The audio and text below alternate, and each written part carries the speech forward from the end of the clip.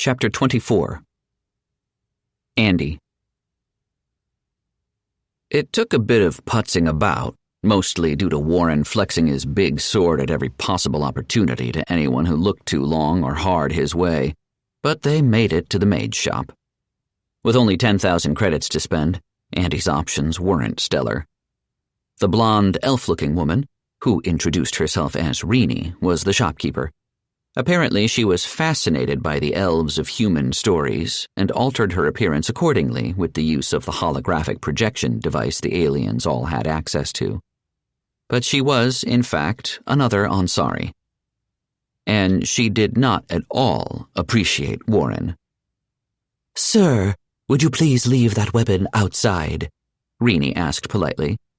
"Even on your back, I fear it will destroy the displays." Warren waved her off. "Don't worry, Rini. This is all part of my brilliant plan to develop a spatial awareness of my new weapon. Yeah, that's right. Big words." Andy rubbed at his brow. "At least you used them right." He turned to Rini. "Sorry about him. He likes to be troublesome, but he's really a good guy." "I will take your word for it, Andy," Rini said. "Now, you wanted mage robes?" Andy nodded. "Or anything that would fit a caster like me." "Right this way." Rini led him off to the robes at the back of the store, those designed for low-level players. She kept glancing over her shoulder at Warren, clearly worried about him. Andy was too. He expected the crash of wood and wands at any moment. Thankfully, it hadn't come yet. "You mentioned a budget of 10,000 credits, correct?" Rini asked. Andy nodded. "That's right." Rini folded her hands neatly over the front of her blue dress. "Then that should be just enough for a set of armor and a wand. Without specialization, your equipment comes at a lower cost and with more broadly applicable enchantments. Nothing as potent as a pyromancer or summoner mage would receive. But since your abilities aren't limited to any one school, these benefits aren't limited to any one type of magic." She gestured at the 3 suits of armor before them. "Take a look." The first set of armor was the standard wizard affair. Big, baggy robes and a big hat. It was a very Gandalf-looking outfit, with far too much gray for his liking. He decided not to look at the stats and instead focused on the enchantments. Mana Spring. The enchantment was a straightforward one. It made it so he could recover mana faster than normal. Considering he'd spent his 15 skill points in Arcana, Identify, and Mana Recovery, the ugly robes would provide a very synergistic benefit. Moving on to the next outfit, it was a little on the revealing side of things for him. "Now I know how Warren felt," he grimaced. The outfit was, for lack of a better term, effeminate. The pair of white and gold and far too tight short shorts made Ani's shorts look like a circus tent by comparison. The thigh-high stockings and tiny boots weren't helping sell him on the outfit either. With a tiny crop top that would barely cover his chest and left his stomach completely exposed, he didn't want anything to do with even looking at the outfit's enchantments. "At least it comes with a hoodie," Andy had to admit before moving on to the third option. It wasn't the fanciest set of mage clothes in the world, but it had one edge above all the others. Pants. They were cloth, dark gray, with a pair of light leather boots, a white tunic, and a navy blue coat. It was not all that different from his current outfit. Of course, that was if he ignored the big floppy mage hat. "Are you even really a mage without a big floppy hat?" Andy thought. "Garments of the apprentice. Grade 1, Defense 5, Enchantments, Guidance of the Master." Andy gasped at the enchantment. It allowed him to grow his magic skills and abilities at an increased rate, a whole quarter faster than normal. "I'll take it," Andy said, pointing out the last outfit. "Are you certain?" Rini asked. "The middle outfit comes with greater defenses, mana regeneration, and increases the damage of your spells." Andy just stared at her, wondering if she was serious or not. You just want me to dress up in a skimpy little outfit, don't you? Rini blushed furiously, her eyes shooting wide open. No, of course not. Andy squinted at her, then looked at the outfit in question for the hell of it. Raiment of the Wind God's Neophyte. Grade 2. Defense 15. Enchantments. Mana Spring. Arcane Wrath. Sure enough, Rini was not lying. The armor was much better for protection, somehow, and it did in fact make his mana regenerate faster and his spells hit harder. It's also cheaper than the armor you asked for, Andy, Rini continued. Andy squinted at her all the harder. You have a thing for pretty blonde boys in skimpy outfits, don't you? Rini gave a sheepish smile. Andy groaned. Warren wasn't just teasing when he called me a sissy, he mumbled under his breath. At least Melody thinks I'm cute, so whatever. I think you're cute, too, Rini said. Oh, right. Elf ears, Andy said. You heard all of that, didn't you? Rini nodded. And just so you know, it is not unheard of for Ansari men to take multiple women. So if you're interested... I'm pretty sure Melody would kill you, then me, if I even thought about asking that, Andy answered. So, sorry. I'm gonna have to take the pants and the bigger bill. Rini's gaze fell. Very well, then. That will be 7,500 credits. Andy purchased the armor without question. Even if he couldn't afford a wand or staff, he would gain a massive benefit from the armor's enchantment. And I get to wear pants. Hey, Andy, Warren called out as he trundled on over. Surprisingly, he didn't knock anything over. Behold, I bring you a stick. Warren raised into the air a quite literal stick. A quarterstaff, actually. Andy was 100% certain Warren had brought the staff over as a joke, but he figured he'd inspect it anyway. Apprentice staff. Grade 0. Damage 1 to 5. Enchantments. Guidance of the Master. Andy's eyes widened. Trebek? Do these guidance enhancements stack? Up to a maximum of 100%, Trebek answered. Warren, that's awesome. Well, it is a pretty sturdy-looking stick, if I do say so myself, Warren bragged. I thought you might like the enchantment, since you were going on about that training sword back at Recalthi's. Andy smiled. So it wasn't a joke? I mean, coming all the way across the stars just to buy a plain, boring stick at a magic shop? Warren shrugged. It was pretty funny to me. Andy chuckled. It is, isn't it? He turned to Rini. How much for the staff? Rini brushed her hair out of her eyes. The remainder of your budget, Andy. Awesome. I'll take it, Andy said, and purchased the staff.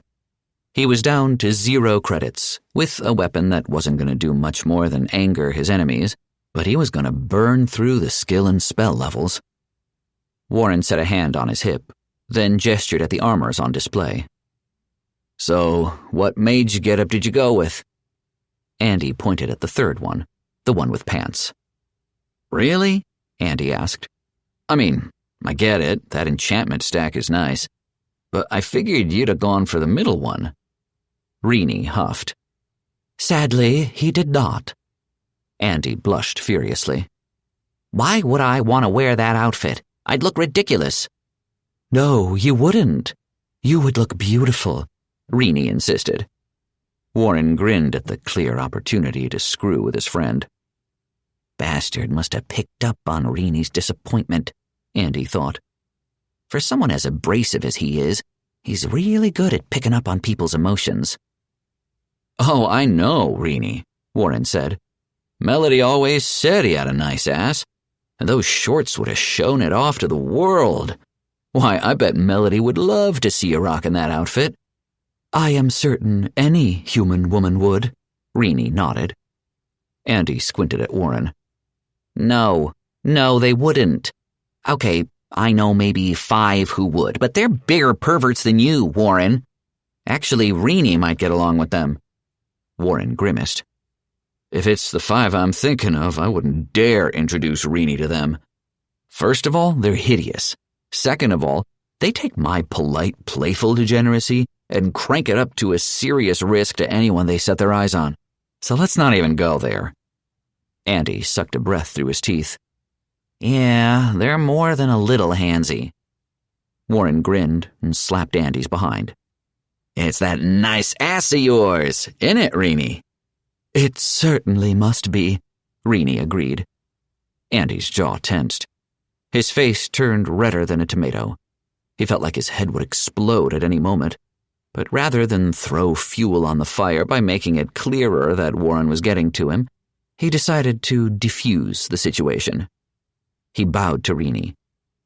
Thank you for your help today. We really must be going now, though. Rini pulled the mage robes from the rack and placed them in a bag she handed to Andy. And I will miss you every moment until your return. Aw, someone has a fan, Warren teased. Better get out of here before Melody finds out and goes on the warpath. Andy nodded swiftly and turned on a heel to hurriedly walk away. Warren waved back at Rini. Bye, Rini. It's been fun meeting you. I hope you find the pretty leggy blonde of your dreams sooner rather than later. Andy felt his ears burning and hurried out of the store. Warren caught up to Andy after he'd calmed some. Okay, so do we actually have somewhere to be, or were you just trying to get away from your future alien wife? I'm not looking for anyone other than Melody, Warren, Andy insisted. Warren shrugged. I mean, yeah, I figured. But I'm pretty sure it's every nerd's dream to have a hot alien wife and an elf.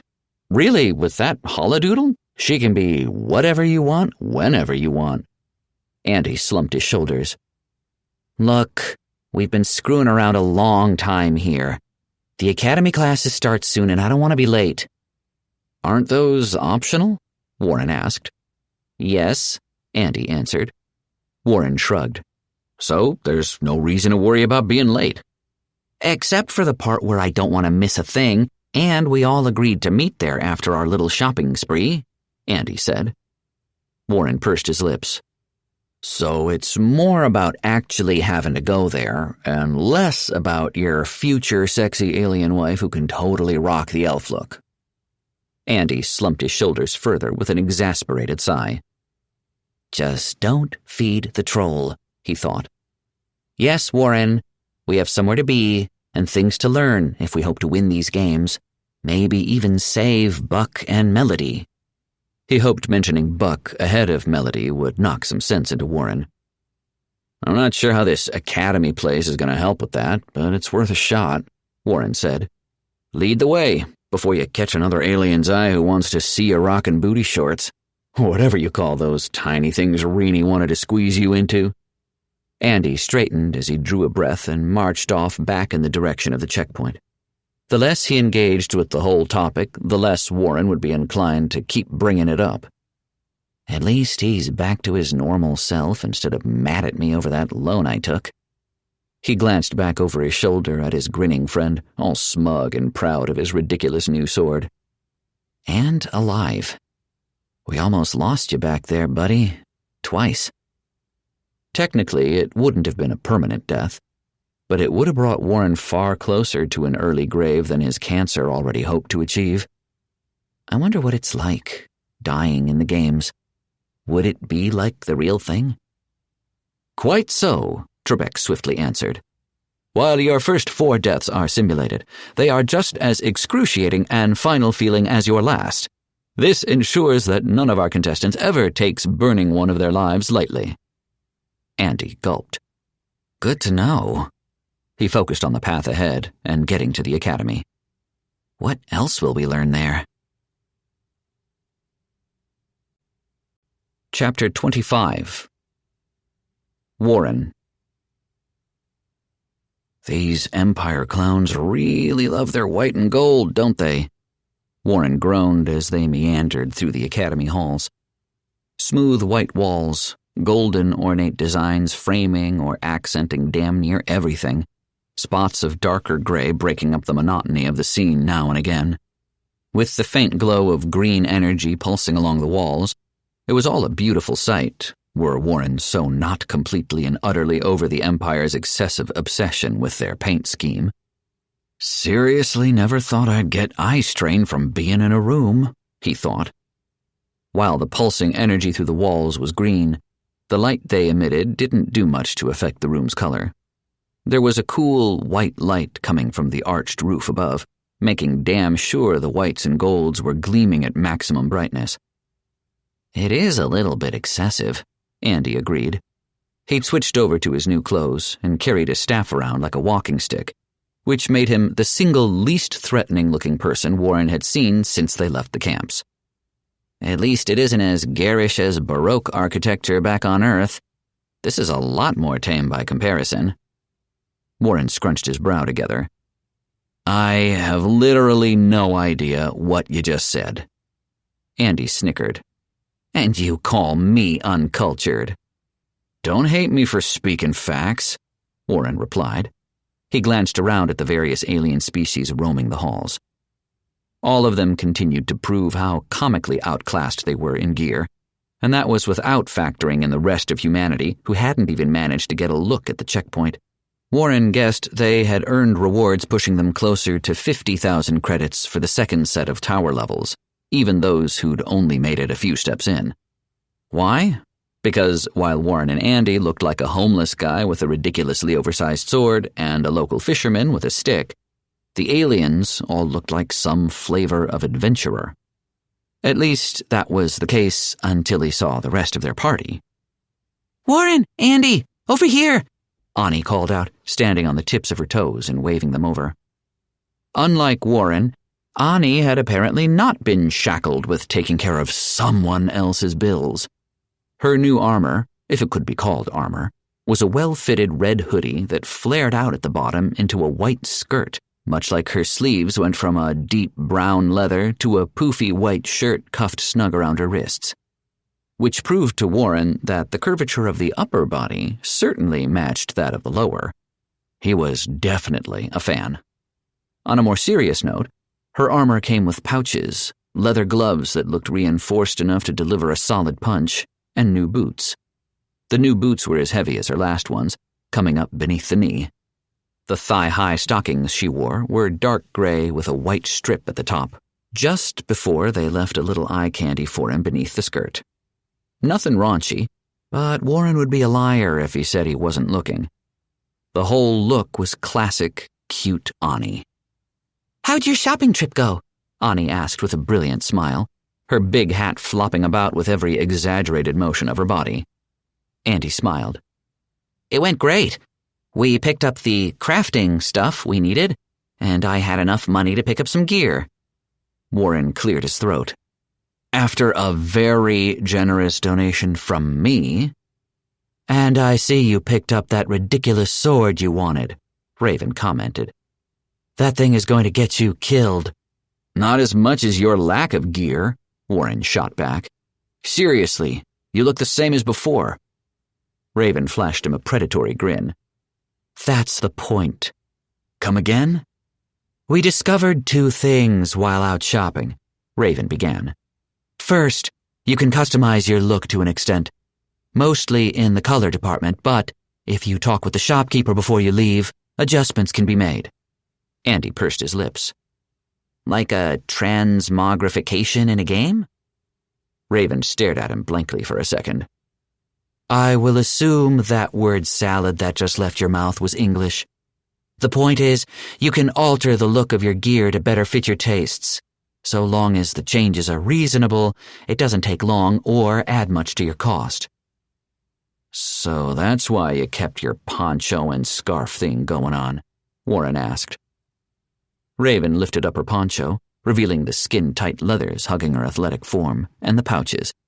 There were so many damn little pouches and sheaths for blades, tools, gadgets, with every little space taken up by hardened plates of leather Warren would actually call armor. She dropped her poncho back down, returning to her usual gloomy, murderous-looking self. "There have been some changes, just like all the weaponry I picked up." "Woman, you are carrying an arsenal under there," Warren said. "I counted at least 10 throwing daggers under the hood there." "There's a lot more than that, Warren," Raven commented. "The shopkeeper may have protested I was only buying cheap junk, but I can assure you having a broad array of tools for any situation is far more valuable than blowing all your money on one singular, stupidly large sword." Warren held up a hand. "In my defense, Andy stole about half my money." "Borrowed," Andy insisted. "So you aren't completely stupid," Raven shrugged. "Shocking." Warren decided to let that slide. "What weapon did you pick up, Ani?" Ani held out her hand, and a rather chunky red book flew into it. "A catalyst. It's not really for hitting people with, but it looks heavy enough to hurt someone." Warren nodded. "That looks thicker and sturdier than most textbooks I remember back home." "It's supposed to increase the damage I do with my spells, rather than actually do direct damage," Ani explained. A sheepish smile pulled at her lips. "Which might possibly make it a problem if I have to try and save you or anyone else again, Warren." He didn't need her telling him. Without any sort of damage amplification, Ani had nearly killed him twice already. And since I don't know if levels grant us more health, I'm pretty sure the next time she has to save me, I'm gonna be all kinds of dead. Increasing levels does increase your total health and mana pools, Trebek answered. However, the increases scale in relation to your tolerance and understanding attributes, respectively. Yes, this does in fact work retroactively. I figured, but good to know, Warren replied. His gaze shifted to Lewis. What about you, quiet boy? You get anything on your shopping trip? Lewis gave a faint smile. I have what I need. Nothing more, nothing less. He looked no different than he had before either. Unlike Raven, though, Lewis didn't have anywhere to hide anything. So what? You played fashion police at the shop until you got to keep your exact outfit? Warren offered, trying to give their alien friends some cover for whoever might be listening. Lewis chuckled. Something like that. The shopkeeper was tolerant of my requests. Raven glanced at him from the corner of her eye. The idiot nearly got himself banned from the store with every little alteration he requested. Most of his money went into keeping his outfit exactly as it was. Warren seriously hoped Raven was playing along with his cover and not actually being serious. It's not like I can actually ask here, though, he thought. What about weapons? You said you needed something special for your class, he asked. Lewis just smiled, and a single floating blade appeared behind him in a flash of blue. It matched Lewis's blue, white, and black color scheme, and the blade was as over-the-top anime protagonist as the rest of his getup. Just the one for now. As I advance through the levels, I should be able to increase this number to 5 blades. He dismissed the blade back into the wherever the hell it came from. Neat trick, Warren said. How do I do that? It's a feature of my class weapons, Lewis explained. But if you mean pulling items in and out of inventory, the shopkeepers should have explained that. They did not, Warren replied. Andy rubbed the back of his neck. They were a little busy. One getting his first customer in ages, and another trying not to get murdered by Warren. I was the very picture of a gentleman to that berserker shop guy. Visteri, Warren insisted. Besides, it was nothing nearly as distracting as that Ansari chick with the hots for you. Seriously, she all but begged Andy to squeeze into these tiny little shorts. Andy blushed furiously. Lewis smirked awkwardly. Ah, yes. Ansari women can have some rather peculiar tastes about, let's call it male beauty. I assume she also tried to create a harem with you? Andy let out a strangled yelp, his face burning red. Warren held up a finger. 1, how do you know all this? 2, yes she did. Is that a common thing? Does it go both ways?" Lewis gave Warren a surprisingly thankful nod. "Ah, yes. How would I know that? Well, the Academy has plenty of libraries for us to peruse, beyond what our wiki includes with our system. It bears information on all the races participating in the games, their cultures, and the same goes for much of the Empire." "Oddly specific that you would pick a race outside of the games," Raven commented. Ani grinned. "It's only because they're so pretty. All the aliens here are super ugly, except the cat people. I like them. They're cute." "I do like blue," Lewis answered awkwardly. "As to the other part of your question, it isn't uncommon, and it can go both ways, but it usually doesn't work out for the traditional man at the center of the relationship. Our women don't like weak men, and it is often those types that end up in a woman's harem, so they don't last." Warren patted Andy on the back. "See that, Andy? You may have the strength of a roided-out toddler, but that big brain of yours carries plenty of power." Andy chuckled. "Thanks, I think. Anyway, the inventory?" "Oh, right," Lewis said. "You all have basically a bag of holding, thanks to the system now. All you have to do is think of your inventory, and you can summon an item to your hand or to the ground in front of you." Warren pulled his inventory up and found it completely empty. "There's only 12 slots." "Which can stack items infinitely," Lewis said. "If you ever need to carry more things, you can always upgrade it, but that costs credits." "And is there a limit to what I can cram in here?" Warren asked, already worried armor or weapons wouldn't fit in. Lewis nodded. "Anything you wouldn't be able to lift, and nothing living. With your strength, Warren, you can carry the largest items out of all of us." Warren let out a low whistle. "Damn, I need to pocket a car then." "I'm not sure you can lift one up yet," Andy said. Warren shrugged. "Okay, maybe a smart car. I'll look ridiculous, but I'll have a ride." A gong rang out through the hall, followed by a deep, official-sounding voice. "Classes commence in 5 minutes. Please proceed to your chosen auditorium and take a seat." Chapter 26. Warren. "We should get going," Andy said, turning and leading the party down the hall. "What are we going to learn about?" Warren asked. "Because if it's boring, I'm telling you right now I'm out." Andy shook his head. "Honestly, I have no idea. They didn't say. But it must be useful." "Hopefully," Raven said. Lewis glanced over Warren. "So, have you figured out your second class yet?" Warren chuckled. "Honestly, I totally forgot about it. Let me just look real quick and... Holy crap! That's a lot of classes." To say a mountain of options spread out before him was an understatement. There were classes for days, and Warren didn't even know where to start. Lewis smiled. "Think about minimizing the menus. That should help." The list compressed to 5 categories: fighters, tanks, mages, healers, and rogues. Fighters were an odd bunch who specialized in, shocker, all forms of fighting. There were classes there which ranged in combat styles, from punching people repeatedly in the face to shooting people repeatedly in the face with a variety of ranged weapons. Tanks were the party's specialist in taking a beating. Sometimes that was achieved through literally being a walking tank, while other times it was all about mitigating damage through dodging or defensive abilities meant to support the party.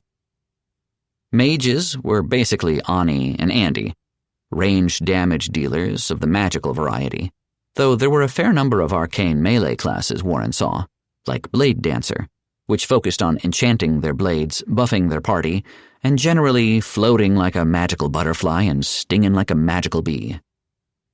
Healers were healers. Warren wasn't interested in looking at them, beyond having one in the party. Rogues were the sneaky, tricky branch of the classes. Their combat style changed depending on the class, but all of them specialized in not being seen, delivering high damage, and/or ruining someone's day. Ogling all the options, Warren realized there was quite a bit of crossover between some of the classes. Like, a Berserker had the ability to tank, even though they leaned much heavier toward the damage-dealing fighter end of the spectrum, or Cursed Swordsman, who was equal parts melee brawler and walking nightmare fuel wizard. Any suggestions, Lewis? Warren asked. Because I don't know what would synergize well with Berserker's, berserking. Definitely not Cursed Swordsman, Lewis said right away. Have you read their wiki entry? Warren put up his hands placatingly. Reading is a superpower, and I'm not about that life, especially when I have two super nerds with me. Hey, Andy protested. Ani pointed at herself. Am I one? Not you, Warren answered. You're cool. Lewis is the other nerd. Ani beamed, and Warren gave her a pair of finger guns. Lewis chuckled. Well, the reason you don't want a Cursed Swordsman is because that class hosts its own set of dangers. A Berserker can lose control of themselves, certainly, but that rage will eventually pass. A Cursed Swordsman is constantly fighting for control of their very being against their blade. Warren's jaw dropped. That sounds metal as hell. And incredibly stupid, Raven added. I pity the Volian who is shackled with that class. Lewis nodded. It's not one I would wish on my worst enemy. The power that class grants is fantastic, but the stronger the cursed blade one owns, the stronger one must be to control it. That would be bad enough on its own, but the blade one of these warriors wields grows in strength with use, ensuring they never truly have rest, not even in the checkpoints. Warren mentally crossed that one off his list of options. I already didn't like that class for their weapons, but I really don't want to touch it with a 10-mile pole now. Lewis turned his palms up. Why not something to balance out the uncontrollable rage of the Berserker with something that requires control? Ani gasped. Like a wizard! Warren can be a magical spell blade with a giant magical sword. She nodded, her hat flopping as excitedly as her. Because he has 5 points in understanding, Raven answered. Basically, he's an idiot. And with that sword of his, I do not recommend anything involving stealth or trickery. She gestured at Warren's sword. There's just no hiding that thing. Warren shrugged. I don't like hiding anyway. Well, that sword of yours has the prefix duelist, Andy said. Why not check that class out? Lewis nodded. That is actually an excellent idea. The duelist class has an entire subset of specialized classes beneath it, which might fit your desired combat style better. And yes, there are some built for wielding large weapons and dealing with crowds. Warren scrolled down to the duelist class and saw too many damn options once more. I think I'll look at this more later. There's just too much info to go through. Maybe you guys will give me some inspiration later. Like when you use Hall Pass, Lewis offered. Warren laid the sarcasm on thick. Yes, exactly, like when I use the perk that I don't know the first thing about. After class, Lewis promised. Warren was about to say they should skip it entirely when an orange ball of fur caught his eye. Hey, Tony, he said in the most Italian way possible. Warren was not Italian. Tony turned from his band of feline companions. Warren, is that you? The Renan vanguard had changed from his already impressive clothes to a robed set of plate armor that could have easily fit in somewhere between ancient China and Japan. Of course, the standout pieces were the 2 bladed shields compactly resting on his forearms. Of course it's me, Warren stepped up to him. How many other humans have you seen up here? None. Exactly, none, Warren nodded. Which honestly sucks. But whatever. Maybe your species is awful and willingly sending itself to oblivion, answered a shorter, chunkier feline woman who barely came up to Tony's ribs. She looked like a lynx, and sounded about as up her own rear end as her fancy white and crimson suit suggested. With a rapier on her hip, she was definitely some sort of rogue or a high-mobility fighter. Warren glared at her. Okay, kitten, you can go back to your corner. The adults are talking. The smaller of the two Renin gasped with pure offense and hatred in her eyes. Serin, cease your provocations of my human friend. His people are troubled, and I suspect by no legitimate means, Tony said. Lewis frowned. I'm beginning to suspect the same thing. Serin hissed at Warren and flipped him the bird. Warren gasped. Oh my God, she speaks my language. Serin departed along with the rest of the party, who mostly seemed focused on keeping her from burning down the academy. Forgive her. She has a grand opinion of herself, Tony said. Napoleon complex, got it, Warren said. Moving right along to why the hell humanity's doomed to extinction. Anyone? Tony? Lewis? He asked, leading them to their seats in the grand auditorium. Did you not watch the highlights? Tony asked. Wait, of course you did not. You were unconscious. For what it's worth, I found your performance most admirable. Warren grinned. I'm sure yours was too, Tony. Tony frowned. Sadly, we did not make the highlights, not even that of our own species. I almost cleared the 7th stage when I bled out at the exit. Oh, man. I'm sorry, Tony, Warren said. Yeah, Tony. I'm sure you did your best, Ani cheerily cut in. Tony shrugged as they moved to take their seats. Tony and Lewis sat to the left of Warren, while Andy and the others sat to the right. Warren had to dismiss his sword into his inventory, because sitting was just not going to work with it on his back. It matters not, Tony said. Your people, Warren, are, and forgive me for my bluntness, but they are completely inept. How your civilization managed to survive beyond simple hunters and gatherers is beyond me. Andy leaned forward to stare at Tony. To be fair, most everyone we saw down there is elderly, sickly, dying, or broken in some way, shape, or form. Warren glanced down at Andy. Other than your noodle arms, you're perfectly fine. So are Raven and Ani. Raven crossed her arms over her chest and leaned out of sight. Ani gave a wobbly smile, but said nothing. What? Warren asked. What's your damage? I mean, I'm dying, but that's whatever. You two seem perfectly fine other than Raven's sparkling personality. Raven held her tongue. Don't worry about it, Warren, Ani said quietly, and forced her smile to steady. Warren frowned. Okay. But if you ever need to talk to someone, I'm here for you. Just ask Andy. The dirt I have on him would get him expelled from Purdue so fast it's not even funny. Andy glared at Warren. Not cool. What?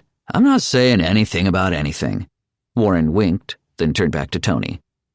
So, yeah. Our camp sucks. Did no one in your camp struggle? Tony shook his head. No. There were plenty who did not make it past the 3rd stage. But most reached the 6th stage at the very least. Lewis pursed his lips. I will need to look into this more. I suspect something is off here. Perhaps the game is rigged against humanity somehow. What was your first clue? Raven asked, her gaze firmly fixed forward. Lewis frowned. I admit I may have been naive with my original evaluation of the situation. I genuinely believed humanity needed more time to adapt to the games before they would truly shine. Well, what can we do about it? Andy asked. I need to think on it some more, Lewis asked. This situation could prove to be a delicate one.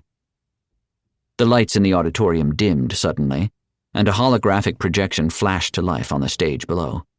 It showed a collection of aliens from the 5 competing races before a speaker who could have easily narrated a documentary back on Earth began speaking. Welcome, honored guests, to the Grand Imperial Academy. I am your lecturer for this class and all others, the Archivist. Today's lesson centers on the social interactions among the 5 competing races. Warren stretched with a great big yawn. Nap time. Indeed it is, Tony agreed. He curled up into about as comfortable of a ball as he could in his seat and was asleep in seconds. The giant tiger man was literally purring as he slept. Really, Warren? Andy protested. This could be seriously useful information. Know your enemy kind of stuff. Warren crossed his arms over his chest and leaned back. I know enough. Apply giant sword to face, profit. Raven nodded. If this has nothing to do with anatomy, I fear this is wasting our time. But perhaps we might glean some psychological elements to exploit. Thank you, Andy said. At least someone gets it. Warren leaned back and shut his eyes to doze off. We will speak about Hall Pass later, Lewis whispered, just as Warren drifted off to dreamland. Chapter 27. Warren. Wake up, Warren, Andy said. Warren blinked and yawned and looked around with a deep breath. Huh? What? Where am I? Class, Andy answered. Lewis said he had a plan for you. Warren searched around for Lewis while the soothing voice of the AI went on and on about some ancient Chinese general playing a lute on top of his unguarded and wide-open fortress's gates. Intriguing, Tony said beside Warren. What? Did you see Lewis? Warren asked. Tony pointed at the holographic display of the fortress below. No, this story. My people have a very similar tale, but rather than an unguarded fortress, we revealed our defenders in the trees. The invading army decided to turn tail and flee before they were destroyed. Must have been a pretty big army, Warren yawned. Tony chuckled. It wasn't. The defenders merely dressed the part of soldiers, but they were nothing more than a handful of villagers. The fleeing general believed the defenders who revealed themselves to be a warning of a much bigger threat. Much like your general in this tale made his enemies believe the undefended village was a trap. Tony flashed a toothy grin. Fascinating how much we think alike. Warren pursed his lips, but nodded. Okay, that is pretty cool. But I'm not here to study up on ancient history. He turned to Andy. Where'd Lewis go? Back outside, Andy answered. Cool. Warren stood. Are you coming with? Andy shook his head. Not at all. This is a gold mine of information we can apply in the future, should we ever have to fight the other races. You go on ahead. Lewis was pretty particular about this being a you plan anyway. Warren shrugged. Okay, what are you doing after this so I can catch up later? Back to our dorm, Andy said. I need to work on that project of ours.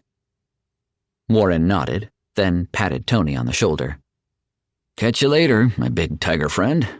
Hopefully Andy's talking nonsense and we won't have to fight later. Tony smiled. You as well, friend. May we never have to cross blades. Should the fates deny us this, fight well and die bravely, friend. Warren squeezed his way out of the auditorium back into the main hall.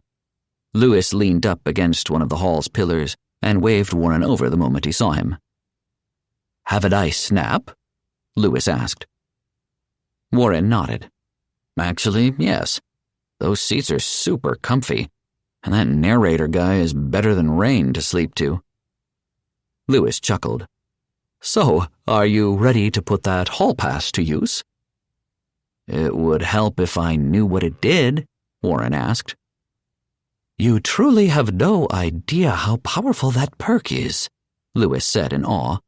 Hall Pass allows you to come and go as you please from the games, or anywhere in the games, Warren. Do you understand what that means? Warren pulled his lips into a tight line. I can go visit Buck? Your dog? That'd be the one, yeah. Lewis gave a shrugging nod. Technically not wrong, but I would hope you would do something more useful with it. Such as? 2 things spring to mind, Lewis said. First, you could head down to the camps and help teach the others how to advance through the tower. Warren gave a tight smile. I'm not really a people person. I'm more of a get out of my way and let me do it kind of guy. Lewis grinned. Who said anything about you being the one to help? The part that says I'm the only one we know with a hall pass, Warren pointed out. That's the neat part, Lewis said. Hall Pass lets you bring someone with you. Only one person, though. Warren pursed his lips. So I could drop off Raven or Ani there to train them up? Lewis chuckled. Raven might take some convincing, but I believe Ani is best suited for this task. She seems to get along rather well with everyone. I hope so, Warren said. Sometimes she says things that make me worry about her. I can't imagine anyone not liking her, but I feel like there is something buried behind that smile of hers. Lewis crossed his arms over his chest. She does a good job of hiding it, but it's there. After you all brought it up earlier, I started to notice as well. All of the humans here are broken in some way, shape, or form. Whether that be physically, mentally, or emotionally, we are all damaged goods here. Except Andy for some freak reason, Warren pointed out. Lewis furrowed his brow. Is that so? You said yourself you have dirt on Andy. Not really. I was just screwing with the guy, Warren replied. I'm not sure if you've noticed, but that's how I show affection. It's very niche, I know, but that be how I do what I do. Lewis furrowed his brow even tighter. I am not sure that is a healthy way for any relationship to be handled. Warren chuckled. Trust me, if I'm not screwing with you, it means one of 2 things. I don't give a damn about you, or I hate everything about you. Neither one's a good thing. So you dislike Ani? Warren flailed his arms up. Whoa, slow your roll, Lewis. I wasn't saying anything about disliking anyone. She's different. Special, even. I don't think screwing around is something I can do with her without it blowing up in my face, Warren snorted. That's probably a little more literal than I realized. Lewis chuckled. You are indeed a strange one. Regardless, there is a second use for your hall pass. You can use it to train and gather resources. Warren blinked. Outside of the games? Is that legal? Because that sounds distinctly illegal. Not at all, Lewis said. Hall Pass is a rare perk, but it is still granted by the system. Its application is perfectly legal and up to the discretion of the user. Of course, that also involves dealing with its limitations. Warren relaxed his shoulders. All right, then, that sounds pretty awesome. So one limit is bringing one person along with me. What are the others? Lewis leaned his head back in thought. Let's open up with the biggest one. Death. Death? Death, Lewis confirmed. This one is pretty straightforward. If you die outside of the premises of the games, you do not get the luxury of additional lives. Everything else about the system works the same. But if something eats you, crushes you, or takes any number of other approaches to successfully end your life, you will not be coming back from it. Warren grimaced. Harsh. But couldn't a healer like you bring me back to the living? That's how most RPGs work back on Earth. Lewis nodded. Of course I could, were I high enough level for that. As it stands, I am incapable of bringing you back from the dead or affording an item that could achieve the same thing. Even so, there are restrictions to such items and spells. That sounds like a future Warren problem. What's the next limitation? Time is the next issue, Lewis began. Depending on where you go with Hall Pass, time can pass slower or faster than it does here in the games. For example, 3 hours of Earth time is 1 here. On another world, an hour could take up an entire day here. Warren sucked in a breath. Oof, that sounds less than optimal. We have a week here before the next round starts, right? Lewis nodded. A little less than that now, and if you're off somewhere you're not supposed to be thanks to your Hall Pass, you won't be participating in the games. That automatically disqualifies you from competing. The Empire are real sticklers for attendance, huh? Warren asked. Very, Lewis said. You will be stuck at whatever checkpoint you reached until the Empire announces your fate. That doesn't sound so bad. Until you realize the Empire has no use for the weak or those unwilling to work, Lewis corrected. Remember, the tower is only the first part of the games, Warren. The battle world comes next. Once we're done with the tower, any contestant who hasn't earned some means of saving themselves will be culled. Short of earning their way onto an active contestant's good side who decides to bring them along to the battle world, regardless of their species. Warren's eyes bulged out of his head. You mean the entire camp downstairs is going to get killed if they don't stop sucking? Every last one of them, Lewis confirmed. Warren ran his hands through his hair. Fuck. Those are like someone's grandparents, mostly. Lewis nodded.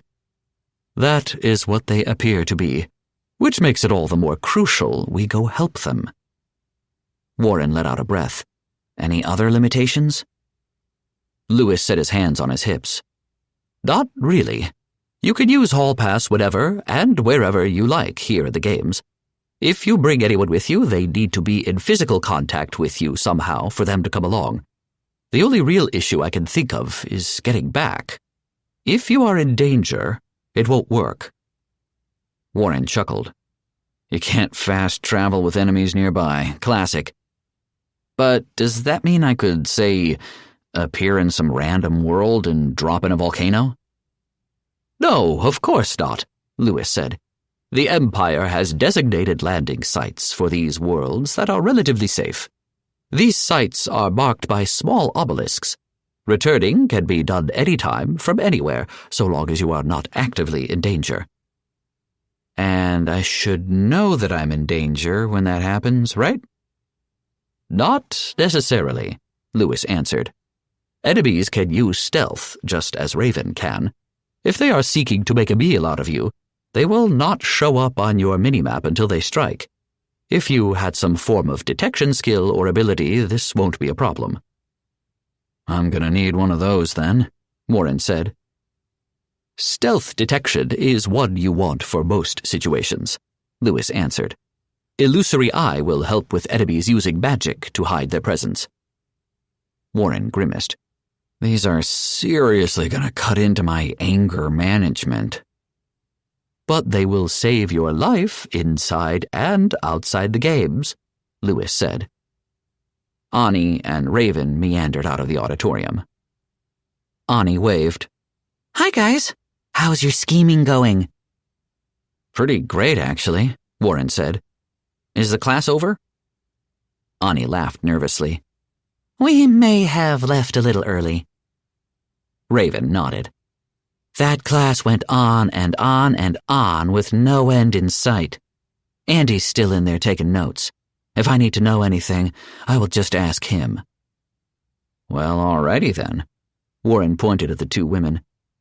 How would you ladies like to be part of my dastardly evil plan to turn the tables on these aliens? Raven cocked a brow. And how do you intend to do that? With you two helping the human camp learn a thing or two before the next round of the games. Warren said. You can only bring one person at a time, Warren, Lewis insisted. Warren nodded grudgingly. True, but the rules don't say anything about leaving someone behind and bringing someone else through. Lewis opened his mouth, then closed it, his brow furrowed. Actually, you're right. They don't mention that anywhere. But the rules still apply to contestants, Warren. If you leave someone somewhere they don't belong, they will be disqualified. Does that matter to someone down at the camps? Warren asked. Lewis crossed his arms. I am not certain. Technically speaking, it is still within the games, so it should be fine. But that is only a theory, one I would rather not put to the test. All right, then.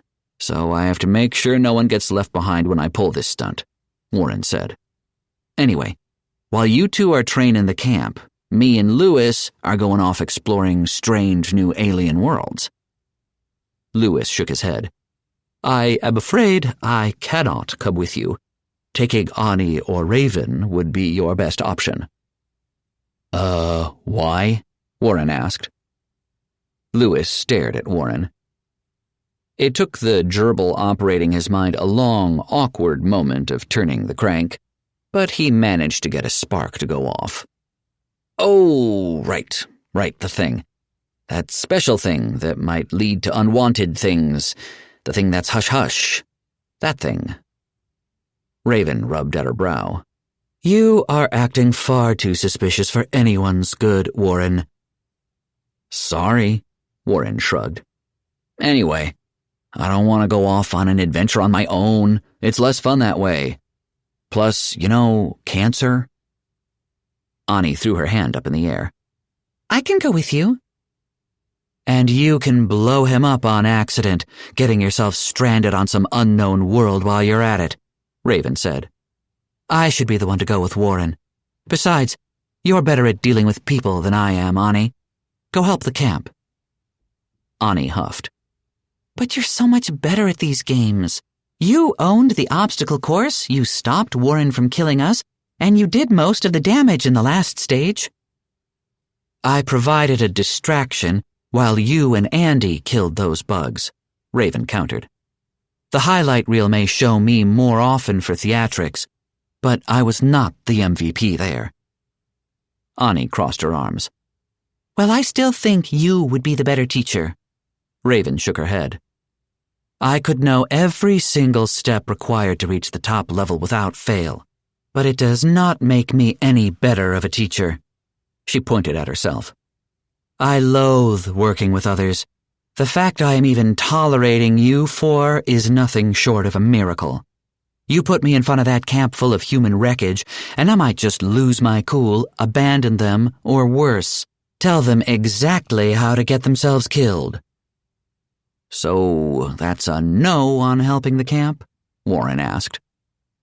Raven shifted her glare his way.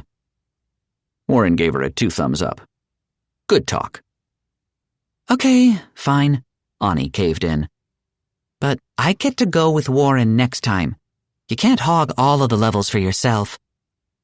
And my fantastic company, Warren added. There's only so much hall pass to go around. Raven sighed.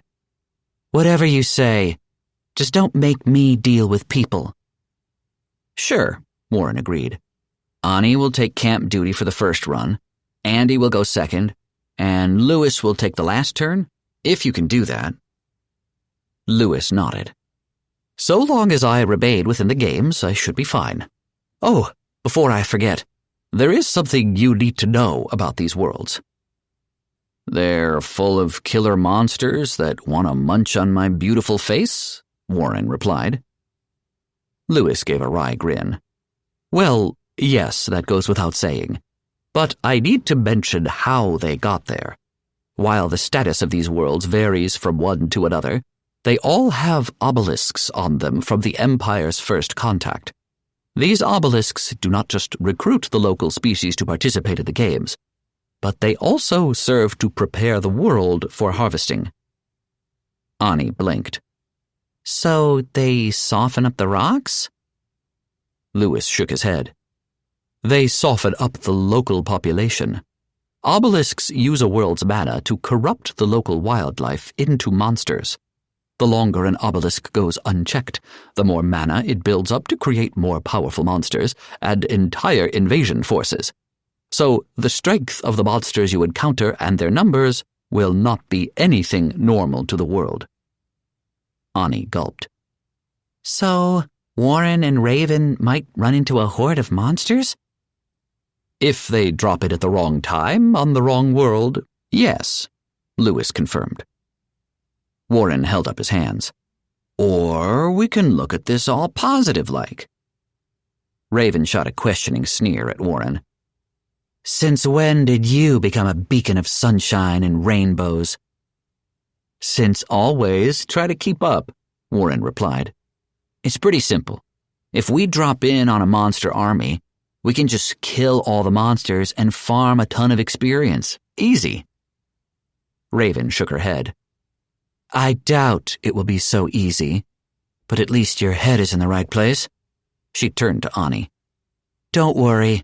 I'll pull him out of any idiot mistakes he makes, of which I am certain there will be no shortage. Ani smiled softly. Thanks, Raven. Cool. Then we better get to work. Warren grabbed Ani's hand. First up, camp. What? You mean now? Right now. But I don't even know what to say. Warren pulled up his hall pass in his mind. A list of locations popped up. They ranged from different worlds to different locations within the Halls of Ascension. He selected the lobby floor, the very beginning of the Halls of Ascension, where all the races had a camp for those who couldn't break through the first 5 floors. He gave Ani a toothy grin. That's all right, Ani. I believe in you. You'll figure something out. Warren hit the teleport button. Chapter 28. Melody. Days passed on Earth, where Melody and the military sat in their makeshift command center observing the games. At first, they had no control over what they watched. Ramirez and his people worked to translate the alien signals into something they could properly interact with, but progress was slow. After some serious trial and error, they were able to change the channel, but who they ended up watching was always a crapshoot. Sometimes they were staring at a camera overlooking the human camp. Other times they watched the Inni running the towers. And sometimes they managed to rewind the stream. It was a mess. A mess further compounded by the reports they were getting from the outside world. "Sir, we have a new report," called out one of the communications officers. "It's from Nebraska." Merrick gripped his wrist behind his back. "What is it now?" The officer gulped. "It's bunnies, sir." "Bunnies?" Merrick spat. "This is no time for jokes." "It's not a joke, sir," the officer interrupted. "The Nebraska garrison is reporting their patrols are encountering killer bunnies. They're twice the size of normal rabbits, and they've proven highly resistant to small arms fire." Merrick clenched his brow. "Bunnies? Resistant to small arms fire?" "We're receiving new footage. One moment." A new recording came up on the main screen.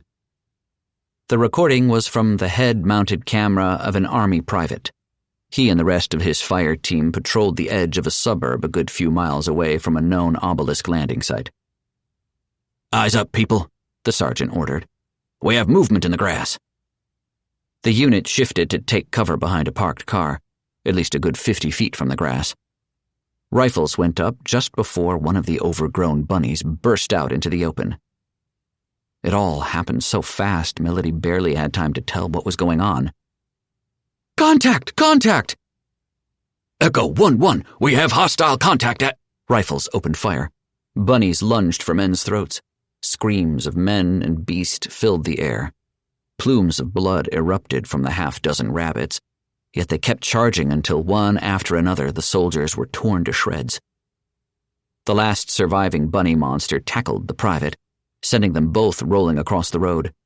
He yelled and smashed aside the gnashing, thrashing monster. The bunny roared out its fury. and the private rammed its rifle down its throat. He emptied his entire magazine into the monster's throat before it finally stopped moving. The private looked himself over. His left arm had 3 deep gashes down it, his vest was torn up, and his right leg had taken a puncture wound from the little monster's claws. After seeing the dead pile of monsters and the rest of his fire team, he quickly limped away. "Command! Command, this is Echo 1-4. I need an evacuation at—" Merrick turned pale at the display before him. "My God! Get me a good look at those monsters." The officer went back through the footage until they had a clear picture. One of the dark gray bunny creatures leaped through the air.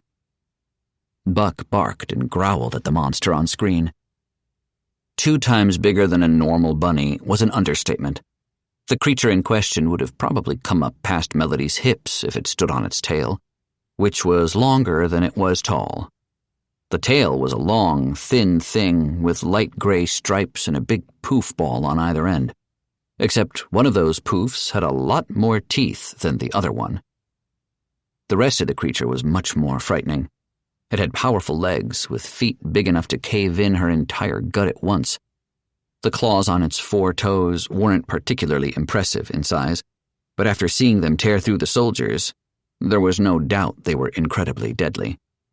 More concerning was the monster's forelegs, or arms. Melody wasn't quite sure. From the brief glimpses she'd caught of the monsters on screen, they ran on all 4s, but when it came to fighting, they could stand on their hind legs and slash away. The pads beneath those big paws were a bloody red, just like the ones of its feet. Melody shuddered when her eyes fell on its face. Had it kept its mouth shut and sharp fangs hidden away, the monster would have looked as harmless as a normal bunny, except for the glowing, solid, rust-yellow eyes, and its ears, which seemed far longer and broader than normal. "Better break out the holy hand grenades," Richards commented. Merrick glared at Richards, then turned back to the communications officer. "Get word out to our patrols to be on the lookout for any wildlife trying to get near the obelisks. If that's what they can turn bunnies into, I do not want to know what they do to a dog, a wolf, and certainly not a bear. Do you understand me?"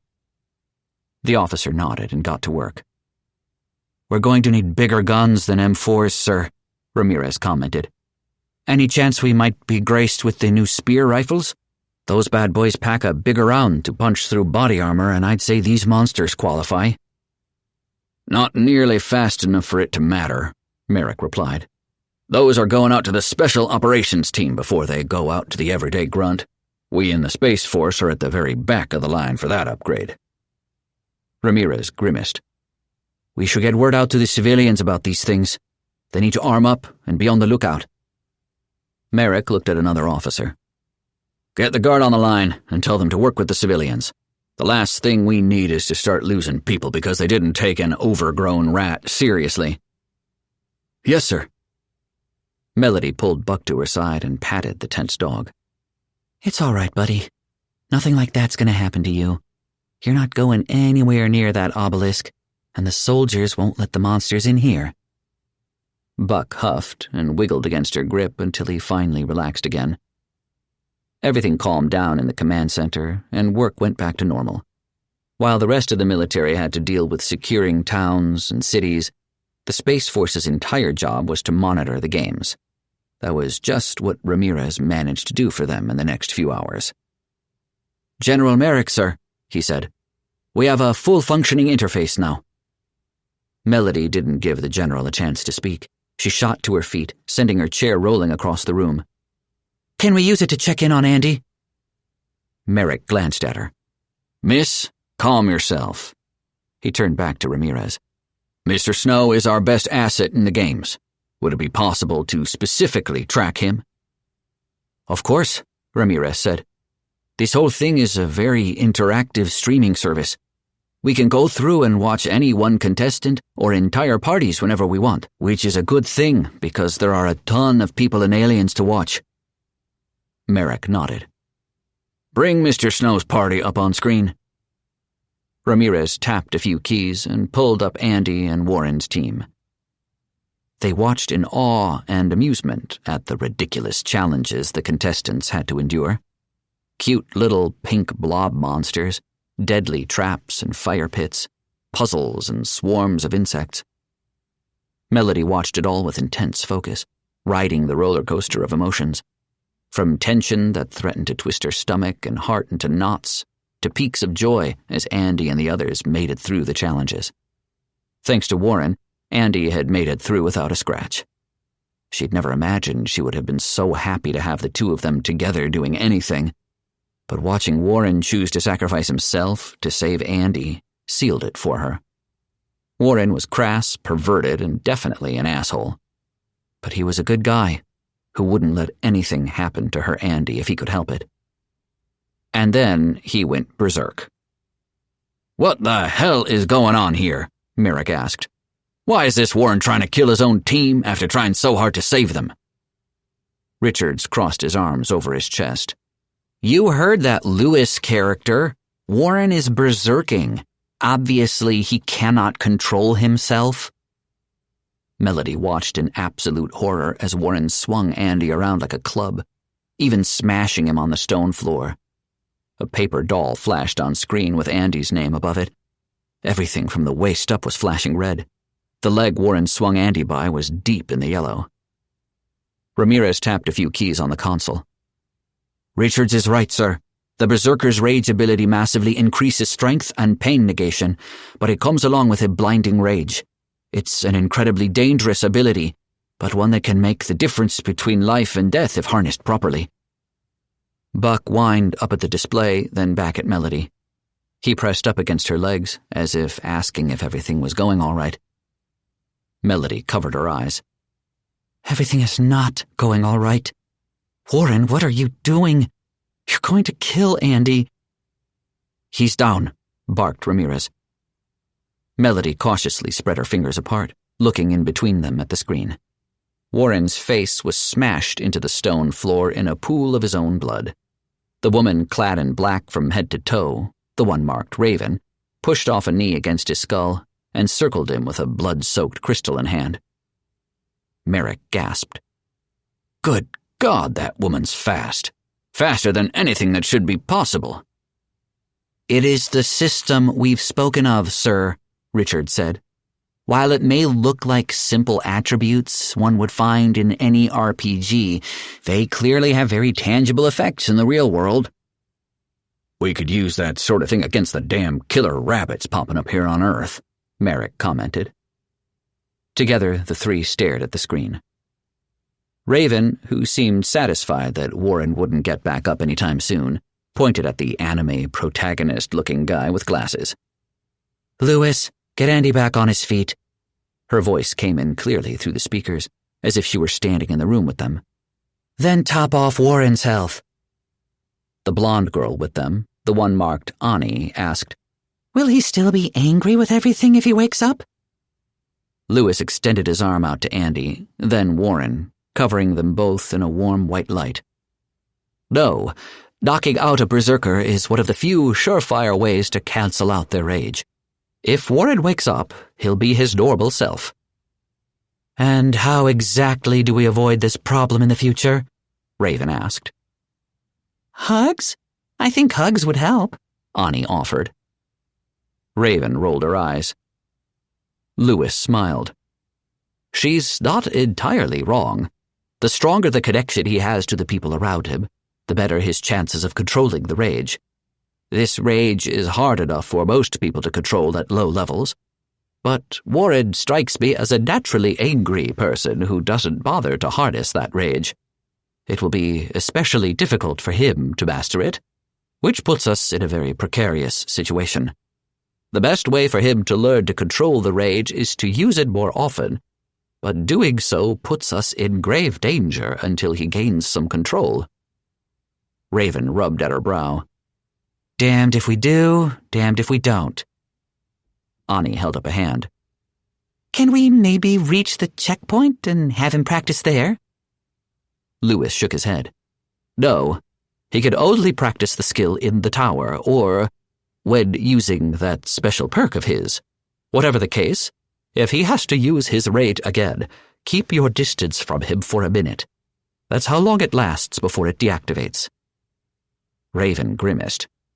"Plenty of time to get killed." Andy groaned, sitting up and rubbing at his lower back. "Ugh, what happened?" He looked around. "Where am I? Who are you people?" Melody gasped. "He's alive." Raven crossed her arms and glared at him. It was enough to scare the sense back into him. "Oh, Raven, and Ani, and you're Lewis.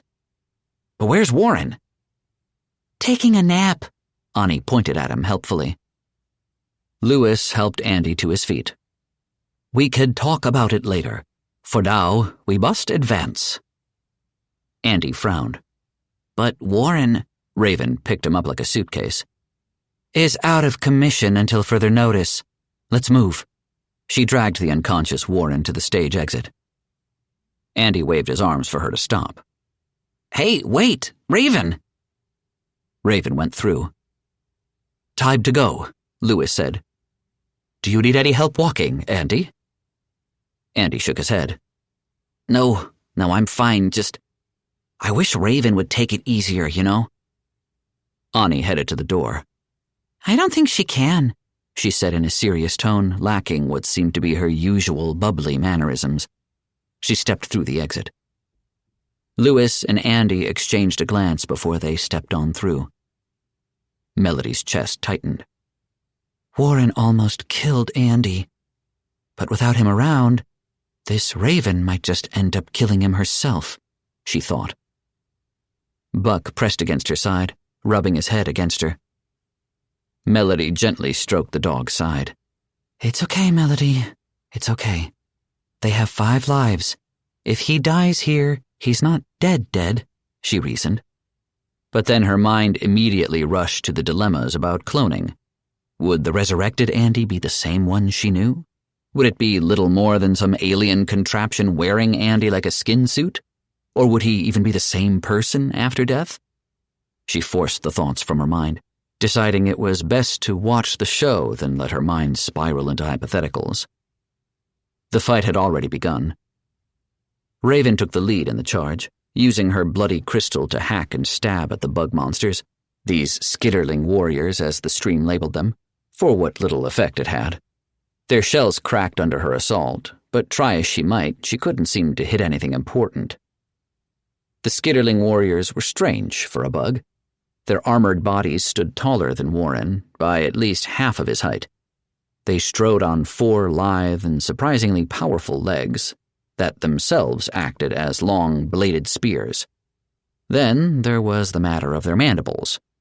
Rather than the horizontal orientation Melody was so familiar with, these bugs had large, powerful, vertical mandibles that could have easily snapped a man in half. Most curious of all, the skitterlings' dark gray carapaces were adorned in neon pink and violet tiger stripes ripped straight out of the 80s. Andy backed Raven up, shooting out balls of blue light the feed helpfully informed them were magic missiles. Compared to Raven's attacks, Andy's blasts bit deep into the bugs, blowing chunks out of their bodies and even managing to cripple one. The Lewis guy wasn't doing much of anything. He kept beside Warren, glancing back and forth between him and the fight, sometimes reaching out to heal Raven. Warren hacked and wheezed on the floor, his eyes fluttering open, then closing. Buck whined at the sight and tried to run to his master. Melody had to hold him back. While the image was unbelievably clear and lifelike, there was nothing they could do but watch. The bug monsters began falling one after another to Andy's magical assault. But they weren't dumb. They realized Raven was a distraction, just as they realized Warren was a free meal. They rushed his way. "Oh no, they're coming for us," Lewis warned. "Leave Warren," Raven ordered. "He can take the abuse. You can't, Lewis." "But Before Lewis could finish, Raven dashed to him, snatched him by the collar, and dragged him away. Andy's eyes widened at the scene. Melody expected him to run to Warren's aid, but he ran away, shooting off bolts as fast as he could. "What are you doing abandoning Warren like that, Andy?" She wanted to yell, but she kept it to herself. One of the bugs tripped as Andy blew out its leg. Another staggered, lagging behind the lead bug, who snatched Warren up in its jaws. It clenched down hard in an eruption of gore as it thrashed about. Wave after wave of warm light washed over Warren. Melody hugged Buck tighter, watching Warren's paper doll tank into the oranges and reds, then shoot back up to yellows and greens. He's going to die and he can't even defend himself. The camera shifted to the blonde in the baggy red hoodie. An adorable egg-shaped bunny thing appeared in her hand. Melody's face scrunched up in confusion. Before she could question what she was looking at, Ani swung her leg up high in the air like a baseball pitcher and threw. The bunny drilled into the side of the bug monster's head for a split second before detonating. The bug was reduced to a sickly yellow soup of ichor, chitin, and guts. Warren looked like a burnt and abused homeless man wearing 10 different shades of his own blood. The flashing paper doll told the whole galaxy he was at death's door, but Lewis kept healing him. Another bomb was flung, and another bug died. Andy focused his fire on the last bug, burning it down. Andy dropped to his knees, his shoulders rising and falling heavily. Did we do it? The stage exit appeared at the end of the dungeon-looking battlefield. Looks that way, Raven said. She moved to pick up Warren's messy body and dragged him to the exit. We're heading to the checkpoint. If the system gives you another choice, don't. Andy blinked. It looks like we have a team vote to continue. Don't make me repeat myself, Raven scolded. The party went quiet after that, before vanishing and reappearing in a quaint medieval village. I really, really cannot stand this Raven bitch talking to my Andy like that, Melody seethed, her hands bunching up the fabric of her pants as she clenched them into fists. The display followed the party as they were given the grand introduction to the checkpoint and all the things they could do there. For all effective purposes, her Andy was safe for now. That was all that mattered. So let me get this straight, Merrick began. Our best asset on the field, Mr. Snow, is a wizard. He is accompanied by a bubbly mad bomber, a sociopath, and a guy with anger issues. Melody cleared her throat. Warren, his best friend, she corrected. Merrick shook his head. And the only reasonable person with him is a pretty boy who likes to play dress-up? Richards held up a hand. To be perfectly frank, sir, they do appear to be our best chance at winning the games. The rest of the human camp, quite frankly, looks like a home for old folks or a critical care ward with few standouts. Melody's face fell. She had noticed the same from the earlier shots. How are the other teams doing? Not great, Ramirez said. He keyed in a few commands and brought up the humans' performances so far. Mr. Snow's team is the only one to complete the first 5 floors. The best of everyone else keeps dying to the 3rd floor, but there are an uncomfortable amount of people dying to those cute little jelly balls. Merrick exhaled slowly. Humanity is doomed at this rate. Ramirez, I want you and your people working overtime to establish communications with Mr. Snow. Already on it, sir, Ramirez said. But like I said, we can only receive from the portal. The most we can do is ask the Obelisk to show us other feeds or recordings. Like everything we just saw is old footage. Old? Then what are you waiting for? Show us the latest, Merrick ordered. Ramirez skipped through blocks of footage. There was a section that was mysteriously blacked out when they entered the dorms, but after that everything was relatively normal. Warren was back on his feet, and the party went off on a shopping trip. Melody was in awe of the shopping spree in space, but was quickly reminded of Warren's antics. At least his brush with death hasn't changed him, she thought. Her brow furrowed when they disappeared into the electronics store. Merrick frowned. That's twice now the feed has gone dark. What's going on, Ramirez? Beats me, sir, he answered. By all accounts, this isn't normal. None of the other feeds have interference like this. Perhaps they have found a way to conceal their activities, Richards offered. "With an operation of this scale, there are bound to be no shortage of illegal activities as far as the Empire is concerned." Merrick raised a brow. "How uncharacteristically reasonable of you, Richards." The feed returned to life, and Warren was fuming about having to hand money over to Andy. Melody wondered what it was for, though she couldn't help laughing quietly at his antics, even if poor Andy had to suffer his ire. Thankfully, the rest of the trip was amusing but uneventful, at least until that blue alien chick tried to pass herself off as an elf and blatantly started hitting on her man. "Who does that hussy think she is, trying to make my Andy dress like a femboy?" Melody fumed. "I swear I am going to kill her and— Oh, God damn it, Warren." The big idiot was egging them both on. Melody rubbed at her temples. "He's just screwing with Andy. He's not actually telling him to build an alien harem. Calm down, Melody. Deep breaths." Thankfully, that was the worst of it. The rest was a very long and fascinating class on the different alien races and how they interacted on their different worlds. Naturally, Warren and everyone else in their party left Andy on his own. While he took notes, the military did everything they could to record everything said in detail. Unlike Warren, they knew the value of intelligence gathering, just like her Andy. Once the course was over, Andy headed back out to the dorms, with only Lewis by his side. "So, they're using Hall Pass?" Andy asked. Lewis nodded.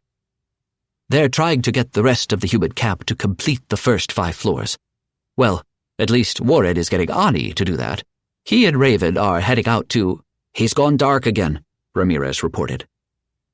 Melody slumped into her seat. She desperately wanted to know what kept happening, what Warren was planning, and what the secret project she'd heard Warren groaning about was. "Check the other contestants," Merrick ordered. Ramirez toggled through them quickly. Humans, Renin, Inni, Volians, and those rocky Bruteros things. All of their feeds were fine, right up until they came across the favored contestant of the games. Nailo, a Volian. The alien had a blade on his hip resembling a katana with 3 eyes running past the guard.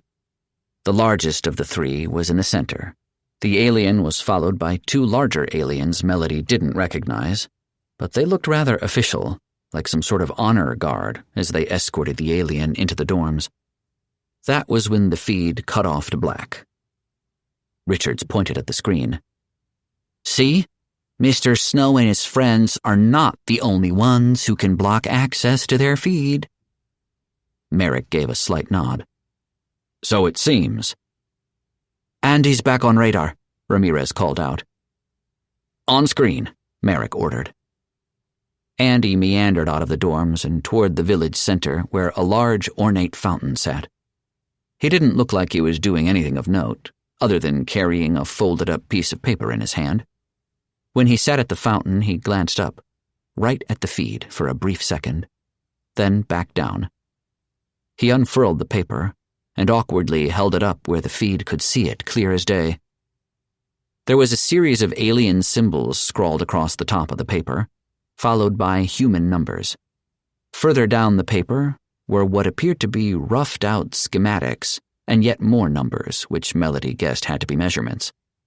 There was another set of red numbers, marking out different parts of the schematic, and a list at the bottom, which had those same red numbers with other sets of numbers in black ink. Just as quickly as he sat down, Andy folded up the paper and pocketed it. To anyone else, the lone human looked like he was just enjoying the relative calm of the village before the next round of the games. To Melody and the others— "Slick bastard," Merrick praised with a grin. "Pull up that paper and start working on that contraption. It must be some sort of communications device." Ramirez leaned back in his seat. "The schematic is easy enough to figure out for anyone with a basic understanding of electronics, sir. My question is, what are the numbers at the top and bottom?" Melody slowly stood. "I think I have an idea." "By all means, enlighten us," Merrick said. "The alien symbols on top, They're what the aliens are sending us, right? Melody asked. That's right, Ramirez confirmed. We talked about them in the morning brief a few days ago. Melody pointed at the numbers below. I think he's translating the symbols into English, a frequency we can tune into without having to figure out the alien language. Maybe, Richards said, but we have no idea of knowing. And we won't know without trying. Merrick cut Richards off before he could ramble on. What about the lower numbers? Melody pointed at the image on screen, specifically at the red numbers marking parts of the schematic. I think he's telling us what materials the parts need to be made of. Specifically, I believe the black numbers below are referencing the periodic table. Merrick let out an amused huff. Leave it to a bunch of eggheads to know those numbers like the back of their hand. Melody gave an anxious smile. So, you believe me? Miss, it's the best clue we have as to what Mr. Snow just tried to show us, Merrick said. If this is really a communications device, then we'll be talking with your Andy in no time. Chapter 29. Warren. Ani and Warren flashed into existence in the middle of the human camp. They were back in the main lobby of the games, the abyss of white at the very beginning, where the halls of ascension and the tower had been explained to them. The place where the bottom-of-the-barrel contestants for every competing race still remained. In humanity's case, that meant everyone outside of Warren's party. They were surrounded by a gaggle of senior citizens who shouted and scrambled away from their sudden appearance. One man fell on his back, clutching at his chest and gasping for air. Warren looked down at him and grunted. Don't have a heart attack, man. We're here to help. What? The old man struggled to get up. Speak up, Sonny. Warren let out a low growl and turned back to Ani. Okay, maybe we were grossly optimistic about what we could actually do here. Ani helped the old man to his feet. She turned to Warren with an awkward smile. Maybe just a little, but we have to do something, right? Something isn't going to be dealing with these folks. Warren gestured at the crowd around them. We need someone who's at least capable of half-assing things. Ani nodded. True, but you don't have to be so mean about it, Warren. Warren sighed. There's no being mean about it, Ani. If we can't find people to carry parties through the tower, then they're all gonna die. Probably along with our world. I'm not just being a dick here to be a dick. Ani's gaze fell, along with the corners of her mouth. You're right. He may be right, but he's a rude son of a bitch. Another old man spoke up, one who could, apparently, hear Warren as clear as day. He looked like a cowboy, but that probably just meant he worked at a ranch or something. Compared to the others around them, he had a relatively strong build and light blue eyes that cut clean through Warren. What's your name, young'un? Warren pointed a thumb back at himself. Warren, this is Ani. We're two of the only 5 humans who managed to survive the first 5 floors of the tower. I reckon you looked familiar, the old man said. Name's Anthony Wildfire Gilliam. Warren whistled. That's a hell of a name. Ani gasped. And it matches his class. He's a desperado. The little lady's right, Anthony said. Though I can't figure out whether the aliens have been watching us for that long that they crafted classes for us in advance, or if these are just things that exist in other worlds as well. He shrugged. Anyway, I heard you say you was wanting to help. How exactly you gonna do that? Ani opened her mouth and closed it. She turned to Warren. Yeah, Warren. How are we gonna do that? We didn't exactly come up with a plan. Well, yeah, because the plan was for you to come up with something, Warren admitted. You saw all the 5 floors. I was unconscious for the last one, so you have a much better idea than I do about what's going on. Plus, your understanding score says your brain is much bigger than mine. like galaxy brain versus peanut brain levels of difference. He shrugged. So long as you can figure out how to keep them from losing all their lives and dying, everything should work out. Ani blushed at the praise. Okay, that's still not a plan. How about we start small, miss? Anthony offered. I've got some friends around here that can help us herd the crowd together. You can start by telling them what you went through. Anthony shrugged. Hell, you can break down how this whole system works. I can hardly make heads or tails of it. Warren gestured at Anthony. See, I told you you'd figure it out, and you already made a friend, like I knew you would. Ani smiled softly. Okay, but that's just the first part. How are we going to handle the bad news? Which part? Anthony asked. The part where none of us could reach the checkpoint, or the part where all but a handful of us are incapable of doing much of anything? The last part, Ani said. Anthony gave a wry smile underneath his bushy beard. Miss, you don't get to be as old as I am without picking up a thing or two. He gestured at the camp. And this whole thing? It reeks of a rigged table. Hell, Jackson helped me up over the fence so I could look at the other camps.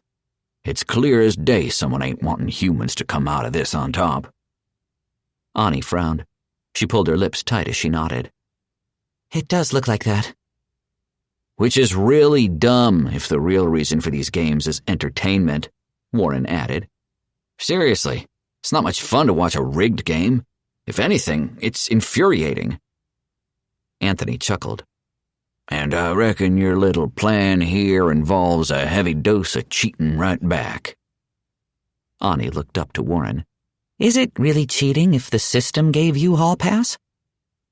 Warren thought for a moment. Lewis says it's not, and he would know. He actually reads things.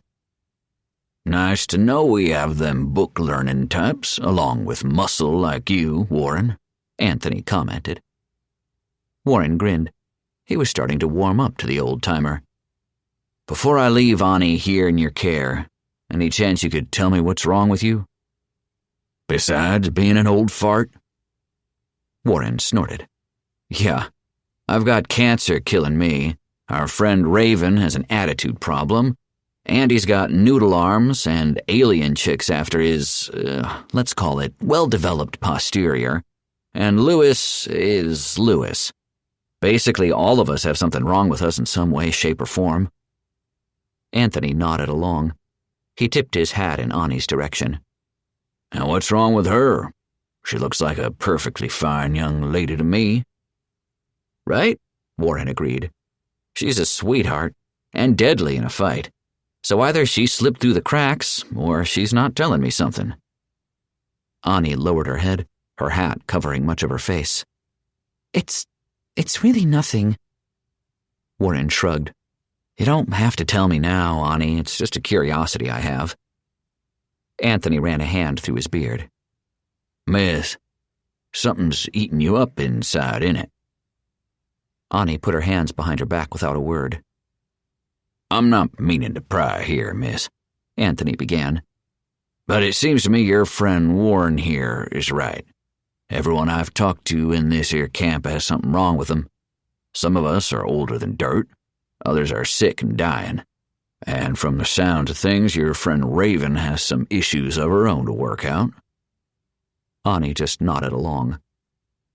What I'm trying to get at here is, sooner or later, the problem's gonna rear its ugly head, Anthony warned.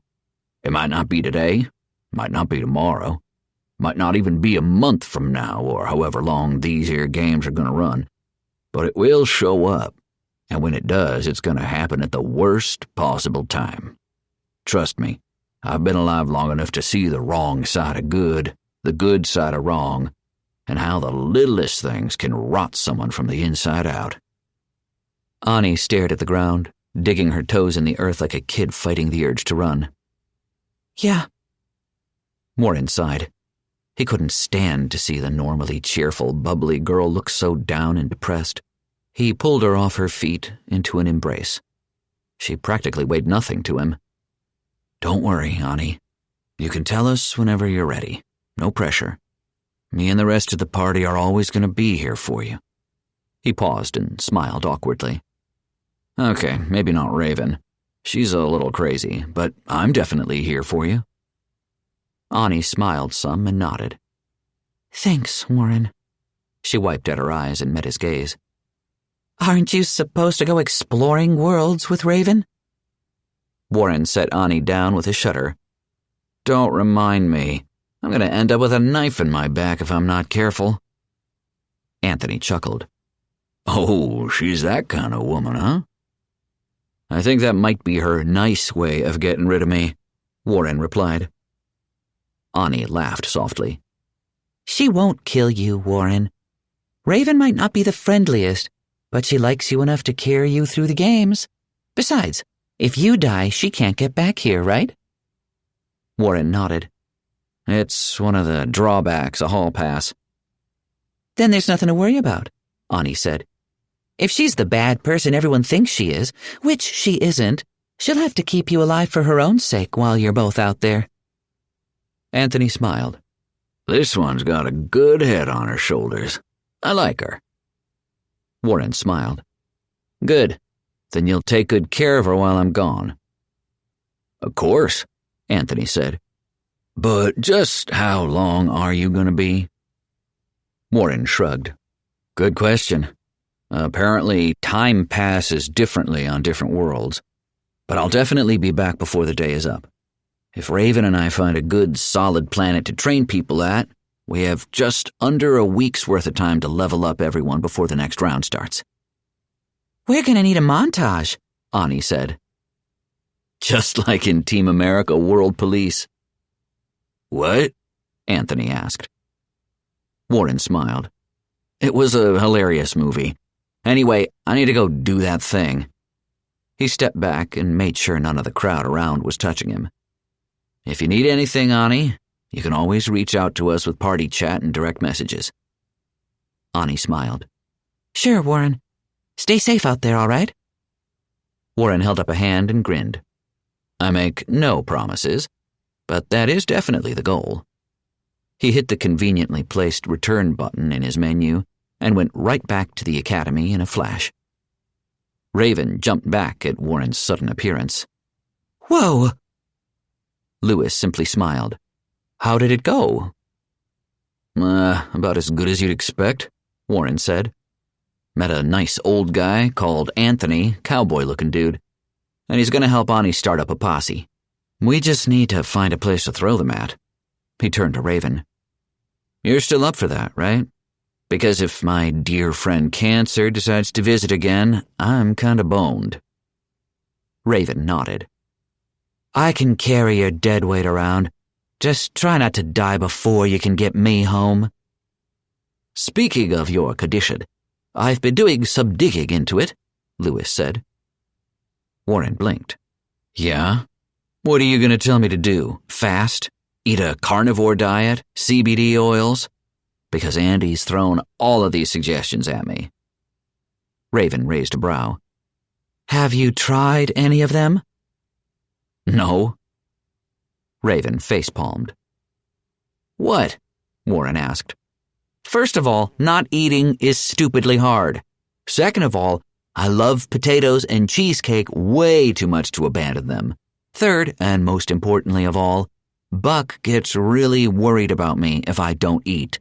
Sure, he's a bottomless pit who will happily steal food off my plate if I let him, but my big fluffy puppy cares about me." "Adorable," Raven commented dryly. "Useful as those options may or may not be," Lewis said, "I have found that the condition is not entirely exclusive to humans or Renin.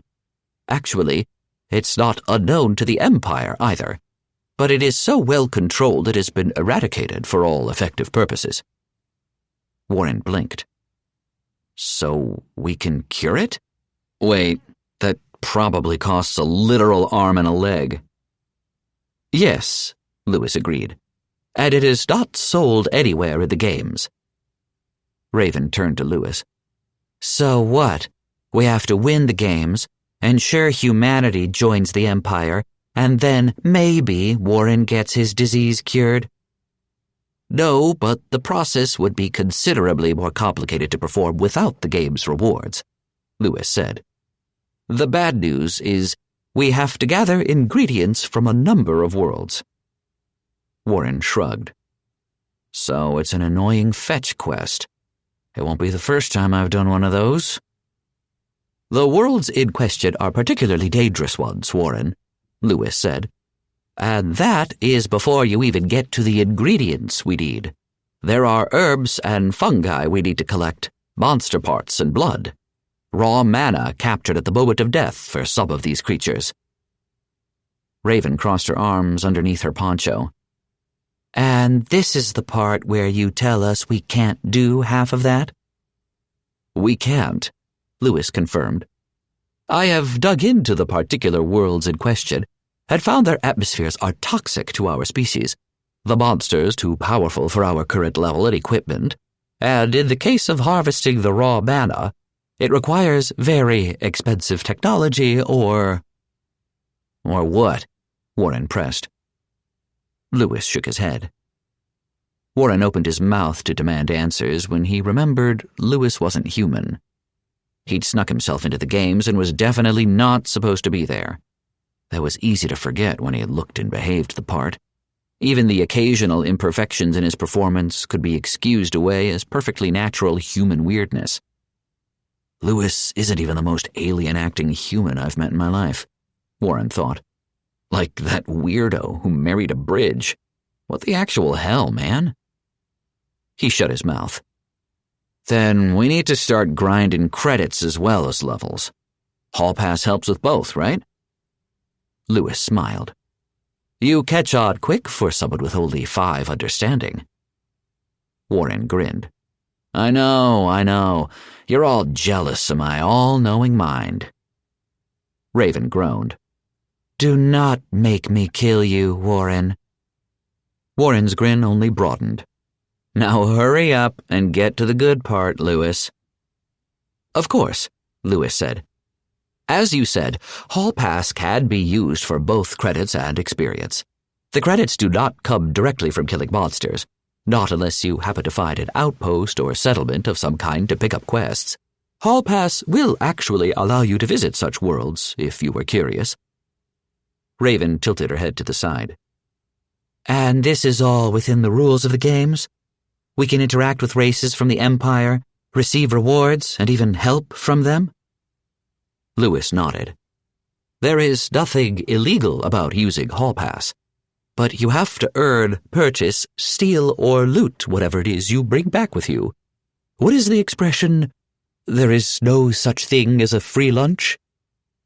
And there's the whole you die out there and you die for real situation, Warren added. No spare lives, no respawns, no do-overs, just game-overs. Raven grudgingly nodded. Fair enough. Don't forget the differences in the passage of time from one world to another, Lewis added. You miss the start of the next round and you're out.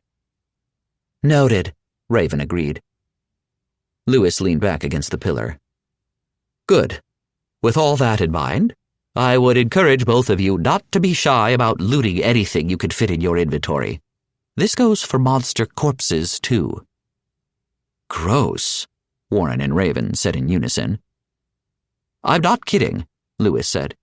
Individual pieces will consume an inventory slot, so it is more efficient to carry around the whole body. Warren could see the logic behind Lewis's advice, but he really was not looking forward to it. Gotta make those credits somehow, right? Once you come back with your haul, we can head back to the market and sell our wares, Lewis continued. That'll earn you credits, and alternatively, you can save materials to drop the cost on custom-made goods. And how much do we need for a mana extractor? Raven asked. Lewis frowned. 500,000 for the low-end ones. Triple that for a quality one. The difference being? Low-quality extractors can't hold as much mana, plus the mana has a much higher chance of being tainted when drawn in, Lewis explained.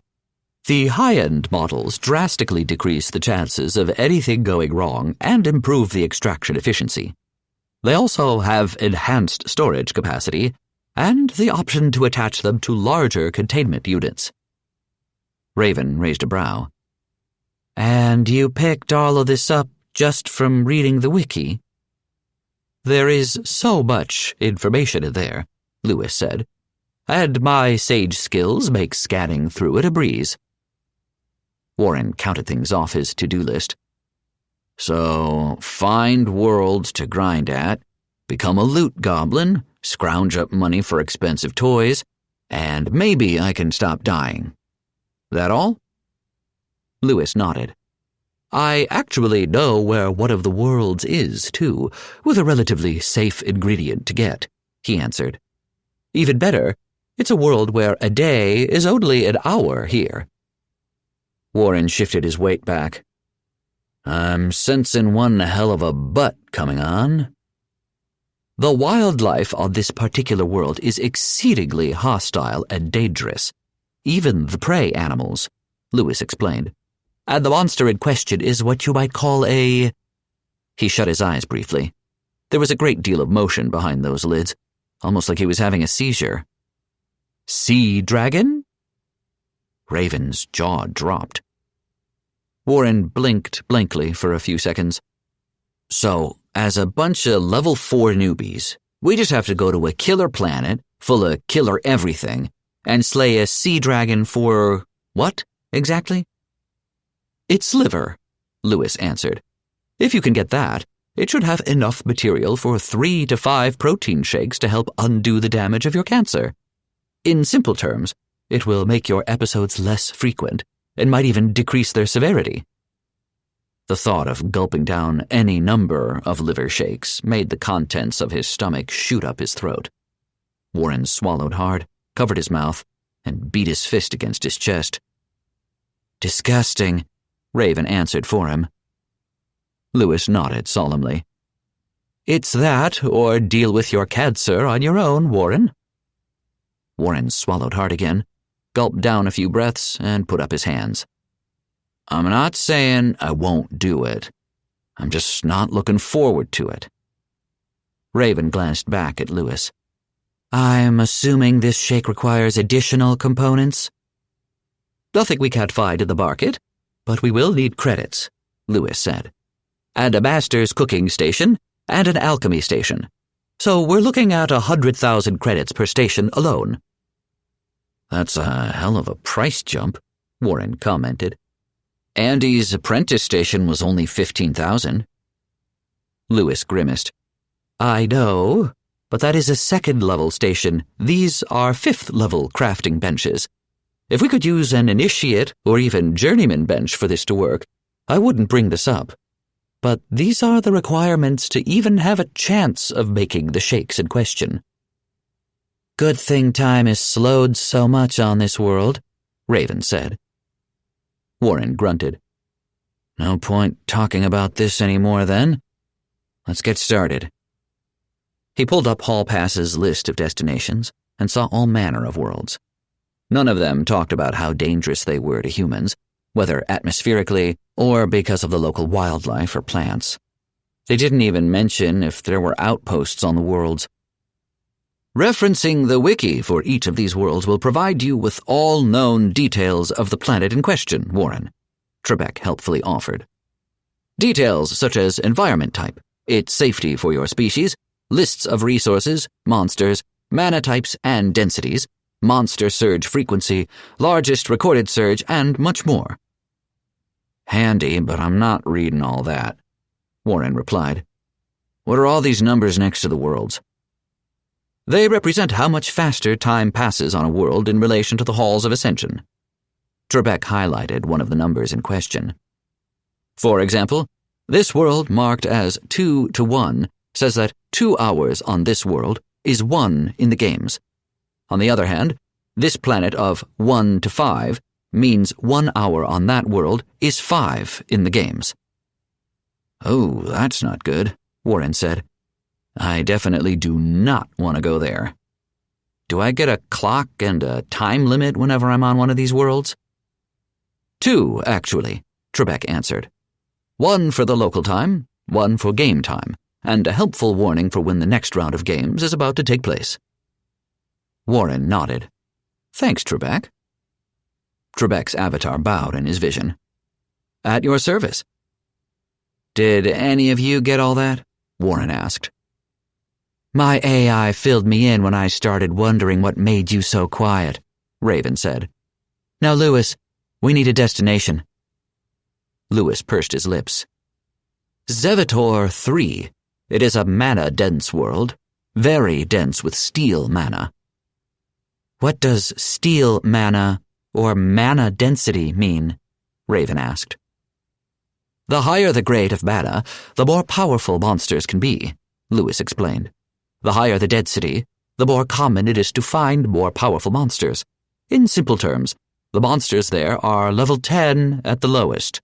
So please be careful.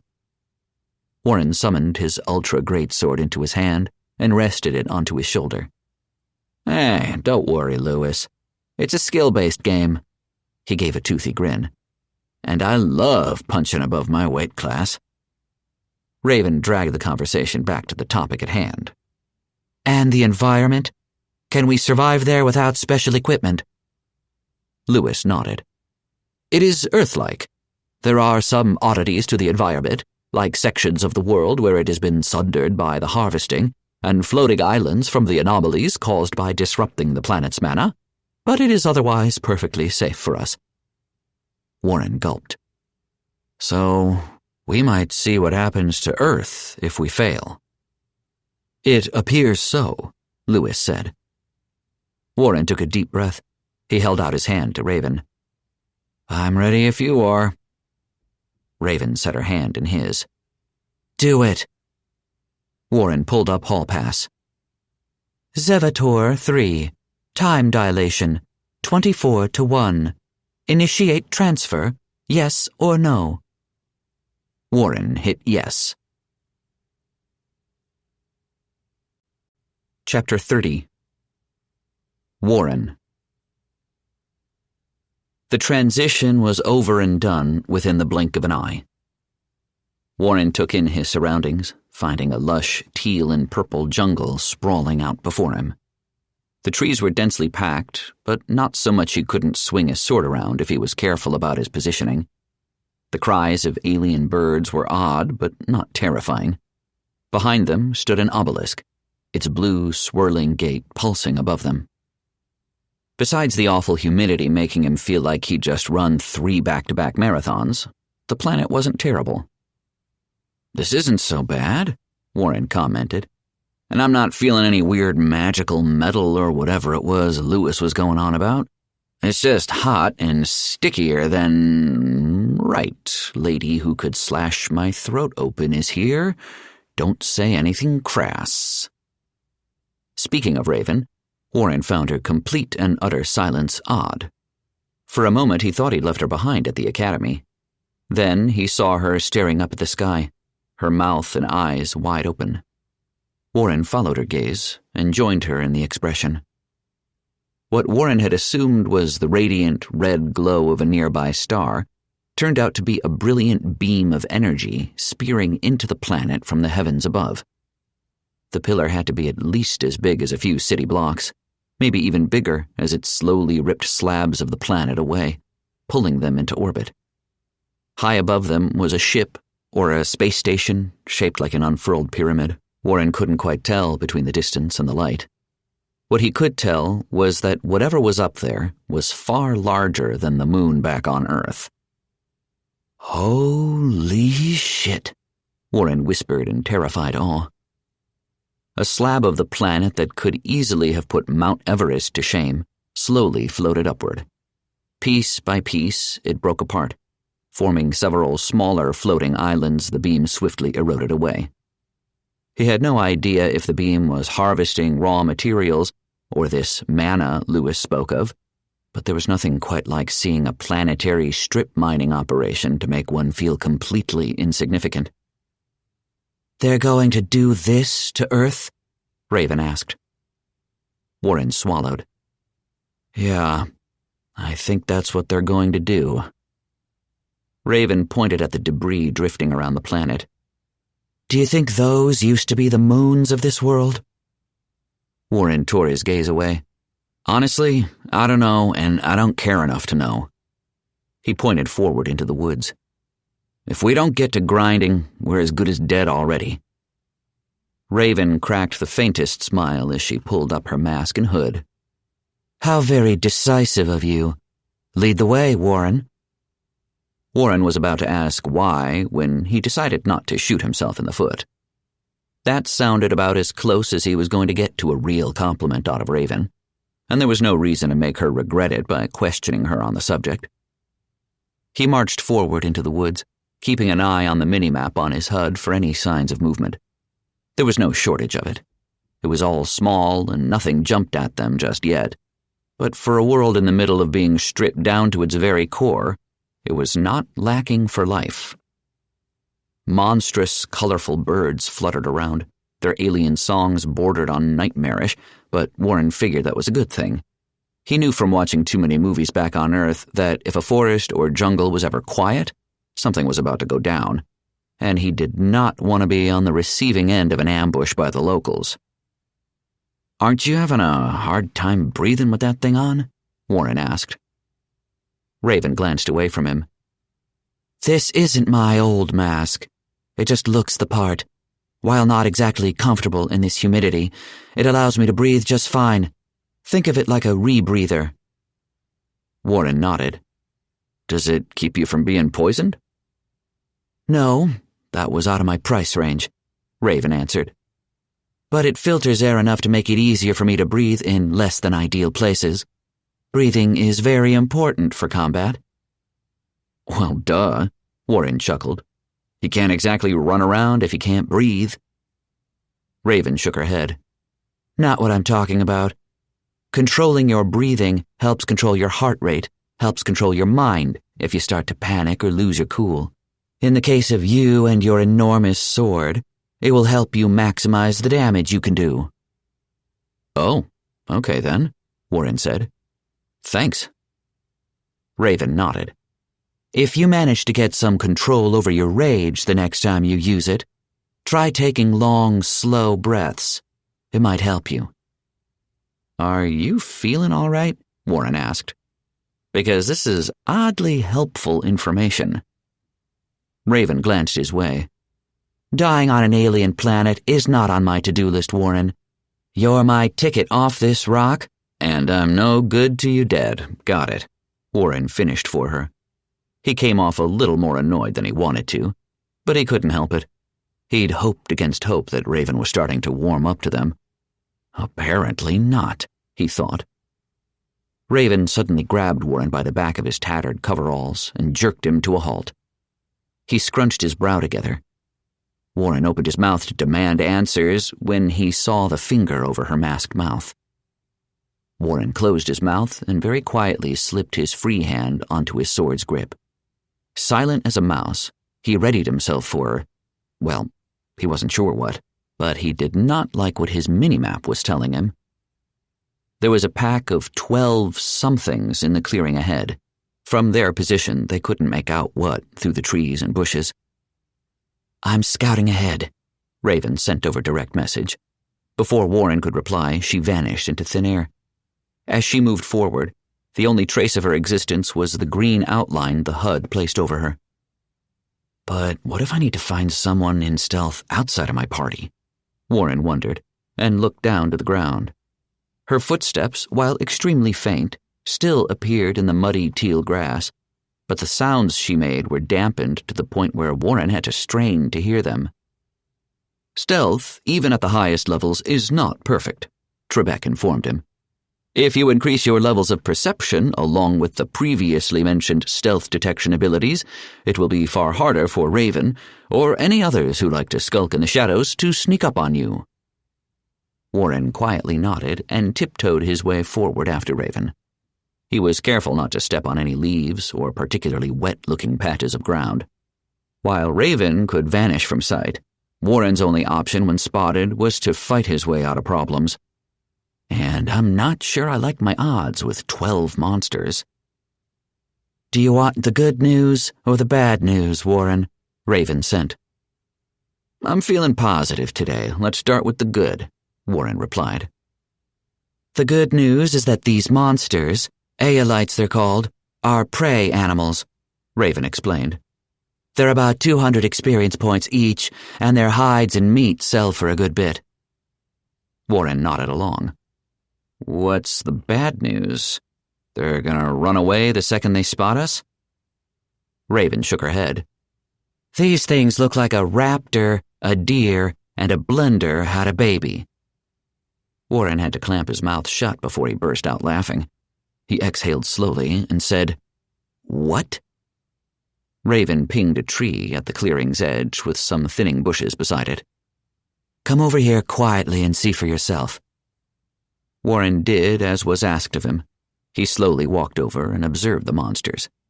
Raven wasn't far off in her description. The body of the beasts was more or less that of a deer. It was a scaly orange thing with teal scales running along the back of its neck down to its tail.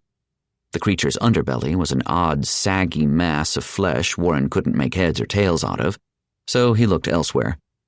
Like the bladed trio of spikes jutting out of the Aelite's back, the face that resembled a raptor, if it was far pointier and angrier looking, was made of the same stuff as the blades. And, of course, how could he forget the bladed feet reaching out from the monster's knees? How the hell is that thing a prey animal? Warren hissed over their private chat. And how the hell do they walk on those blade-leg things?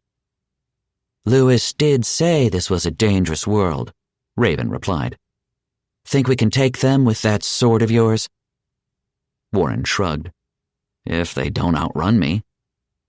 I doubt they'll run from you, Raven said as she shifted her position. Warren frowned. Why not? My sword's about as big as I am without the handle. Raven shifted her position to a tree opposite Warren in the clearing. You also look like a homeless man who's had several attempts on his life. I wouldn't take you very seriously had I not seen what you can do. Warren looked down at himself and grimaced. The front of his coveralls was more of a bloody suggestion of clothing than actual clothing. At least he wasn't walking around like one of those cheesy man-chest covers he'd seen in the romance sections of bookstores, and his family jewels were still very much secure. Not sure I'd call them secure, looking at these things, he thought, paying a great deal of attention to the bladed monsters. Ready? Raven asked. Warren may not have been the sharpest crayon in the box, but he could put 2 and 2 together. Raven wanted him to grab the monster's attention, so they'd come after him. Then she'd drop in from the rear and pick off targets. He was the bull in the china shop to her cat burglar? I don't know where I was going with this. Going, Warren replied, and bull rushed through the bushes. There was just no way for him to get into the clearing quietly. The Aelites whirled around on him and hissed out cries far more guttural than anything he'd heard from the birds thus far, but he wasn't really worried about that. Surprise, ugly! He swung his huge sword down on the closest of the aliens. Rather than run or dodge, the monster charged forward, meeting Warren's sword with its blades. That was a mistake. As it turned out, a huge-ass sword delivered a great deal of force when swung by someone with superhuman strength. When said sword was further enhanced by stamina-draining and guard-breaking enchantments, the poor monster didn't stand a chance. The Aelite crumpled under the weight of the sword. Yes, the weight of the sword, not the edge. Warren's edge alignment was off by a mile, leading to a failed cut. But who needed cutting power when the sword worked just as well as a blunt instrument? The Aelite shrieked with a sickening crack as its blades shattered, and Warren was fairly certain the actual spine in the monster's back went with them. You have slain Aelite level 10, 200 XP received. Warren didn't have time to pay attention to the level-up notification that popped up in the corner of his vision. The second Aelite charged at him, leaping into the air and quickly revealing the true nature of its sagging underbelly. They were wings. like bat wings, or more accurately, a flight suit, but it definitely allowed the heavy monster to swiftly fly right at Warren. "Oh, crap," Warren said, and threw his sword out in front of himself. He wasn't about to test his Giga-Chad energy against Bambi the Blender. "Definitely not without armor." A solid thunk bounced off his sword as the monster crashed to the ground. Before Warren could gloat about his victory, another of the monsters flanked around the blade to drive its bladed claws into his chest. Warren choked down a shout of surprise as he threw all his weight back to try and avoid certain death. At the same time, he threw a blind uppercut, hoping for the best. Claws ripped through flesh and bone. His fist shattered the monster's jaw, sending it backflipping away. Warren's blade swung back with him, threatening to crush him underneath it. He snarled away his pain, throwing himself into a spin to regain his footing. The stunt whirled the blade around with him, catching the next 3 Aelites in the same blow. The first monster died instantly. Its scaled body simply could not stand up against such a sharp edge packing so much mass. The second cracked sickeningly as bones shattered beneath its body. The third crashed through the clearing before crumpling into a heap against a tree. Warren struggled to heft his sword up onto his shoulder, panting for breath. His right arm flashed deep in the red. Try as he might, he couldn't so much as lift it, let alone curl his fingers into a fist. The rivers of blood flowing down the vicious cuts weren't exactly filling him with confidence in his odds, either. The remaining monsters gathered around, encircling him, shrieking and hissing at Warren. He backed away from them, widening his stance in preparation to hurl his enormous blade around in one arm. "You realize you could just heal yourself by leveling up?" Trebek offered. "And be a little bitch about my win?" Warren protested. "I did not get my high score in Pac-Man by cheating to the top, Trebek, and I'm not about to start cheating now." Trebek sighed, rubbing at his artificial temples. "But it is perfectly acceptable within the rules, Warren. You are outnumbered and underleveled.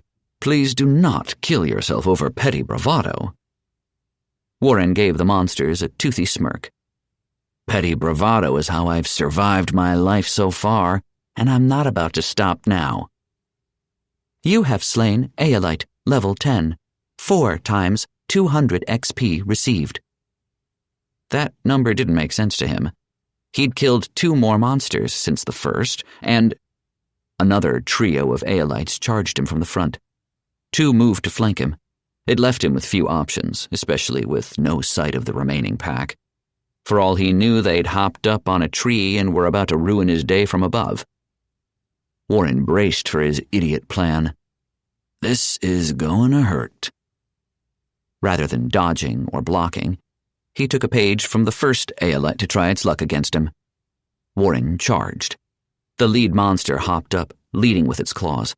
Warren went into a full-blown sprint, slamming his shoulder, busted arm and all, into the alien monster's chest. Warren's 30 points into strength was useful for more than just swinging a big sword around. He heard, as much as he felt, the alien's ribcage crack beneath his charge. It cried out as the other 2 monsters accidentally plunged their claws into its back. Warren wasn't without injury. The lead beast's claws had torn his chest and back open, but they were shallow cuts compared to his arm. More importantly, he had the monsters right where he wanted them. With a quick shove, he pushed the beast's back, planted his foot on the ground like an anchor, and threw the entirety of his weight and his sword around in a furious spin. The snarl leaving his mouth could have put the alien wildlife before him to shame as he cleaved through the lead trio. As he spun, he caught sight of the other 2 already fully committed to their flanking attacks. Warren wasn't an expert on reading alien expressions, but he imagined the Aelites' bony faces were expressing something along the lines of, "Oh shit." The first flanker lost its claws and back legs, shattering and being cleaved off, respectively. The second flanker got lucky. Warren, as strong as he was, suffered from blood loss and swinging a weapon far too heavy for him to wield in one arm. The blade tipped hard, resulting in the Aelite getting slapped across the face by the flat of the weapon, rather than being cleaved in two and crashing through the woods for its trouble. Warren buried his sword deep in the ground behind him and toppled over. Oh, that's not good. Really not good, he hissed in pain and scrambled to his feet. You have slain Aelite, level 10, 5 times 200 XP received. Is that Raven? Warren wondered about the extra kills. He had seen neither hide nor hair of her since the battle had started. Part of him assumed she was testing his abilities, but judging by the extra kills, she was saving his bacon. Speak of the devil. Raven flickered into existence from the shadows right beside the Aelite Warren had smashed aside. The monster barely had time to register she was there before its throat was slashed open. That left only the Aelite at Warren's feet, writhing in pain and hissing viciously at him. Warren tried prying his sword free from the dirt to finish the job, but it just wasn't happening with one arm. He released his sword and stepped up to the monster. Sorry about the legs. And the, killing you. He wasn't sure why he was apologizing to the monster. They'd come to Zevator 3 for the precise purpose of killing monsters to grind out levels, and they'd definitely not come in peace when they'd met the Aelites. Still, something about seeing the monstrous creature in such a pathetic state plucked at his guilt. He looked away from the monster, raised his foot in the air, and smashed it down on its skull. You have slain Aelite, level 10, 2 times 200 XP received. Chapter 31. Warren. Raven returned to the clearing, dragging her latest kill behind her. You did good for a virgin, Warren. Virgin? Warren balked indignantly. First of all, I've had plenty of lady friends over the years. Second of all, what the hell does killing monsters have to do with being a virgin? Raven tossed the Aelite's body on top of the others. You never killed before, have you? Before the games? Technically, there was this one killer Bambi before all this. But no, I wouldn't hurt a fly, he admitted. I mean, I've killed flies and beat up plenty of people. But I haven't killed anything, not really. I'm not even sure that plop ring thing counted. It was basically just jelly with a cute face to pop, though it was a little asshole too. Raven pointed at the dead aliens. Then these are the first living things to die by your hand. Hence, you are no longer a virgin. Warren frowned and raised a hand, his working hand. Okay, that's really fucked up. And as curious as I am about why you're talking like that, I have a serious allergy to knives in my throat. Raven pulled her mask down to show a faint smile, which Warren wasn't sure if he should be terrified by or not. Clean up this mess and fix your arm, and maybe I'll tell you. Just like that? Warren asked. I haven't exactly done anything special. Raven's smile faded as quickly as it came. You've proven yourself to be capable and reliable, which is more than I can say for most people. To top it off, you have no filter and are no coward. If that doesn't make you someone trustworthy, I don't know what does. Warren blinked. Thank you, I think. Hurry up and clean this mess up before their stench draws predators, Raven ordered. You do know you have your own inventory, right? Warren protested. Raven tried to lift one of the monsters by its leg. She barely managed to tug the creature past the limb. Oh, yeah, you have to be able to lift the thing you're looting, Warren mused aloud. My bad. Raven vanished from sight and left Warren alone to his notifications. Congratulations, contestant. You have improved your skills. Blunt weapons, +2. Blade guard, +1. Dodge, +3. Ultra greatsword, +5. Unarmed combat, +2. Toughness, +2. Pain tolerance, +1. Those were a lot of quick levels for one fight, Warren commented. Trebek, what's going on here? It's almost like you fought monsters well beyond the scope of your abilities and survived, or something, Trebek answered like he'd had enough of Warren's nonsense for the day. Oh, really? So the tougher the fight, the bigger the gains? Of course, Trebek replied. I know your human game developers have decided to be a special kind of ridiculous by preventing skilled players from leveling up quickly by doing such things in games, but in the Empire we reward excellence, even suicidal excellence, as you just showed. Warren grinned. Don't encourage me, Trebek, or I will go looking for bigger, badder fights.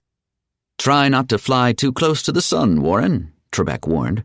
The fall is a rather sudden one. Warren took that warning, tossed it over his shoulder, and dug into his level-up notifications. Just in time, too.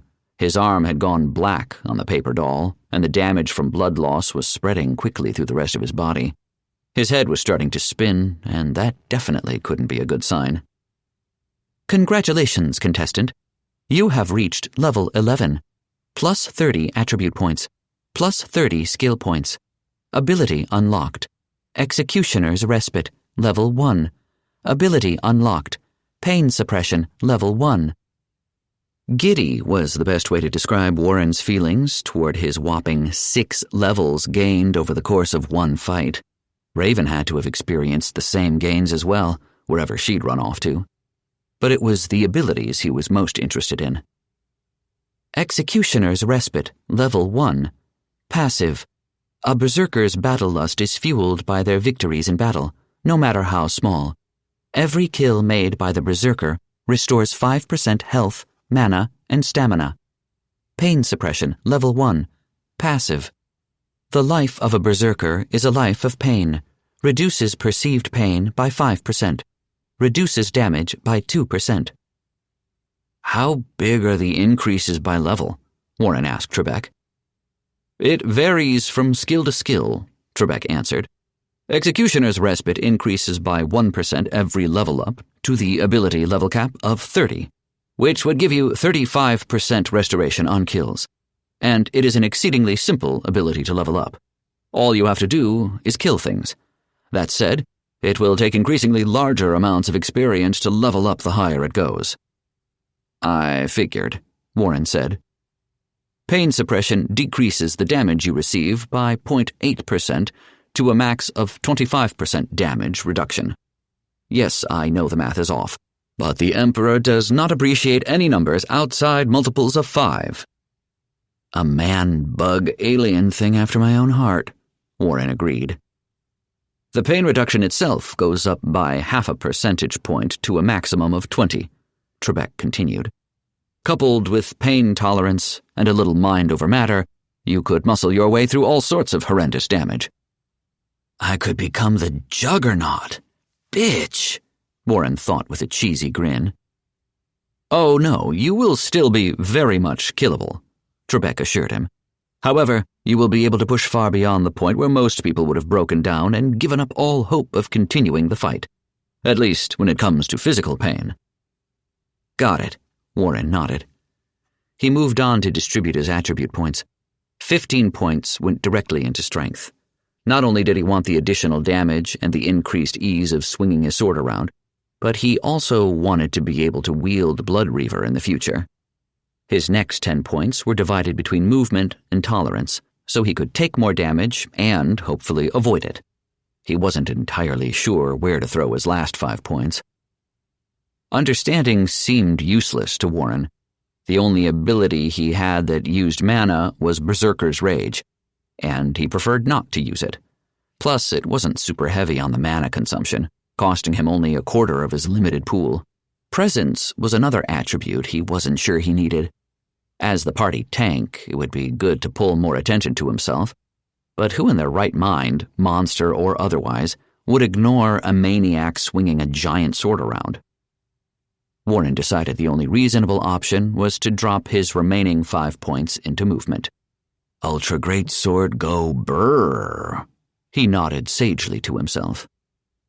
Skill points were a more complicated matter to deal with. There were simply too many different options. and a lot of them were great for everything Warren was hoping to do with his time in the games. So he decided to play the long game for a change. He put 5 points into stealth detection, illusory eye, and perception. It might not make him an all-seeing eye, but it was a solid start to avoid having someone ninja a knife into his back. 4 went into rage control to even it out to a solid 10, while 1 went into toughness, bringing it up to level 5. With 10 points left, he toyed with the idea of evening out some more of his skill numbers, the important ones at least, or increasing his sword skills. Don't be an idiot, Warren. You know there's only one skill that really matters here. He scolded himself for even considering anything else. His remaining 10 points went into rage control, bringing it up to level 20. I should probably see how my stats are looking after all these levels, Warren thought, and pulled up his character sheet. Warren Freeman. Class, level 11 Berserker. Strength, 45. Movement, 25. Tolerance, 20. Understanding, 5. Presence, 20. Very nice, he thought. For a moment he considered checking out his skill list, but that's a whole lot of numbers I am not dealing with. All he cared to know was that he was getting better at generally being awesome. Did the exact numbers actually matter? Not to Warren. At least, not until something expressly told him he needed a certain level for something he wanted. Warren confirmed his changes, and a wave of healing washed over him. Sadly, it did nothing for his busted-up clothes. At this rate, I might have been better off dressed like Conan the Stripper. He shook the thought out of his head. Raven, where you at? Raven appeared from the shadows beside him. Right here. Warren jumped to the side. Jesus! Don't scare me like that! Raven ignored his comment. She pointed off to the side. Don't forget your sword. We're on the move again. Chapter 32. Warren. Warren collected his blade, then stuffed every single monster corpse he found into his inventory. Just like Lewis told him, the corpses stacked, no matter how badly mangled one was over the other. Where are we going? He asked. Remember Lewis mentioned having to kill a sea dragon for that disgusting slop he's going to shove down your throat? Raven marched off into the woods. Warren shuddered. You don't have to make it sound so nasty. It's bad enough on its own. But yes, I do remember. The ocean's off this way. Only a few days' journey, Raven assured him. Provided we don't get ourselves killed in the meantime, we should gain quite a few levels. By the way, after level 10, the experience cost per level went up to 100. Warren nodded. I got 2 new abilities, too. Any idea what that was about? Every 5 levels you get a new one, Raven said. The fastest way to pick up new abilities is still to buy them or loot them, but I doubt we're getting to do either of those anytime soon. We need to save all our credits for those mana extractor things, Warren agreed. Probably some gear, too. Raven glanced over her shoulder at him. Gear first. That cut you took was a nasty one. Collecting the ingredients to treat your cancer won't do us any good if you're dead. Warren grimaced. It'd be a little pointless, yeah, he admitted. Hopefully we find some ores or monsters we can use for armor. That would cut down on costs a lot when we get back to the halls of ascension. Hopefully something other than this weird lizard hide stuff these things have. Considering your fighting style, the thicker the armor we can cover you in, the better, Raven said. What you lack in tactics and common sense, you more than make up for in raw strength and an iron will.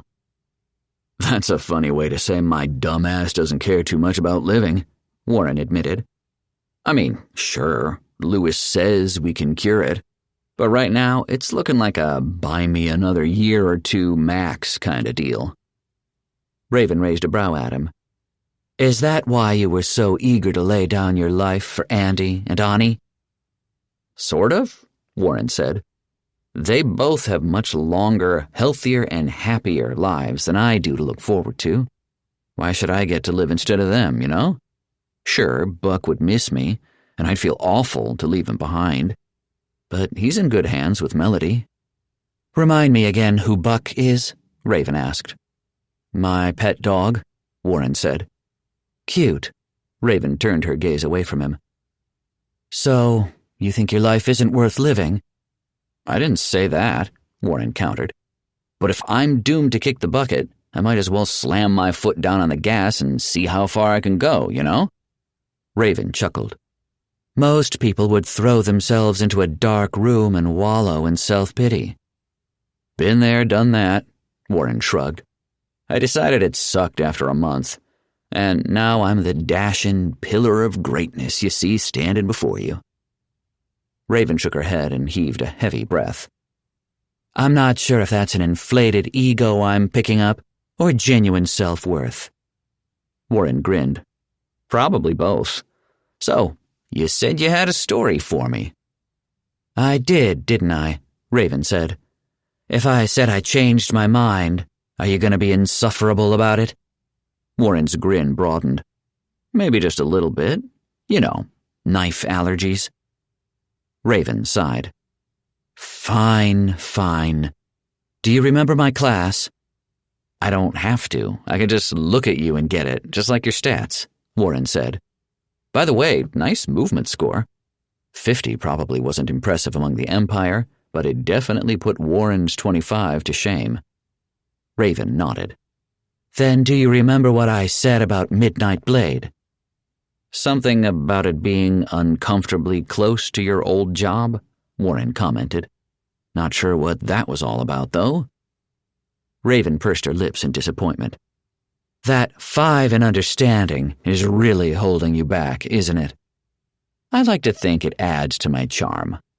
Raven turned away from him. Careful. My knife hand's getting twitchy. Warren gulped. He decided the best way to calm her was to prove he could put 2 and 2 together somehow. Right. So, former job. It's obviously something you wouldn't tell people about. Raven nodded.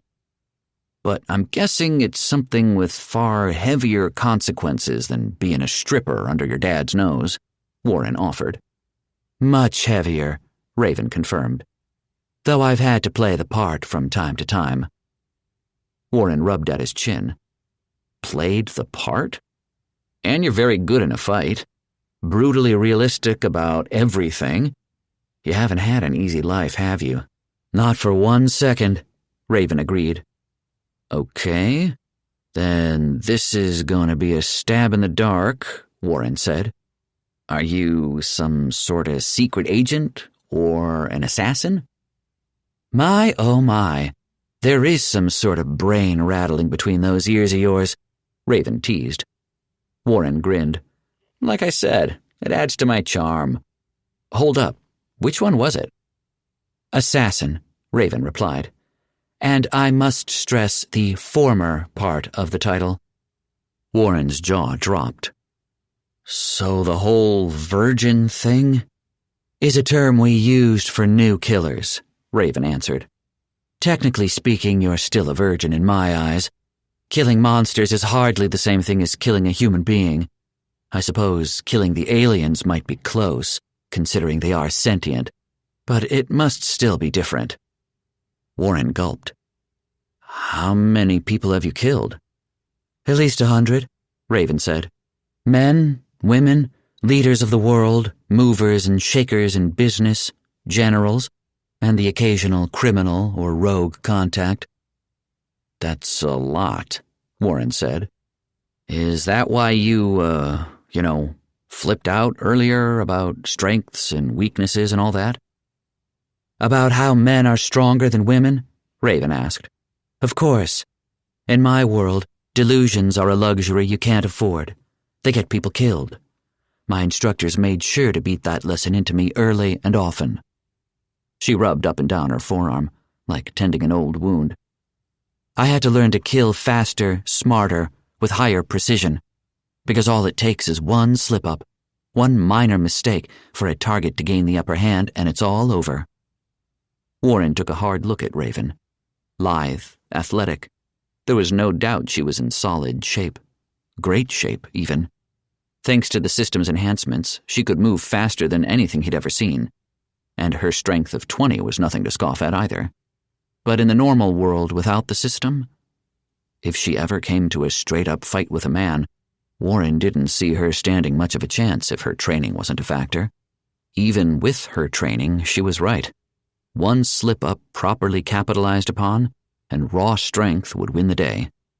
I'm guessing they beat a lot more things into your head. All manner of things necessary to survive a brutal, uncaring world, Warren. Raven drew a breath. Including the lesson I'm breaking right now. Telling people your secret past life that doesn't really matter since we're staring down the barrel of the literal end of the world? Warren rattled off. Raven paused to meet his gaze. Trusting people. Oh, well, duh, Warren said. Trusting people must be hard in your former line of work. Outside of the organization, it was seen as a fatal flaw. Outsiders were tools to be used, resources to be exploited, bargaining chips to be leveraged. All we needed to do was apply the right motivation to get our way. A little bit of affection and empathy can go a long way, you know. Raven gave Warren an unsteady smile. I would be lying if I said I still didn't see it that way. But within our ranks, we were supposed to be family. Warren sucked a breath through his teeth. This is building up to the part where everyone you loved and cared for stabbed you in the back, isn't it? You're not as stupid as you look, Warren said. That's exactly what happened. For no reason in particular? Warren asked. Raven crossed her arms underneath her poncho. There's always a reason, Warren. We may not like it or the justification, but there is always one, and we must always follow our contracts through to the letter. And you, Warren waved his arm around, didn't? How could I have? Raven asked. I've killed a lot of people in my line of work, but I've always had one hard rule. No children. Warren nodded. Pretty good rule to have. Hold on, they had you assassinate a kid? That sounds like a pretty big deal to miss on a contract killing. It didn't say that specifically, Raven said. The contract called for no witnesses with extreme prejudice. That meant kill everyone on sight. Did you? Raven let out a sharp breath. What do you think, Warren? Warren shrugged. No. All but one, Raven answered. A little girl, barely 5. I couldn't kill her, but I couldn't exactly leave her alone either. Warren rubbed at the back of his neck. I mean, you could have handed her over to the cops or something, or left her there for them to find, and let her see everyone dead in her home. Warren drew a deep breath. Okay, probably not the best thing for a small child to see. So what did you do? The stupid thing, Raven said. I took the girl with me to a hideout and asked to have her inducted. Warren blinked. Into the secret assassin guild thing? Raven nodded. The same one that sent you to kill her parents and everyone she knew? Raven grimaced. Not thinking that she might possibly want revenge in the future? Raven's gaze fell. Warren sighed. I'm not an expert on super secret assassin clubs, but this sounds like the sort of thing they kill people over. Especially people they call family. That's exactly what they tried to do, Raven said. Even my own brother came after me. I'm scratching him off the Christmas card list, Warren commented. Raven shook her head and sighed. Not the time for jokes, Warren. Force of habit, my bad, Warren admitted. So what happened? Oh, just years of my life spent running, hiding, killing, and scraping together what I could to survive, Raven said. I kept the girl with me, and passed on what I knew to her as best I could. I took every chance she had of a normal life, so it's the least I could do, right? Sure? Warren really wasn't sure how to respond to that. It sounded like Raven was just perpetuating the cycle she'd gone through. At least he assumed it was something of the sort, though the whole having assassins on her tail part definitely wasn't helping her do anything else. What about your brother? Did you kill him? Raven pulled her lips into a tight line. I don't know. I wounded him. It was bad. But I never found the body. And this was all before the games? Raven nodded. Rachel's turning 12 now. She wanted to join the games and come with me, but she was too young. Trebek wouldn't let her join. Is she going to be okay by herself? Warren asked. I hope so. She's a good kid, smart, skilled. She knows how to take care of herself. I made sure of that much, at least. Raven looked aside. I didn't want to leave her, but I didn't see much of a choice. I could either abandon her and take fate into my own hands, or stay with her and hope the people participating in the games could actually pull a win. Warren frowned, which is looking like a solid no-can-do going off the current state of the camp. Raven nodded. So why are you telling me all this? Warren asked. I mean, I don't hate you for it or anything, but it's all kind of heavy and out of nowhere from, well, you. Raven pushed back against a tree. Because you guys made me realize every human here is broken somehow, and I think I know how I'm broken. Trust issues? Warren offered, before snapping his fingers. Lewis said that humanity's greatest asset is that we can work together. You can't. That's why you were selected. Raven shrugged. Maybe, but here I am trusting you. So maybe their system isn't as perfect as they think it is. Why are you doing it now? Doing what? Trust in me. Raven brushed her hand through her hair before taking a deep breath. I see how the games are rigged now. I see how much worse the monsters can be from just being on this planet, the fate that awaits our world. So, I had to tell someone, even if that someone is an idiot. Firstly, ouch. Second, thanks. Still, all this worse monsters crap doesn't totally add up. I mean, it's not that much of a reason. Raven pursed her lips, balling her fists. Warren lifted his hands up in appeasement. Whoa. What I meant to say is that I'm just glad to know you're not a psychotic, bloodthirsty bitch keeping us around as meat shields, for whatever that's worth. Raven cracked a smile. You're honest to a fault, Warren, and you don't care what anyone thinks. You're loyal to a fault, too. I guess that's another reason why I told you. To be fair, I rag on Andy a lot, Warren said. Mostly for my own amusement, because I'm terrible like that. Raven nodded. But you'd give your life for him in a heartbeat, and you won't spill his secrets, just like you won't spill mine, right? Warren opened his mouth to argue that Andy's secrets didn't have anything on hers, but decided that was beside the point. Does this mean you're going to calm down about everything? Warren asked. Raven furrowed her brow. Just because I've opened up to you doesn't make our situation any less dire, Warren. Like I said before, you lack skill, discipline, tactics. This system may alleviate some of those shortcomings, but they're nothing compared to experience and training. That's a no, Warren said. Raven pulled up her mask and started off in the direction of the ocean once more. If I'm to have any chance of saving Rachel, I'm going to need a team. That means trusting you four to pull your weight. And I can't do that. Not yet. She pulled her hood up and vanished from sight. I will do everything in my power to ensure we come out on top of these games, whether you like it or not, Warren. Warren gulped. Her disembodied voice felt like an ice-cold knife trailing over his ears. Okay then, Operation Get Good is a go. He ran off ahead, or after Raven, he really didn't know. Sea Dragon, here we come.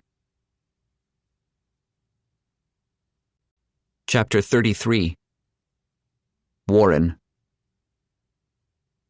For a planet full of murderous monsters, there was a lot of downtime.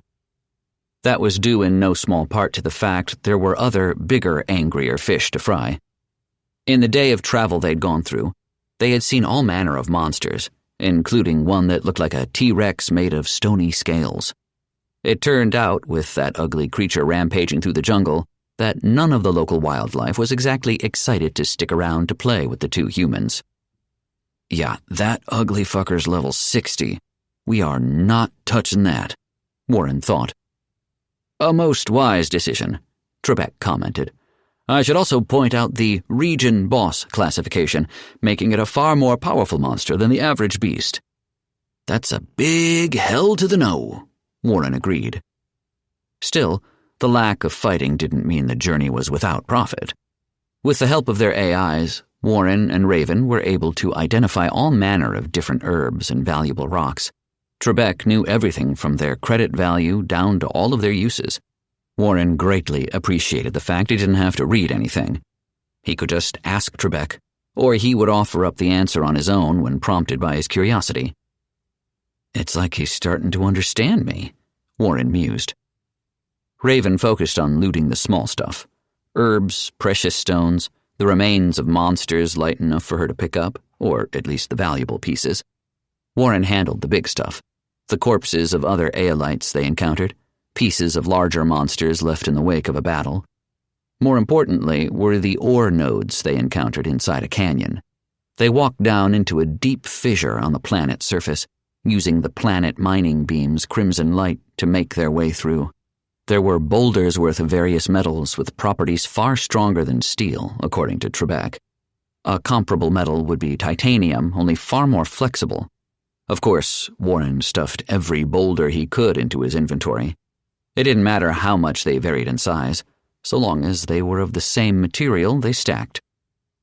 I am a dwarf and I'm digging a hole, Warren sang quietly to himself as he swung his sword at the rock face to carve out more nodes. Diggity hole. Raven flicked a pebble at his head. Ow! Warren rubbed at the side of his head. What the hell, Raven? We have places to be, Warren. We can't be strip mining this canyon. Raven placed her hands on her hips. That giant sword of yours isn't exactly an efficient tool for the task, either.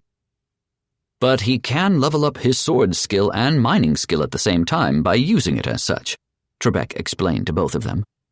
Warren grinned. Then I better finish real fast here. He hacked away with renewed vigor. Raven rubbed at her brow. The longer we spend out here, the higher the chances of you having another episode, Warren. Don't be an idiot. The faster we can find that beast and kill it, the better off we'll be. Warren pursed his lips, even as he finished breaking another node free from the rock. But we also need a metric assload of money, which I bet we can make by gathering up more ore. He hefted it up in one arm, like Hamlet holding the skull. What should we do, Rocky? Mine some more, or hunt a big boss monster? Raven facepalmed. Warren jiggled the rock around as he spoke in a higher pitch. Money's great, but all this mining is boring as hell. Why don't you go have an awesome boss battle? Nodding back at the rock, Warren stuffed it into his inventory. Rocky speaks wisely, he said in his most knightly voice. Let us set forth and slay the dragon. He cleared his throat, going back to his normal voice. What level is this thing exactly? You haven't looked? Raven asked with wide eyes. Warren shook his head. Lewis sent us the name and details in a party chat hours ago, Raven said. The thing is a region boss, and double our current level. The good news is it's a slow, lumbering thing. So long as we can get it out of the water, we should have a chance. The beast is highly territorial, even of the shoreline, it claims, Trebek commented. Drawing it out should be a simple issue. Warren grinned. Then I'm looking forward to this. Just don't take this lightly, Warren, Raven said. You could afford a hit from the Aelites, but not this monster. Yeah, don't get smushed, I got it, Warren said, and started back off on their journey. He didn't even bother looking up the monster's name. He'd get that little detail when he found the beast. For now, He had everything he needed, a location and a vague idea of how tough the fight would be for them. "Might I make a recommendation?" Trebek offered. "Shoot," Warren said. "Now would be the time to select your second class," Trebek said. "Simply having it will grant you the starting stat bonuses you would have received had the class been assigned to you." "Really now?" Warren grinned. "Will it be the same level as my Berserker class?" "No," Trebek replied. "It must be leveled up separately. The good news is that the system assigns the same experience points to both classes, effectively doubling your leveling speed." Warren glanced over his shoulder. "Raven, do you mind taking the lead for a bit? I need to pick out my second class." "Make it quick," Raven said as she pushed past him. "We can't afford to drop our guard around here." Warren nodded, happy to follow her up another steep slope out of the canyon and into the jungle once more. He pulled up his class selection and grimaced at the obscene number of options. "Duelist was the last grouping we were looking at," Trebek offered. Warren nodded and pulled them up.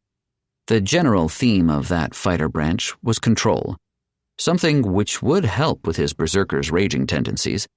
There were all sorts of feints, attacks heavily dependent on timing, but one problem kept coming up over and over again. The duelist was a single-target-focused, damage-dealing branch of fighter. Even the greatest duelists and champions who used large two-handed weapons still primarily focused on engaging a single enemy.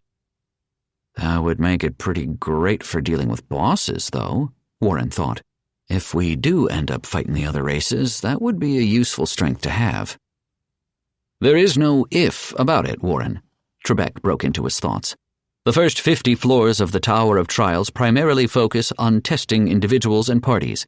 In gaming terms, your people would call this the player versus environment section. After the 50th floor, there is the risk of encountering other parties during a stage, and even stages entirely dedicated to having parties face off against one another." "Oh yeah? What happens in the final stage, then?" Warren asked. "It depends on how things shake up," Trebek said. "There could either be one huge boss fight, or the top contestants face off against one another to prove who the best of the best is." Warren pursed his lips. With all that information in mind, the duelist class didn't sound so bad. But they already had someone with a high single-target damage focus in Raven. Andy could do the same, depending on what spells he unlocked or purchased. Then Ani had area damage on lockdown with her bombs. He wasn't really sure what Lewis could provide for them in the damage department, but that wasn't really the focus of his class in the first place. He shook his head. "I need something involving more self-control and discipline that doesn't throw away my biggest strengths," Warren told Trebek. "Something that makes full use of my ultra greatsword and also synergizes with the Berserker's aggressive fighting style." "Have you considered the Knight branch in the fighter tree?" Trebek offered. "I thought Knights were more of a tank thing," Warren said. "There are actually flavors of Knight in both of those trees," Trebek said. "There are even a handful of Knight classes also found in the Rogue and Mage trees." "All right, let's have a look." Warren pulled up the Knight branch of fighters and found another mountain of options. Some were named after the style of combat, like a cavalier whose focus was mounted battle. Others were named after the type of role they served, such as the warlord who was equal parts the leader of an army and a whirlwind of destruction on the battlefield. "When are we ever going to need to lead an army?" Warren asked. "After the tower comes the battle world, in which the surviving members of each race compete for supremacy," Trebek explained. "Contestants may form alliances with one another there, hire mercenaries, and even bring their chosen people from their homeworlds to participate in the battle world." Warren appreciated the fact there were multiple paths to save people from Earth, but leading anything other than his party was not a responsibility Warren wanted any part of. He scanned through the rest of the Knight classes available. Another naming convention Warren noticed used fairly often had to do with different knightly orders encountered by the Empire. These were far harder to figure out at a glance.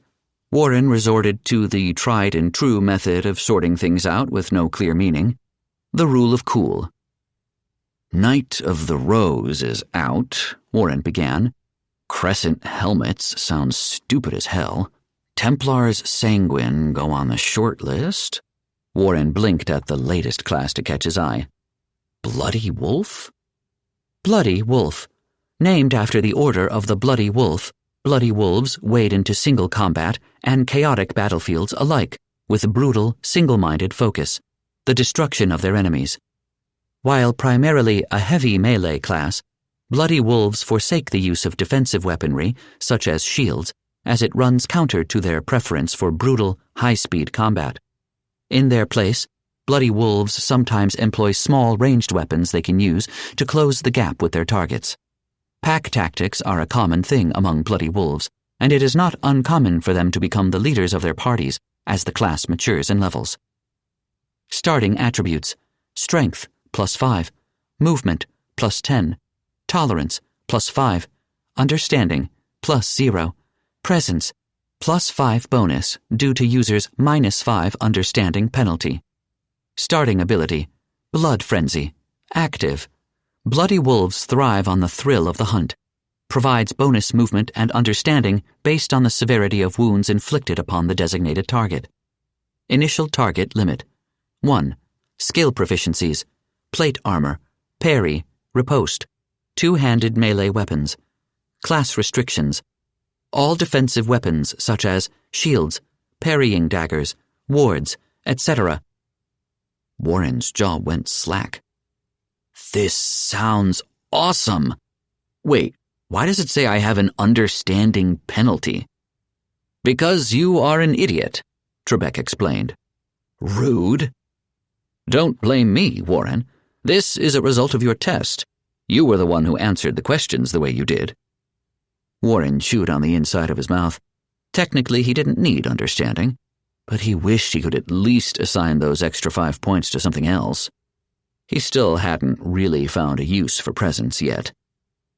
It helps you deal with people just as much as it helps you intimidate them and make your presence known or unknown, Trebek said. If you choose to become a Bloody Wolf, it will increase the effectiveness of pack tactics-related skills. Okay, so it's not all bad, I guess, Warren grudgingly agreed. That Blood Frenzy ability sounds pretty awesome. Is it the same as the enchantment? Mostly, Trebek answered. The enchantment version is far weaker in its benefit and duration, but it is not limited to designated targets. The buff will apply from any enemies you draw blood from. And yes, it does stack with the class ability. Warren was only growing more excited by the second. And what's this about proficiencies and restrictions? Every class has them, Trebek replied. Some are more generous or restrictive than others. For example, the Cursed Swordsman is not allowed to wield any weapon that isn't cursed or touch any divine items. In exchange, they receive incredible power. And their sword constantly tries to take them over, yeah, Warren said. What exactly does a proficiency do, though? Boosts how quickly you level up the aforementioned skills, Trebek said. This encourages the class's playstyle. Warren blinked. Why doesn't Bloody Wolf come with a ranged weapon proficiency? Do you want the balance reason or the lore reason? Trebek asked. Yes, Warren answered. Trebek shook his head. Balance-wise, this would give Bloody Wolves the broadest array of proficiencies in any one weapon category, specifically one-handed and wrist-mounted ranged weapons. Lore-wise, the Bloody Wolves were known to use such weapons ranging from wrist-mounted crossbows to arm cannons, but they were never the focus of their combat tactics. They were supplementary at best. Warren made his excited monkey face. Arm cannons? Yes, they aren't a common weapon, but they are available, Trebek said. Really, if you can imagine it, the weapon likely exists or can be built in the market. Warren's excitement only grew.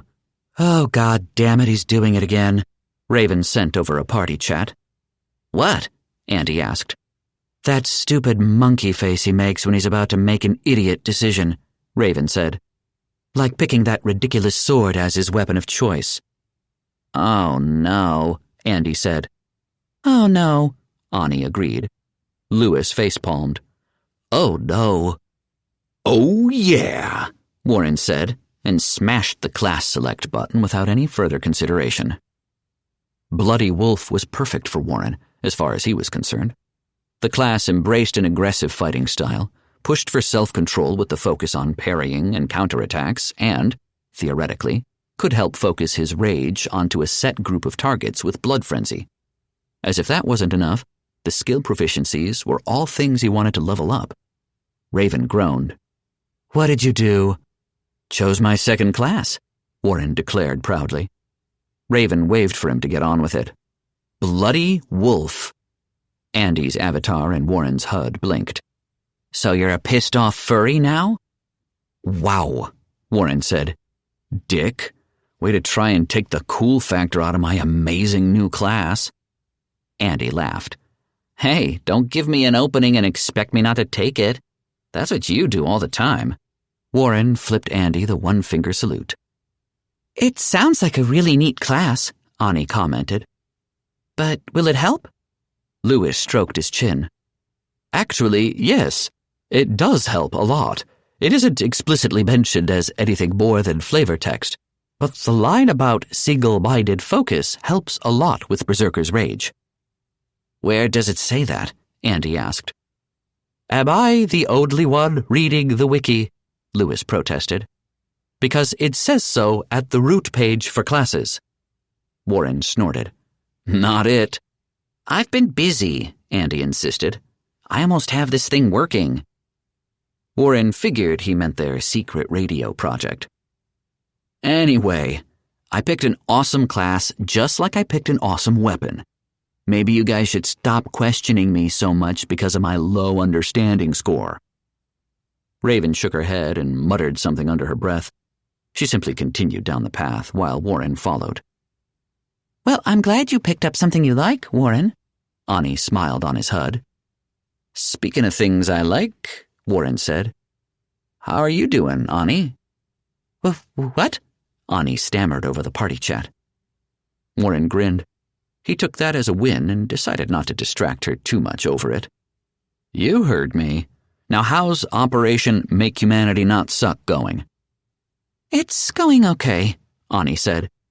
"There's about 300 people who have a good chance of getting through the games. We can have them lead parties, and maybe stuff teams with 2 or 3 of them." Warren nodded. "Sounds good. Keep at it, Ani." "Indeed," Lewis said. "On average, a race needs to have their people around level 37 to survive the Tower of Trials. Every edge we can give our people will go a long way to evening out the scales." Ani nodded tightly. "I'll do my best." "All right, guys, we're back to our hunt," Warren said. "Let us know if anything important happens." "Of course," Lewis said and signed off. Andy smiled. "Don't get yourself killed out there, Warren." "So now that all that's over," Warren spoke to Trebek, "what are the proficiencies and restrictions on Berserker?" Trebek pulled them up in Warren's vision. "Berserker, skill proficiencies, dual wielding, blade guard, axes, class restrictions, precision weapons, daggers, sniper rifles, rapier, etc., mage weapons, staves, wands, scepters, etc., mage robes, healer weapons, staves, wands, medical guns, etc., healer robes, items with calming prefix." Warren heaved a sigh of relief. He was worried something he actually wanted to work on would pop up on his list of class restrictions. Luckily, Warren had no interest in being a mage or swinging a flimsy rapier around. He was curious about the calming prefix, but decided not to worry too much about it.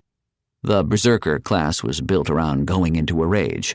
Anything that calmed him down seemed pretty counteractive to that pillar of the Berserker class. What he needed was focus, and the Bloody Wolf was just what the doctor called for. "How much further are we from the dragon?" Warren asked. "A couple of days," Raven answered. "This trip is looking to cost us about 4 hours in the halls of Ascension, but we could be going faster." Warren was far too excited to try out his new class not to pick up the pace. "Then we better start running." Chapter 34. Melody. There was a lot of trial and error. A lot of trial and error in the days it took to get the communicator up and running. So much so that Andy had taken an increasing number of risks showing up with more instructions, each one less encrypted than the last. They were on to the third day, late into the evening of tinkering, when Ramirez threw his arms up from his station. "I got it!" "You have what?" Merrick demanded. "Andy, Mr. Snow, sir. I have him on the line." Ramirez shut the lid on the contraption of electronics he'd been tinkering with using Andy's instructions. "Signal's a bit choppy, but—" He leaned onto his desk, holding a hand to his headphones while the other worked some dials. "There." "There what?" Andy's voice came through the speakers. Melody's heart jumped with delight. "Andy!" "Melody, oh, it's good to hear your voice," Andy said. "You have no idea how crazy our first day's been up here." Merrick cut in before Melody could carry on the conversation. "As a matter of fact, we do, Mr. Snow. Your performance is not just being broadcast to the Empire, but to Earth as well. I imagine the other alien worlds are receiving the same stream as well." "Oh," Andy blinked. "So you saw everything?" "Everything," Merrick confirmed. Andy's face came up on the main display. His face was turning bright red. "Even the whole mage shop incident?" "Everything," Melody said. Andy gulped. Melody, I didn't—" "I know," Melody interrupted him. "Just like I know that asshole Warren was egging that hussy on. I swear you better win the games just so I can give that elf-posing smurf a piece of my mind." Merrick shot a glare at Melody. "If you two are quite done with your lover's quarrel, there is the business of saving our world to tend to." Melody straightened. "Right, of course." Andy nodded. "Are you watching me right now?" he asked, glancing out the dorm windows, as if everything he saw through them wasn't a holographic projection. "Indeed we are," Merrick confirmed. Andy pulled his lips into a tight line, glancing toward Lewis, who lounged on the couch. The two stared at each other for a long, awkward second before Lewis plopped his head on a pillow and shut his eyes. "Guess I'm just talking to myself then," Andy said. "What are you talking about, Andy?" Melody asked. Richards pinched the bridge of his nose. "How is she a PhD student?" Andy grimaced at the comment. Melody glared at Richards. "Mr. Snow is clearly trying to keep his communication device hidden from the Empire," Richards said. "Therefore, he is talking to himself about the situation taking place in the games. He is working through the problem in the attempt of finding a solution, though it is suspect he may have already given himself away by making reference to the mage store incident." Melody hissed under her breath. "Damn it." Andy took a calming breath. "That's right. The situation is a mess." It was about as direct of a response as he could give. "We need a sit rep, Mr. Snow," Merrick ordered. "So far, we've seen your performance in the tower, your shopping trip, and that priceless academy course on the other races. However, we noticed that Warren fella, the one who almost killed you, went missing." Andy nodded. "Warren's taking care of things. If I could plug into the stream and watch him, I would. But apparently we aren't allowed to do that." "That sucks," Ramirez commented. "One of the best ways for any sports team to improve is to watch replays of themselves and others. That way, they know where they messed up and where they did well." Richards furrowed his brow and opened his mouth to protest. Merrick cut him off. "Obviously, the Empire doesn't want anyone to gain an edge in the games, which puts our team at an extreme disadvantage, more so than they already are." Andy leaned against the windowsill, keeping up the act of talking to himself. "The plan Lewis told me is pretty straightforward. Warren has Hall Pass, which lets him move freely through the halls of Ascension and basically the Empire, as far as I understand it. It's kind of crazy. With that, He's going to help the humans down on the lobby floor improve themselves so they can tackle the tower. Actually, he has Ani doing that. Warren and Raven are off on some alien planet grinding out levels and hunting a dragon." "A dragon?" Melody balked. "Is he insane?" Andy pulled his lips tight, stuck somewhere between deciding if he wanted to smile or frown. "Insane as it is for a noob to hunt something so strong, Lewis thinks he can use it to help alleviate Warren's cancer." Buck perked up at the mention of this. Melody's face fell. "What if he gets himself Andy interrupted before she could finish her thought. "But if he doesn't get what he needs from the dragon, I'm not sure how long Warren will last. The system says he has a year to survive tops. We've only been through the first round of the games, and he's been hit by 2 really bad episodes of his cancer. If he doesn't do something to get that under control, his condition is only going to deteriorate faster." Merrick frowned. "That Warren fella did prove himself to be quite strong. Losing him is something we cannot afford, even if his rage is uncontrollable." Andy nodded. "He's working on that, and on controlling himself. That idiot already picked a second class with his perk, without consulting any of us. That should help with his anger management problems. Hopefully he doesn't get himself killed, but you never really know with Warren." Melody understood where Andy was coming from all too well. Warren really wasn't the type to take anything lying down. She remembered a group date Andy had dragged her off to with some girl Warren had fallen head over heels for at the time. The girl's ex stalked them to her house with 9 other guys, all bringing hammers. Andy pleaded with Warren for them to call the cops. Warren stood up, straightened out his jacket, and said, "If we don't put a stop to these assholes now, they're just going to come back and do it all over again. I'm going out there and dealing with the problem right now like a man. Either you have my back, or you don't." There was a lot of begging Warren not to be an idiot, but there was no stopping him. Andy headed out to try and ease tensions before Warren managed to get himself killed. It didn't end well for Andy. Warren put on this mad dog act, demanding the ex take his goons and get the hell out before he kicked all their asses. Andy pleaded with the ex to de-escalate the situation. Warren threw Andy to the ground for his cowardice. "Get the fuck out of here, then!" Warren bellowed. "If you aren't willing to die by my side, then I don't want you here." The sheer audacity of the stunt sucked the air out of the ex and his gang of goons. It struck a fear deep into them that Warren took full advantage of as he took them out one after another. By the time the night was over, the ex was missing a few teeth. About half his goons were out cold, and the rest had run. Warren, with a broken arm and fractured rib, told Andy right then and there, "Cowards are worthless, Andy. They get themselves walked all over, ground into the dirt and forgotten. I've had enough of that for one life, and I don't need those kinds of people around me. So find your goddamn balls." He drove the point home by spitting out a mouthful of blood and driving himself to the hospital. Andy hadn't been quite the same since then, not until he'd earned his way back into Warren's tiny circle of friends. If Warren still lived by those words, combined with the fatalism from the cancer eating away at him, then Warren would take on the galaxy all by himself for the chance at a cure. "I hope he pulls through," Melody said softly, for both Warren's sake and Andy's. Andy took a breath. "He'll be fine, I hope.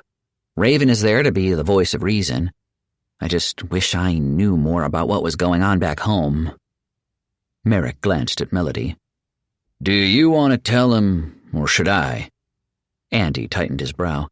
The question was obvious on his face, but he kept it to himself. Andy likely feared he was already acting too suspicious.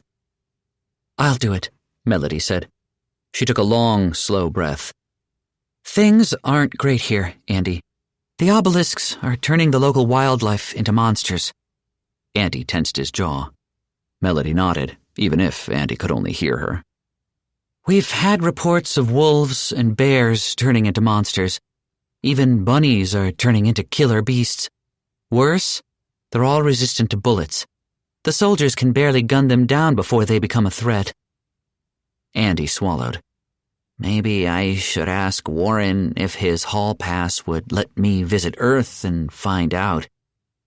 "It will," Lewis answered with a yawn. "Just don't waste too much time there. There are far better worlds to grind out levels on." He rolled over and pulled another pillow up to his head. "Unless there's a particularly powerful obelisk that made it onto Earth, it's not really worth the trip. But that sort of thing would show up on the wiki." Andy frowned, then his eyes slowly widened. "You know, I wouldn't put it past them." Merrick glanced back at Melody. "Put what past who?" she asked. Andy carried on like he was talking to himself as best he could while answering her. "The Empire is already rigging the game against humanity. All of our contestants are old, sick, or something's just flat out wrong with them. That's not something that happened with the other races. If they're willing to do that, what's stopping them from fast-tracking Earth for harvesting?" Merrick frowned. Is that something they would do? Lewis sat up from the couch on the screen. "In all my research into the games, I have never seen such a thing. Perhaps when Warren gets back, you can use Hall Pass to warn our homeworld. For all we know, the obelisks themselves are preparing the planet at a far faster rate than the other worlds, too." "That would make sense with such a heavily rigged game," Merrick said to the staff at the command center. "People, I want a list of every known obelisk and their location, and I want it yesterday, along with any other unknown objects that may have entered our atmosphere. If those alien bastards could walk a damn probe right under our noses, there's no telling what else they're capable of." Andy nodded to Lewis. "I'll ask him if we can make a quick visit when he gets back." Melody gulped. As much as she wanted to see Andy again, she didn't appreciate the possible danger they were all in. If the obelisks made animals into monsters, and they grew stronger and more numerous over time, how long would it be before humanity was overwhelmed? Would it even matter if the human contestants pulled off a miracle and won the games? More concerning still, what sort of dangers could a larger, more powerful obelisk unleash upon them? Lewis smiled. "I'm sure that girlfriend of yours will appreciate a visit." "Melody will appreciate the surprise," Andy said, interrupting her thoughts.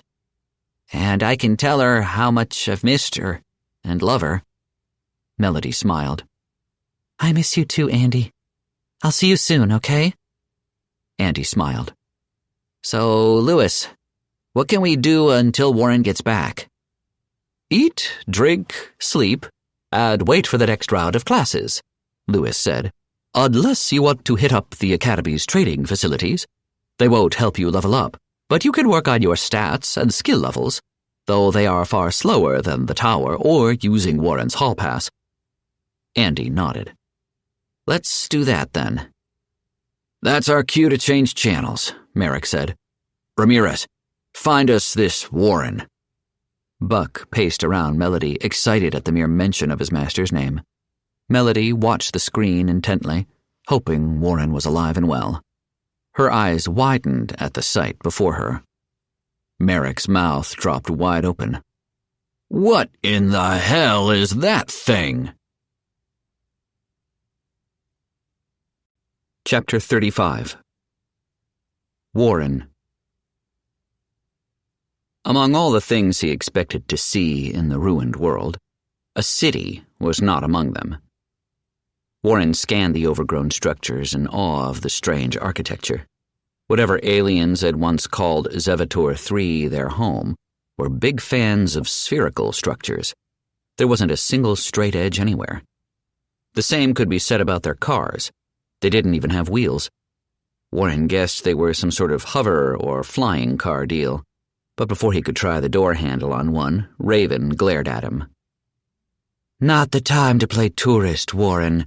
Raven gestured ahead at the expanse of sea-green water lapping up against what could have once been the city's main street. "The shoreline is right over there. That monster could come at us at any moment." Warren gave a light shrug, still reaching for the handle. "Yeah, well, a free car never hurt anyone." "Seriously, Warren, haven't you noticed how quiet everything is?" Raven scolded. This place can't be safe. Warren nodded along as his hand curled around the door handle and pulled a little too hard. The red cars scraped along the road. The noise was like a nail dragging along a chalkboard in the silence of the city ruins.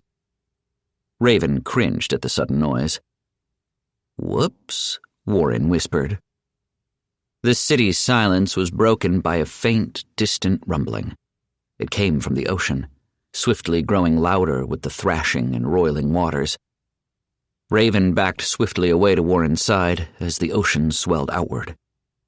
Something was breaching the surface, something enormous. A monster burst out of the ocean with all the grace of a dolphin. Its huge wings, or rather fins, folded to its side, giving it the tight, narrow profile of a torpedo as the monster crashed onto the pavement. The huge dragon's pointed face locked onto Warren with pure, indignant rage as it slid across the street toward them. Suddenly, the beast hopped onto its feet, maybe 200 feet away from them. The behemoth before them threw its head back in a vicious roar that would have given Godzilla a run for his money. The force of the cry alone shattered what glass remained in the city ruins, kicking up clouds of dust around the monster. A look of pure awe and excitement pulled at Warren's face as he gripped the handle of his sword. It was the first time he'd seen anything impressive enough in the games, or outside of them, rather, to garner his full interest. He scanned the monster immediately. Steel-blessed Raidalath, Lord of the 10 Seas, Level 27 Region Boss. Raidalaths are a native species to Zevator III's seas. These highly territorial amphibious predators primarily hunt in the sea, but have been known to attack any trespassers on land who make their presence known. With its powerful jaws and water cannon, the Raidalath is a powerful opponent at all ranges. Warren could believe all of it. The huge creature stood close to 70 feet tall. Its sea-green hide was smooth like a dolphin's, with a tan, almost orange underbelly. Yet Warren couldn't shake the feeling it was much tougher than it looked. The fact that its knees didn't have a scratch on them lent that hunch a great deal of weight. Strangely, the monster had reverse-jointed legs, sort of like a dinosaur with powerful thighs. But rather than ending in fins, they ended in mighty hooves. Hanging far down the monster's back was a long, segmented tail Warren was not looking forward to getting slapped by, but it definitely looked like it helped the monster swim. Compared to the rest of its body, the monster's torso was slender up until it reached the upper body, where it broadened to support the enormous fins. And then there was the Raidalath's head. It was a pointed, aggressive thing, somewhere between a dragon's head and a spear tip. Its mouth opened 3 ways, revealing rows of sharp, powerful teeth inside as it roared right at them, its eyes glowing with steely blue rage. Warren pumped his heavy sword up and down in the air. "Boss fight! Boss fight! Boss fight!" he cheered before turning to Raven and her lack of any sound. Raven's eyes were wide, her irises small, and her mouth wide open at the behemoth before them. "Okay, yeah, I probably shouldn't be this excited about—" A high-pitched noise, almost like an energy beam if it were made of water, erupted in the distance, accompanied by the shattering of stone. "Look out!" Raven darted away. Warren turned his head toward the noise. "Oh, crap." He barely managed to throw himself to the side as a jet of highly pressurized water ripped past him, cleaving a fissure through the city. He scrambled to his feet, watching the beam glow the same steely blue of the Raidalath's eyes. That was definitely more than just water. There had to be mana to that attack. "Might I recommend making a hasty retreat, Warren?" Trebek said. "This beast far outlevels us, not to mention the minimum recommended party size for a region boss is 10 members. "We didn't come this far just to run away," Warren said with a toothy grin. "I'm gonna kill the hell out of that thing." Warren sprinted straight down the remains of the street, not bothering to use any cover. Nothing around him looked like it had a chance in hell of holding up to the monster's beam attack, so why bother? It turned out the monster had other tricks up its sleeve. Warren, look out! The Radalath swung out its fins, and large bony blades unfurled from the edges. The towering behemoth lunged forward, swinging one set of fins, then spun to swing the other. It launched a volley of deadly, blade-like scales damn near as big as Warren was. "Oh, crap, oh shit, oh fuck!" Warren shouted, throwing himself into a roll out of the path of an enormous scale. He flung himself to his feet and spun out of the way of another and swung his sword around with a mighty clang as a third scale was batted away. Still, the force of the impact was enough to kill all the momentum in Warren's swing, giving him the chance he needed to block the last set of scales racing after him with the flat of his blade. Nice save, Warren, Raven praised. Now you mind telling me how the hell we're going to kill this thing? Warren mounted his sword back onto his shoulder and took off sprinting. The Radalath had the same idea. Each thundering step it took shook the city ruins around them. Apply sword to face and profit? Warren offered. That isn't a plan, Raven snapped. We play things by the ear around here, Warren shot back. Raven appeared out of a shadow beside him. At least try to think of something. I distract it while you kill it with your dinky daggers, Warren shouted. Fair? Raven's eyes went wide as a shadow loomed over them. She vanished before Warren could tell what was going on. The Radalath swung one of its enormous fins down after Warren like a blade. With those gigantic bladed scales jutting out of the huge fin, it definitely looked the part. Nope, nope, nope. Warren dove away from the enormous limb. He didn't make it to the ground before the Radalath smashed through the city street. The shock wave of the impact threw Warren across the jagged street like a rag doll. He had barely clambered back to his feet when the Radalath ripped its fin free from the street and threw itself into a spin, whipping its segmented tail at Warren through the neighboring ruins. The segmented tail popped free like a chain being released. Not only did it greatly extend the tail's reach, but the broad fin at the end came at him like an axe. Warren didn't see any way for him to dodge the speeding blade. There was too much monster coming at him too fast, but it couldn't have anywhere near as much force as the Radalath's arms behind it. Tightening his grip on his sword, Warren did the only thing he could in the little time he had. He threw every bit of his strength behind a swing. Metal clashed against reinforced bone. The axe tail smashed into the pavement. The momentum of Warren's swing sent him up into the air, nearly enough for him to make a full flip. Instead, he dropped back down and crashed onto his battered boots. The Radalath tore its tail free and whirled about on Warren, its enormous maw snapping open mere feet from him. Warren's eyes shot wide. You son of a... A high-pitched scream of the monster's water jet shot forth. Warren threw his sword in its path and dug his heels in. The flat of the blade deflected the beam off into the nearby ruins, shearing off rubble onto the street. Still, the Radalath's beam continued, threatening to bowl Warren over any moment as his boots slid along the asphalt. Warning, weapon durability compromised. The text flashed across his vision, showing a flashing yellow cutout of his sword. The damn monster was ripping his sword to pieces. But what could he do? If he dropped his sword, he was dead. If the sword broke, he was dead. He could try throwing himself to the side and praying he didn't take any damage, but that seemed like a surefire way to get killed. Even his berserker's rage seemed like a particularly useless ability in his current predicament. Suddenly, the beam stopped, replaced by the scream of the Radalath. The monster jerked its head back, thrashing about and whipping its tail at anything and everything around it.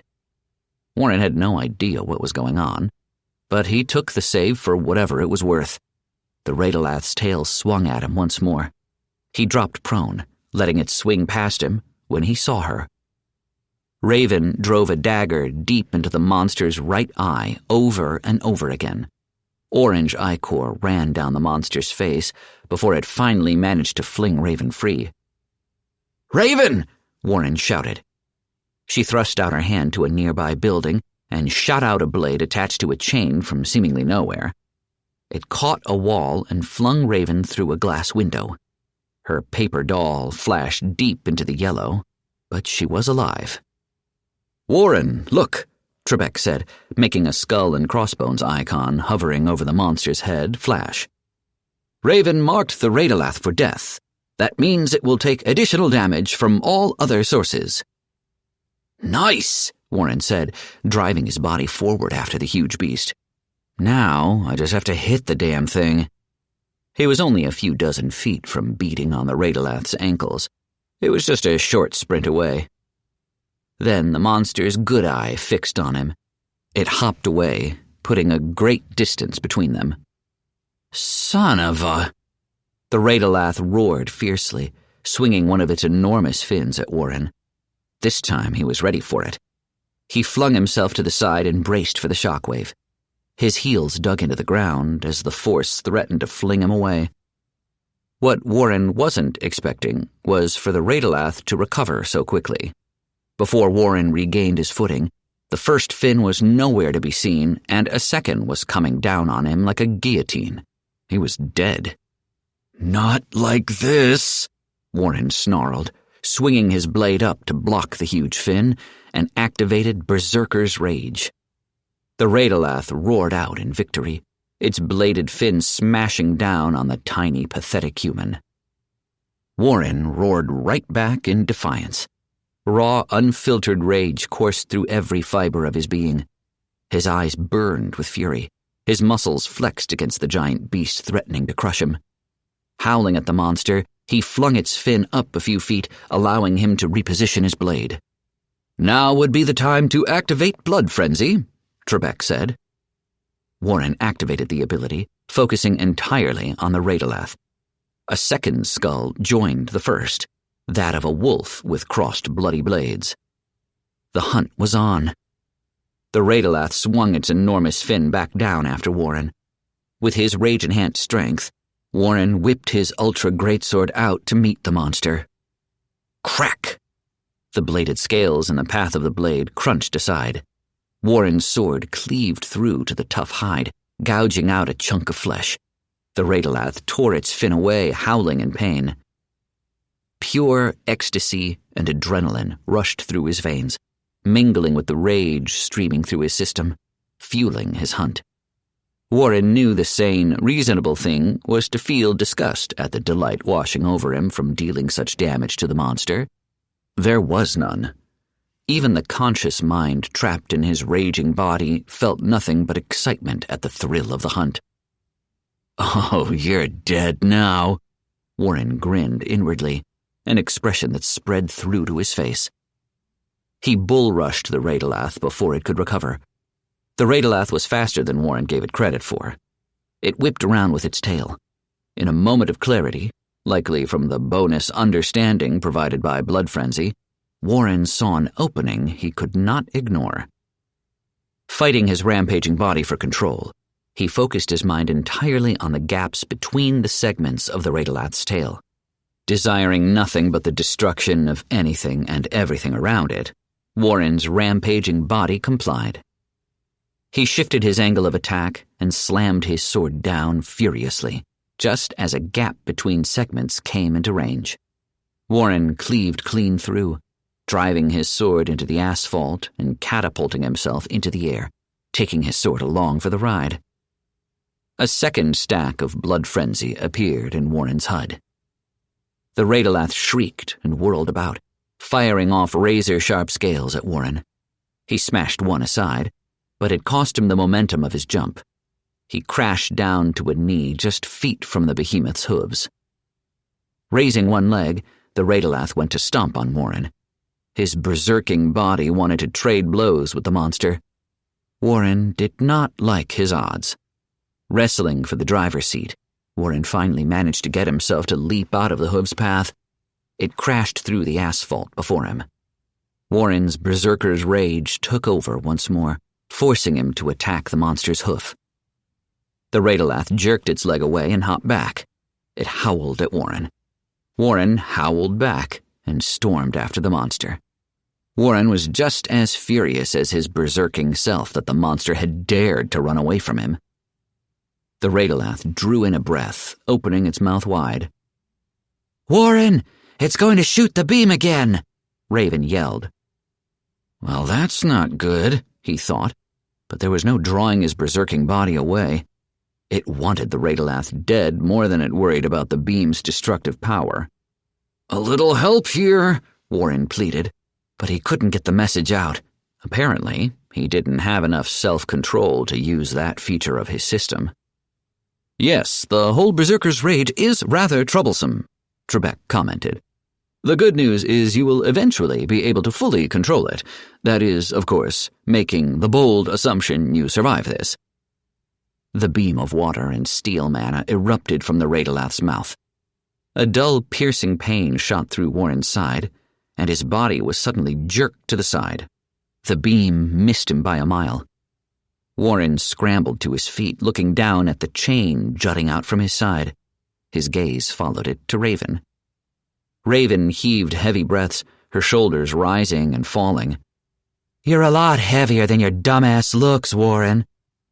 "Thank you," Warren wished he could say. Yet his berserking body ripped the hooked blade from his side and yanked Raven over by the chain. Raven slipped into a shadow and vanished out of sight. "If you want to kill me, you're going to have to come here, Warren."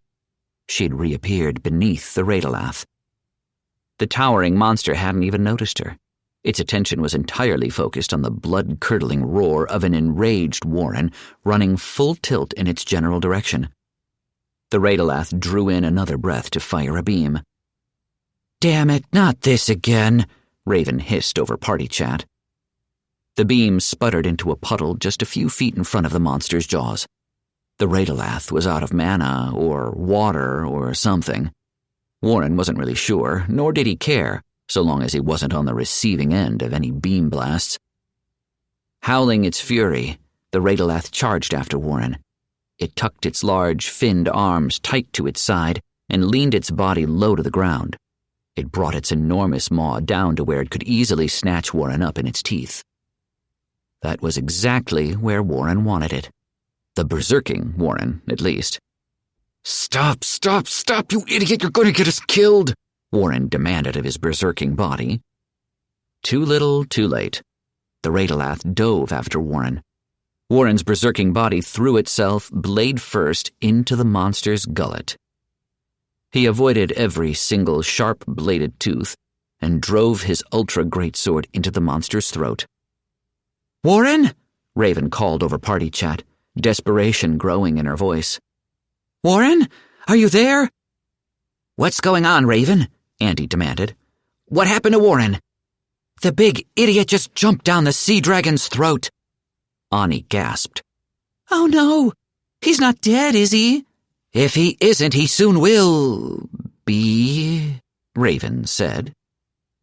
A huge, blood-soaked sword punched through the back of the Radalath's neck, severing its spine. Warren was alive and well, pounding on the back of his blade, driving it to cleave through the writhing, retching, choking beast.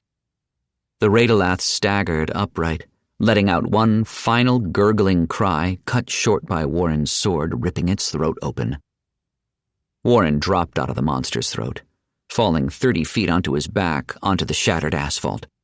His paper doll flashed with a warning over his health, but Warren didn't bother looking. He was too worried about the Radalath to spare a glance.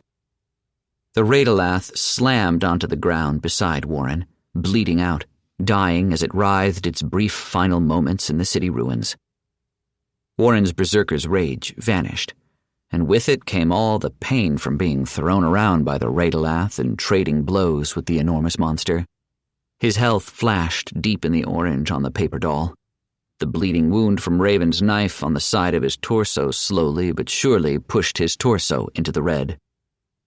"Really wish I had Lewis here with us," he thought. But before he could think to call for Lewis, a notification caught the corner of his eye. He opened it. "You have slain Steel-Blessed Radalath, level 27. 5,500 XP received.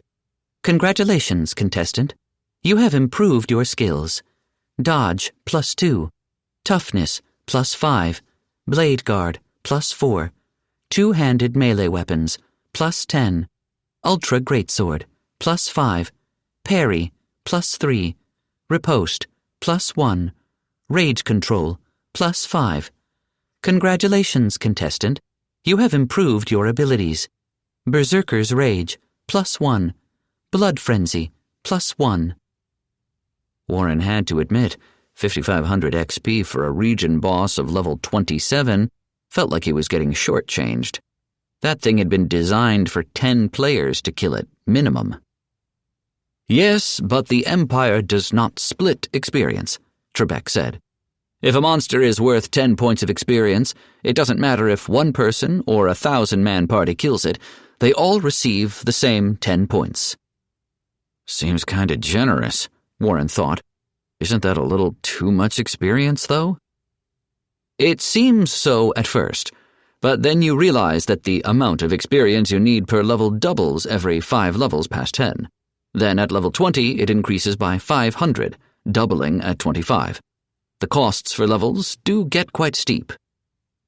So what you're saying is I'm going to need a lot more levels before I become a serious threat to someone like the Emperor?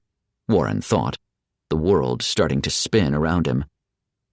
Far, far more, Trebek said. Currently, none of the great houses have the strength or numbers to pose a serious threat to the Emperor's house, though it is not for lack of trying on their part. Damn, Warren shut his eyes, riding out a wave of pain. And here I thought I was a badass. You might want to level up before you join the Raidalath in the grave, Trebek warned. Warren still wasn't pleased with the effort-to-experience ratio, but at least the skill and ability gains made up for it. Good call, buddy, Warren said. Raven appeared in a nearby shadow. Warren, are you alive? He held up a weak finger. Just a second. I need to stop dying. Raven stared at him wide-eyed. He was covered in the Raidalath's blood, and a concerning amount of his own blood pooled at his side. Warren ignored her gawking and moved on to the level-up notifications. Congratulations, contestant. You have reached level 16 Berserker. Plus 25 attribute points. Plus 25 skill points. Ability unlocked. Vengeful Retribution, level 1. Congratulations, contestant. You have reached level 12 Bloody Wolf. Plus 55 attribute points. Plus 55 skill points. Ability unlocked. Blood Hunt, level 1. Ability unlocked. Wolf's Assault, level 1. Holy crap! That's a ton of points! And those skills sound awesome, Warren thought, then immediately regretted his excitement. His faster heart rate meant more blood was spilling out of his wound. The edges of his vision darkened. He didn't have much time left before he bit the dust. Warren decided to dump 30 points into strength, on the off chance he ever needed to cross swords with a giant monster again. Okay, that's probably less of an off chance and more of an it's going to happen, he reasoned. By that same logic, he dropped 30 points into movement. That left him with 20 points to spare. He considered the blood pouring out of his wound. It'd be pretty cool to have more of that, he thought, and put 15 points into tolerance. His last 5 points almost went into movement when he considered the fight. The increase in understanding granted by Blood Frenzy had actually gone a good way to sharpening his mind and clearing the fog of his rage. Warren wasn't entirely sure, but he swore it helped him see an opening he would have otherwise missed, and maybe even helped control his berserking body. Understanding does in fact improve your ability to make sense of the world around you, as well as apply reason and logic, Trebek chimed in. Warren figured it was worth a shot and put his 5 remaining points into understanding. Next came skills, and he needed a hurry. His torso started flashing and his extremities dropped into the red. Shutting his eyes briefly, he sucked down a breath. Come on, Warren. Just a bit more before I can confirm. Half of his skill points went into rage control. 25 levels in the skill had granted him a semblance of influence over his raging body, so the sooner he could be in full control of himself, the better. That brought him up to level 65 in rage control. With his remaining 40 points, 5 went into perception, illusory eye, and stealth detection, bringing each to 10 and granting him some peace of mind he wouldn't be snuck up on. Warren's vision faded to black, then briefly returned, all washed out and lacking color. That probably means you need to hurry up, Warren, he told himself. He quickly cleared his pet peeves of numbers that weren't a multiple of 5 by putting 2 points in parry, unarmed combat, and blunt weapons, with 4 into riposte. His remaining 15 points went into the Ultra Greatsword skill. The weapon had saved his life on multiple occasions during their field trip to an alien world, and he refused to neglect the skill if he could help it. Plate armor would have probably been nice to level, Warren thought. But I don't have any, so it doesn't matter. Darkness clawed at the edges of his vision. His bone-splitting pain faded away to the sweet release of his encroaching death. As much as every fiber of his being wanted to give in to that relief, Warren refused. He took a rough, ragged, bubbling breath and smashed the confirm button before the last of his life escaped him. Warren Freeman, Class, Level 16 Berserker, Level 12 Bloody Wolf. Strength 80, Movement 65, Tolerance 40, Understanding 10, Presence 25. Fresh warmth spread through his body, repairing every horrific wound he'd suffered and filling him with fresh blood. The level had literally snatched him from death's icy grasp. Raven nudged Warren's arm with her boot. "Still with me, Warren?" Warren sat up. Cut it a little close, but I think so. He pushed to his feet and grimaced at the sight of himself.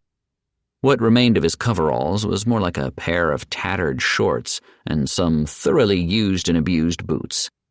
All of them caked in blood, both his and the Radalath's. Gross. Raven didn't comment on his clothes. "So you think you can stuff this one into your inventory?" Warren looked at the dead region boss. Maybe? He waltzed over to the monster and tried lifting up one of the battered fins. He managed, and could even drag the monster's corpse by it, even if the speed he managed made a snail look like a speed demon. Definitely maybe. "Then hurry up and try, Warren," Raven ordered. "That thing didn't go down quiet. There's no telling when a rival monster will show up to see what happened." Warren tried to stuff the monster into his inventory. A message popped up. "Please lift the monster by the torso to confirm storage eligibility." Oh boy. Warren dropped the monster's fin and went to its torso. "What?" Raven asked. "I have a lot more to lift if we want to skip chopping this thing up," Warren said. He slipped under the dead monster's torso and squirmed his way right under its midsection. Raven furrowed her brow. "Is that safe?" "I'm not being crushed to death yet, so maybe." He shifted his position around into a squat and pushed against the monster's body. Warren growled. He could feel his legs shaking, struggling just on the edge of being able to lift the monster. A bestial roar echoed in the distance, something angry and at least as big as the Radalath. "Forget it, Warren. We can cut out the liver and go," Raven said. "That's all we're here for." Warren grimaced. The system didn't reward them any loot for killing the region boss. No achievements, nothing. The Radalath's body was the loot, and he wasn't about to leave it behind. "I have a terrible idea," Warren grunted. Raven tensed. "If you're saying it's terrible, then you shouldn't do it." "I'm doing it." "Warren, don't. Whatever it is, don't do it." "Get ready to run if this doesn't work," Warren warned. "Don't," Raven began, but it was too late. Warren roared. He'd activated Berserker's Rage. The increase to his strength was just enough for him to lift the Radalath's body and allow him to stand to full height. Raven stood there in horrified awe of the monstrous strength on display. Warren glanced back over his shoulder. He tried to turn to face her, but could barely manage more than sliding his foot along the ground. No, bad, Berserker, bad. We don't hurt friends. Warren tried reasoning with the raging beast. Even the snarky ones with attitude problems. Warren's berserking form let out a low, bestial roar. His burning glare fixated on Raven as she backed away. Testing 1, 2, 3. Can you hear me? Warren asked over party chat. Warren, is that you? Raven asked. Oh, cool. This works now, Warren grinned. I can barely hold this thing up while berserking, and I really don't know what's going to happen when I stuff it in my inventory, so maybe don't be here. Raven quickly backed away into a shadow and vanished out of sight. Warren took that as his go-ahead to pull the entire Radalath's body into his inventory. The system did not complain. It simply drew the thing inside. It worked! I can't believe it worked! Warren cheered in chat. His berserking body roared out, swinging his vision from one side to another, searching for something, anything to kill. And the rage? Raven asked. Warren tried to take Raven's advice to heart and drew in a deep breath. He was amazed he could will the raging body to do just that. The slow drag of hot, humid air wasn't the most comfortable thing in the universe, but Warren found the action oddly soothing. He exhaled slowly, feeling the tension in his raging muscles ease some. His body still searched for something to kill, but he felt less like a murder machine ready to burn down anything that dared exist, and more furious than anything. He kept up the slow breathing. I'm going to try something, Raven said. Maybe don't, Warren replied through chat. You're supposed to be the adult here. You can't be the only one with idiot ideas, Raven said. Besides, I have a hunch. Let's not, and say we did, Warren insisted. He had an idea of what she wanted to test, and Warren didn't want to chance it. His own life? That was easy enough to throw away. One of his friends, even Raven's? Warren wasn't sure all the bravado in the world would let him live with himself if he hurt any of them. Raven dropped down from one of the nearby ruins, almost 5 floors up. Warren snapped around to face her. His raging body tensed once more, his face twisting into a snarl and a roar. I'm your friend, Warren, Raven called out from the distance. Friend. That's right. Friend, Warren repeated to himself. So let's not splatter her across the street. The berserker snapped off the leash. He roared and charged, speeding toward Raven. Raven held her ground. You don't hurt your allies, Warren. He stormed after her, sword in hand, ready, able, and willing to cleave her in two. Raven, get out of there, Warren demanded. His berserking body swung for her. Raven swallowed hard.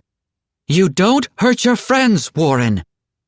The enormous blade swung to stop inches from her head. Friend, Warren's berserking body repeated. He pulled his sword back, eyeing her up and down with suspicion. He let out an aggressive breath. Raven held her ground, unflinching, showing not a single sign of fear on her predatory gaze. That's right, big guy. I'm your friend whether you like it or not. Raven, this is a special kind of fucking stupid, Warren sent over chat. I have you where I want you, Raven replied. Warren's berserking body turned to walk away, then suddenly snapped back to her. He lunged after her and roared in her face. Raven sneered. You need a jar of mints. She wiped the spit off her face, then pulled up her mask. The raging man let out a satisfied grunt. Friend. He stomped away from her, looking for something else to kill. Raven exhaled slowly. See? The gamble paid off. Raven, I could have killed you, Warren shouted over chat. Seriously, what the hell? We only have room in this party for one suicidal idiot, and that position is happily filled by my dumbass. She glared at him. Do you really think so little of me, Warren? Look where I'm standing. Warren wrestled with his berserking body for control enough to look at Raven. She was standing in the shadows. At any moment, she could have shadow-stepped away. Speedy, friend, Warren's berserking body grunted. Sure enough, the rampaging ball of anger and hatred was right. Raven had bumped her movement up to 70 points, and her understanding to 15. She not only had the speed to avoid him, but potentially the reaction time as well. Now hurry up and calm down. We have places to be before whatever that thing was decides to show up, Raven said. Warren tried forcing the rage to drop faster by working on his breath again. Nothing happened. While he felt more relaxed, the timer continued to count down as normal. It was only in the last 5 seconds when he received a prompt. Cancel Berserker's Rage, yes or no? Warren was so baffled by the notification that the skill timer ran out before he could answer. Suddenly, Warren felt like a mountain of pressure was removed from his shoulders. The alien world was bright and colorful instead of painted red, and everything he hated about everything was only mildly infuriating. I'm back, baby, Warren cheered. The call of another large monster cut any cheer out of Warren. This one was closer than the last, and coming from the south rather than the north. Raven appeared out of a nearby shadow and rushed to clasp Warren's shoulder. Then let's get the hell out of here. Warren pulled up the hall pass menu and smashed the return button. Chapter 36. Warren. Poof. Just like that, Warren and Raven appeared back at the academy, and right on time. Warren? Andy asked, eyeing him up and down with concern. Ugh, you smell disgusting. He is a little rank, Raven agreed with her mask pulled up. Warren sniffed at himself. I might need a shower. Or 3. Lewis pinched his nose. I take it the hunt went well? Better than well, Warren said. I slew our sea dragon, the Radalath. Andy beamed. That's great. Oh, no. It's better than great, Warren insisted and leaned toward Andy and Lewis. I stuffed the whole thing in my inventory. Andy blinked. The whole sea dragon? Lewis's jaw dropped. That's impossible. Your strength score shouldn't. The idiot did, Raven interrupted. Between the levels he picked up for his Bloody Wolf class and Berserker's Rage, he actually managed to lift the thing up and cram it into his inventory. Lewis and Andy stared at Warren in stunned silence. I know, I'm pretty amazing, Warren said. You can praise me later. Now, if you'll excuse me, I have to make myself vaguely presentable before we go to market. Lewis slowly nodded, still not quite free of his shock. That would be wise. See you at a moment. Warren marched off toward the exit. Andy spoke behind him. Raven, do you mind telling us what exactly happened out there? Raven heaved a breath. You're going to want to sit down for this. Warren met the rest of his party at the market about an hour later.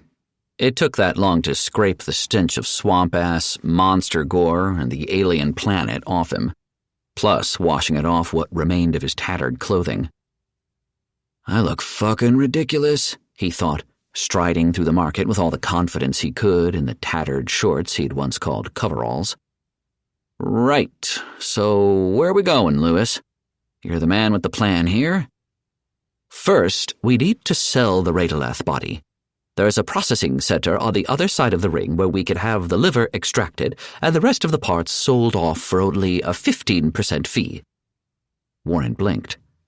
That's actually not bad. Maybe I can actually buy some armor. You realize whatever profits we see from that kill will go straight into the crafting stations, right? Raven said, ever the ray of sunshine. Warren's shoulders slumped. Damn it all. Andy patted Warren on the back. At least your cancer won't be as bad, right? Silver linings? I don't know, Andy, Warren began. Pants seem a little more immediate than my cancer right now. Andy moved behind Warren and pushed him forward. We're not having any of that, mister. You're getting that treatment and you're getting it now. The trip to the processing plant would have taken another few hours on foot had Lewis not pointed out the rail system running throughout the space station. They were over to their destination in 10 minutes flat. It turned out the processing center was less of a single specific store and more of an entire section of the market's space station. Everywhere Warren looked, there were heavy industrial pipes and vehicles, aliens who looked like they actually had to work for a living, and different sectors for the different types of materials. Lewis took them straight to the monster processing facility. A bored-looking monster that looked like a cross between a predator and one of the damn teddy bears from Star Wars stood behind a counter. Those things were tiny, much like the strange mix of alien species in front of them. It barely raised a beady yellow eye from polishing its claws to acknowledge them. "Welcome to Monster Processing. How may I help you today?" the creature said in a tone as bored as he looked. Lewis opened his mouth to speak when Warren pushed to the front. "What's up, little guy, He paused to search for the name tag on the alien. When he didn't find one, he just scanned the alien, and its name popped up on his HUD. "Certainage?" "Call me Sir. It's easier for you foreigners," the alien said. "Now, what can I help your homeless-looking ass with?" Andy snorted. Warren shot him a glare, then turned back to the alien. "Right, Sir," Warren quickly corrected. "You might be wondering why I look like this." "Not really," Sir replied. "Well, I'm going to tell you anyway. Or you could get your business done and over with and get out of my fur," Sir shrugged. "You humans aren't long for the games, so really, I'm doing you a kindness by even acknowledging you exist." Warren raised a hand, ready to tear into the little monster. "Don't do it. You need the tiny asshole's help." He took in a slow breath and exhaled, just as he'd done to try and calm himself while berserking. It mostly worked, as Warren proceeded to ignore the aforementioned tiny asshole's comment. "Me and my friend Raven here went on a little field trip and killed something big. Real big." "Oh, so you're the lucky bastard who got hall pass this season," Sarah commented. "Seems like a waste to give it to a human." Raven glanced at Warren, her gaze alone communicating she was about ready to rip the alien's throat out. "So, what did you kill?" Sarah asked. "A skitterling alpha, a plop ring king, something equally pathetic?" "A steel-blessed Raidolith," Warren answered. "Region boss. Just the two of us." Sayre stopped his polishing and narrowed his eyes on Warren. "What's the human expression for an unbelievable statement?" "Bullshit," Warren answered with a shit-eating grin. "Bullshit," Sayre repeated. "I have it packed away in my inventory right now, along with 12 other monsters." Warren's grin only broadened as he leaned across the counter. "Want to call my bluff?" Sayre's mandibles twisted from side to side. "You know what? I think I will, you damn dirty ape. If you're lying, I want the winnings from your entire party for the next 3 rounds of the games." "That's pretty steep," Warren said.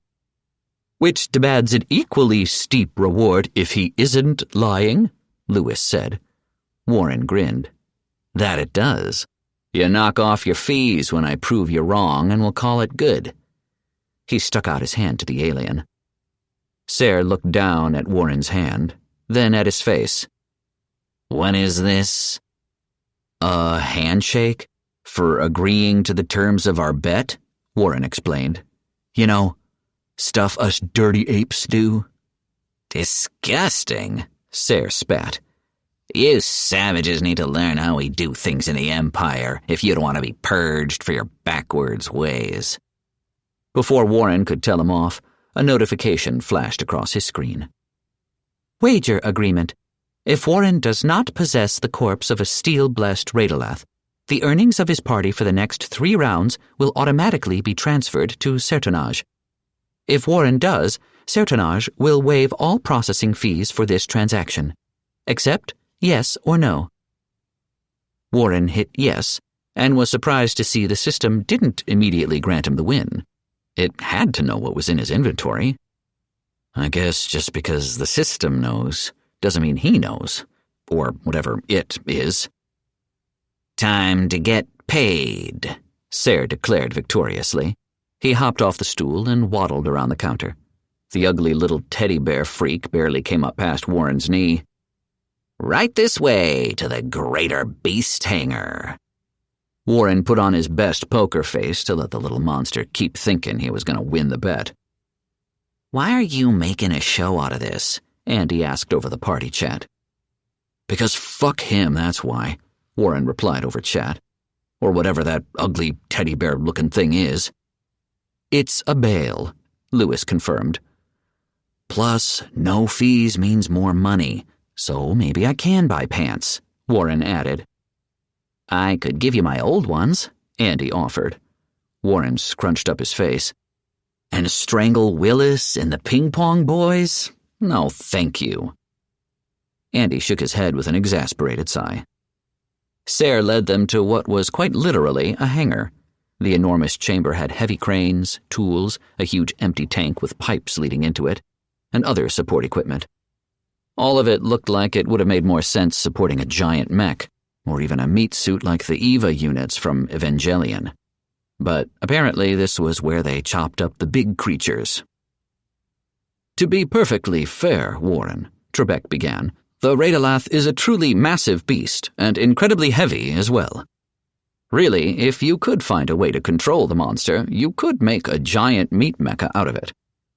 I get the sneaking suspicion I am the entirely wrong class for that awesome idea, Warren replied. There isn't one I know of that could achieve it, Trebek shrugged, but it would be pretty awesome. All right, human, throw the corpse in the tank, Ser said. If you actually have one. What about the smaller ones? Warren asked. Ser pointed at a container box attached to some sort of hover forklift thing. In there, now quit stalling. Warren just smirked at the freakish teddy bear. The temptation to drop a snarky one-liner almost won out, but showing was better than telling to rub his victory in. He stepped up to the empty container and did nothing. What are you doing? Ser demanded. Warren glanced over his shoulder. I actually don't know how to drop things from my inventory. Ser face-palmed with a guttural growl of frustration. Stick your hand out and focus on where you want to drop the item. The range increases with the item's size, he spat. Seriously, this is basic stuff. It's no wonder your worthless species can't even make it past the third. Warren stuck out his arm, selected the corpses, and watched a holographic outline appear where he would drop the bodies. Without much thought, he dropped a dozen Aelite bodies in the container with a series of heavy, clattering thumps. Ser's ugly mouth spread wide open. Warren's victorious, cocky grin returned in full force. He headed over to the empty tank and stuck out his arm again. The Radalath's outline was much bigger, and it barely fit inside the tank. Actually, the monster was about twice as tall as the tank when standing at full height, as the outline showed. Warren placed it at the bottom of the tank and summoned the corpse from his inventory. The towering beast appeared and immediately sank under gravity's hold onto its knees. The Radalath's upper body crashed outside of the tank, slamming down at Warren's feet. Wager decided. Winner, Warren Freeman. He glanced back at Ser. The alien's mouth was open so wide, Warren was worried the little bastard was going to hurt himself. Still, the opening was quite literally there for Warren, and he took it. I get that reaction a lot. How is this possible? Ser finally got out in quivering awe. You humans never made it past the 3rd floor. The thing is stronger than anything in the next 10 stages of the tower." "I'm just that awesome," Warren replied. "Now, we need the liver from that thing. Everything else is for sale. How many credits are we looking at here?" "This is a lot of work to take on without pay. Warren cut off the tiny monster. "Should have thought about that before flapping your mandibles? Let's go with mandibles." Sayre glanced back at the dead monster, then Warren, then back. "I hope you realize refusing to honor a wager comes with heavy penalties," Lewis commented.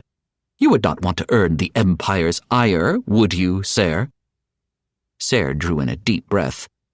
No, I would not. Better to go a few months eating light than losing my job and going to prison." "Fine. We'll slice this up for you and send you the full profits." He tapped a series of buttons on a wrist-mounted console. Blue lights shimmered from above, below, and around the hangar over the Radoleth. "Without the liver, I can get you 500,000 credits right now, plus 50,000 from the Aelites. If you're willing to wait until the next round starts, we can get into a bidding war and potentially score 2 million credits if things go well. That's pure profit, without our cut." Warren whistled. "That's a lot of credits." "Maybe we should wait," Raven suggested. Andy shook his head. "No, we are not waiting, Warren. We need those credits now. You need those credits now." "I'm looking pretty stupid, yeah," Warren commented. Lewis slapped his face. "You're cad, sir." "I know, I'm just screwing with you," Warren said. "But honestly, I feel kind of bad about taking money from a working man, bear, predator thing." "Calber," Sayre informed them. Warren turned to face Sayre. "We take the Radoleth profits without the fee, and you can sell the Aelites on auction and keep the profits?" "Why the hell, Warren?" Raven spat. "We need every credit we can get to outfit ourselves and the other humans." Sayre narrowed his eyes at Warren. "Yeah, this is most unusual for any race, human, and irresponsible with your race's lackluster performance in the games." Warren shrugged. "I know what it's like to get gypped out of a paycheck, whether that was me working for someone else or running my little repair business back on Earth. It feels pretty dirty to do to someone here, even if they were a little asshole." He held out his hand to Sayre. Sayre's features softened. "That is honorable. Strange and idiotic, but honorable. But I must refuse. The wager was struck and I must honor my end of the bargain or suffer the consequences." "Okay, fine then, but you're still selling the Aelites at auction," Warren said. He glanced at Lewis.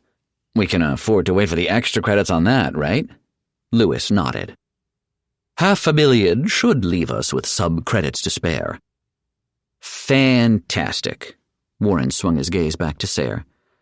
"Now, if we could get that liver, I'd be happy to get out of your hair." Sayre nodded, tapping in commands to the wrist-mounted console.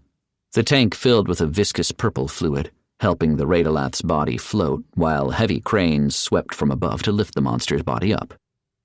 A metallic arm equipped with a laser cutter cut the torso open in just a few seconds, then worked its way inside to remove the liver. "Item received. Steel-blessed Radoleth liver. Credits received. 500,000. Warren could not stress enough how happy he was to have the item land in his inventory rather than his hand. He'd already spent too much time in the shower. "There," Sayre said. "We're done here, unless there's something else." "Pleasure doing business with you, Sayre," Warren said. "Maybe next time you'll be nicer to your customers." Sayre scoffed. "It's not every day an underperforming race gets a contestant with multi-class and hall pass.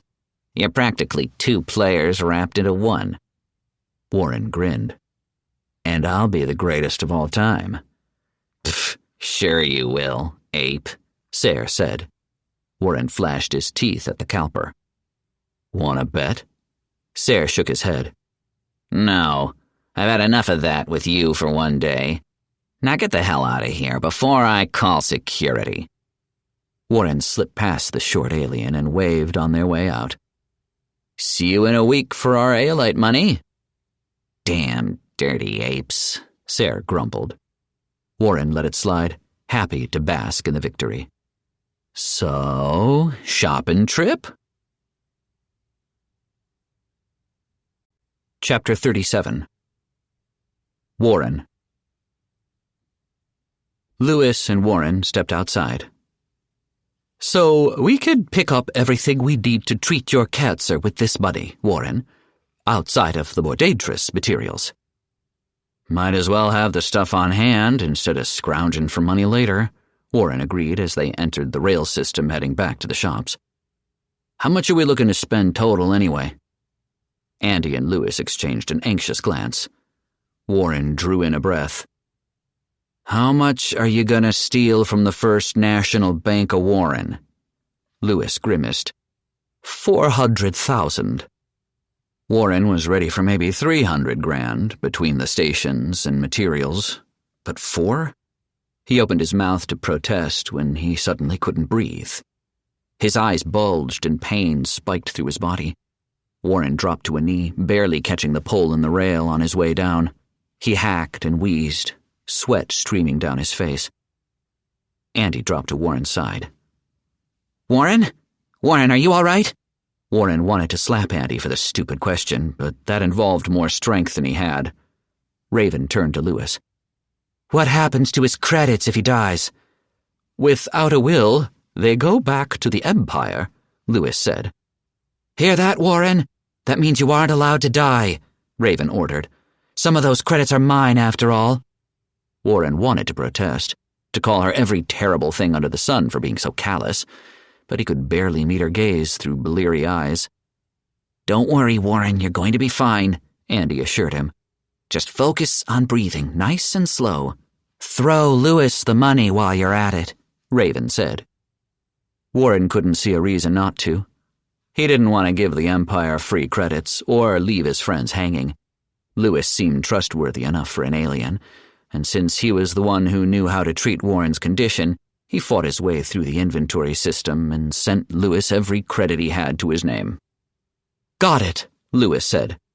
Don't worry, Warren. We'll take care of you. Warren wheezed with a shaky nod, a pool of sweat already spreading out beneath him. His vision went black, and everything changed around him. He had no idea how much time had passed since he lost consciousness, but they weren't on the train anymore. Andy and Raven carried Warren between them through the market streets. Aliens of every contestant race watched the humans with curiosity, mockery, and concern over their faces. At least, that was the closest approximation Warren could come up with for most of them. The Renin and Inni were the closest to human when it came to facial expressions. Brutorus weren't far off, even if their rocky features weren't quite right by human standards. They looked on at Warren and the humans helping him with disgust. Apparently, their race did not appreciate weakness in the slightest, and appreciated even less those who would help the weak. That explains how you clowns have the second most deaths out of everyone, Warren thought. Then there were the Volian bug-faced bastards. Getting a read on their faces was practically impossible. But who needed to read expressions when their words made their feelings clear? These are the humans who made it past floor 5, one chittered. Another hissed. Worthless sacks. They would barely make good food for the hive. That leaves only 3 races to compete against, mocked another. Only one of the Volians, one with a cursed sword with 3 eyes down its blade, differed in opinion. How did one of these apes get so strong? A second voice, one coming from the alien's waist, spoke in a dark, hungry voice. Powerful food. We must feast upon him. Feast upon him now. Warren's weak gaze widened slightly as he realized he was hearing the sword talk. It became all the clearer as dark, shadowy tendrils spread up the Volian's dominant arm. It snapped into the hilt of his blade before he suddenly pulled it away. Warren scanned the alien before he hurried out of sight. Nailo, class, level 10, cursed swordsman, strength, 30, movement, 20, tolerance, 15, understanding, 40, presence, 20. Why does he have so many points in understanding? Warren asked, hoping he wasn't so weak Trebek couldn't pick up on his thoughts. Because, just like you, Warren, he is attempting to control his class, Trebek answered. Understanding, while primarily dealing with increased perception, faster thought, and better memory, also deals with a degree of self-knowledge and mastery. In your case, as a berserker, it helped you push over the threshold to gain some control over your body during a rage. As a cursed swordsman, understanding is one of the many factors keeping his blade in check. But doesn't that make him weaker than he should be? Warren asked. That's a fighter class, after all.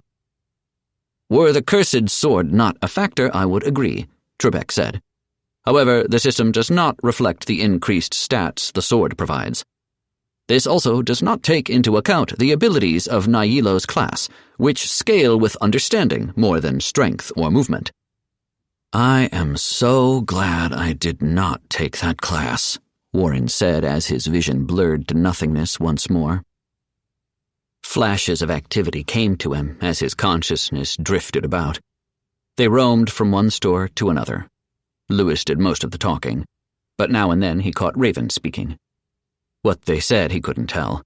Their voices were distant, muffled, like listening to them through a fish tank.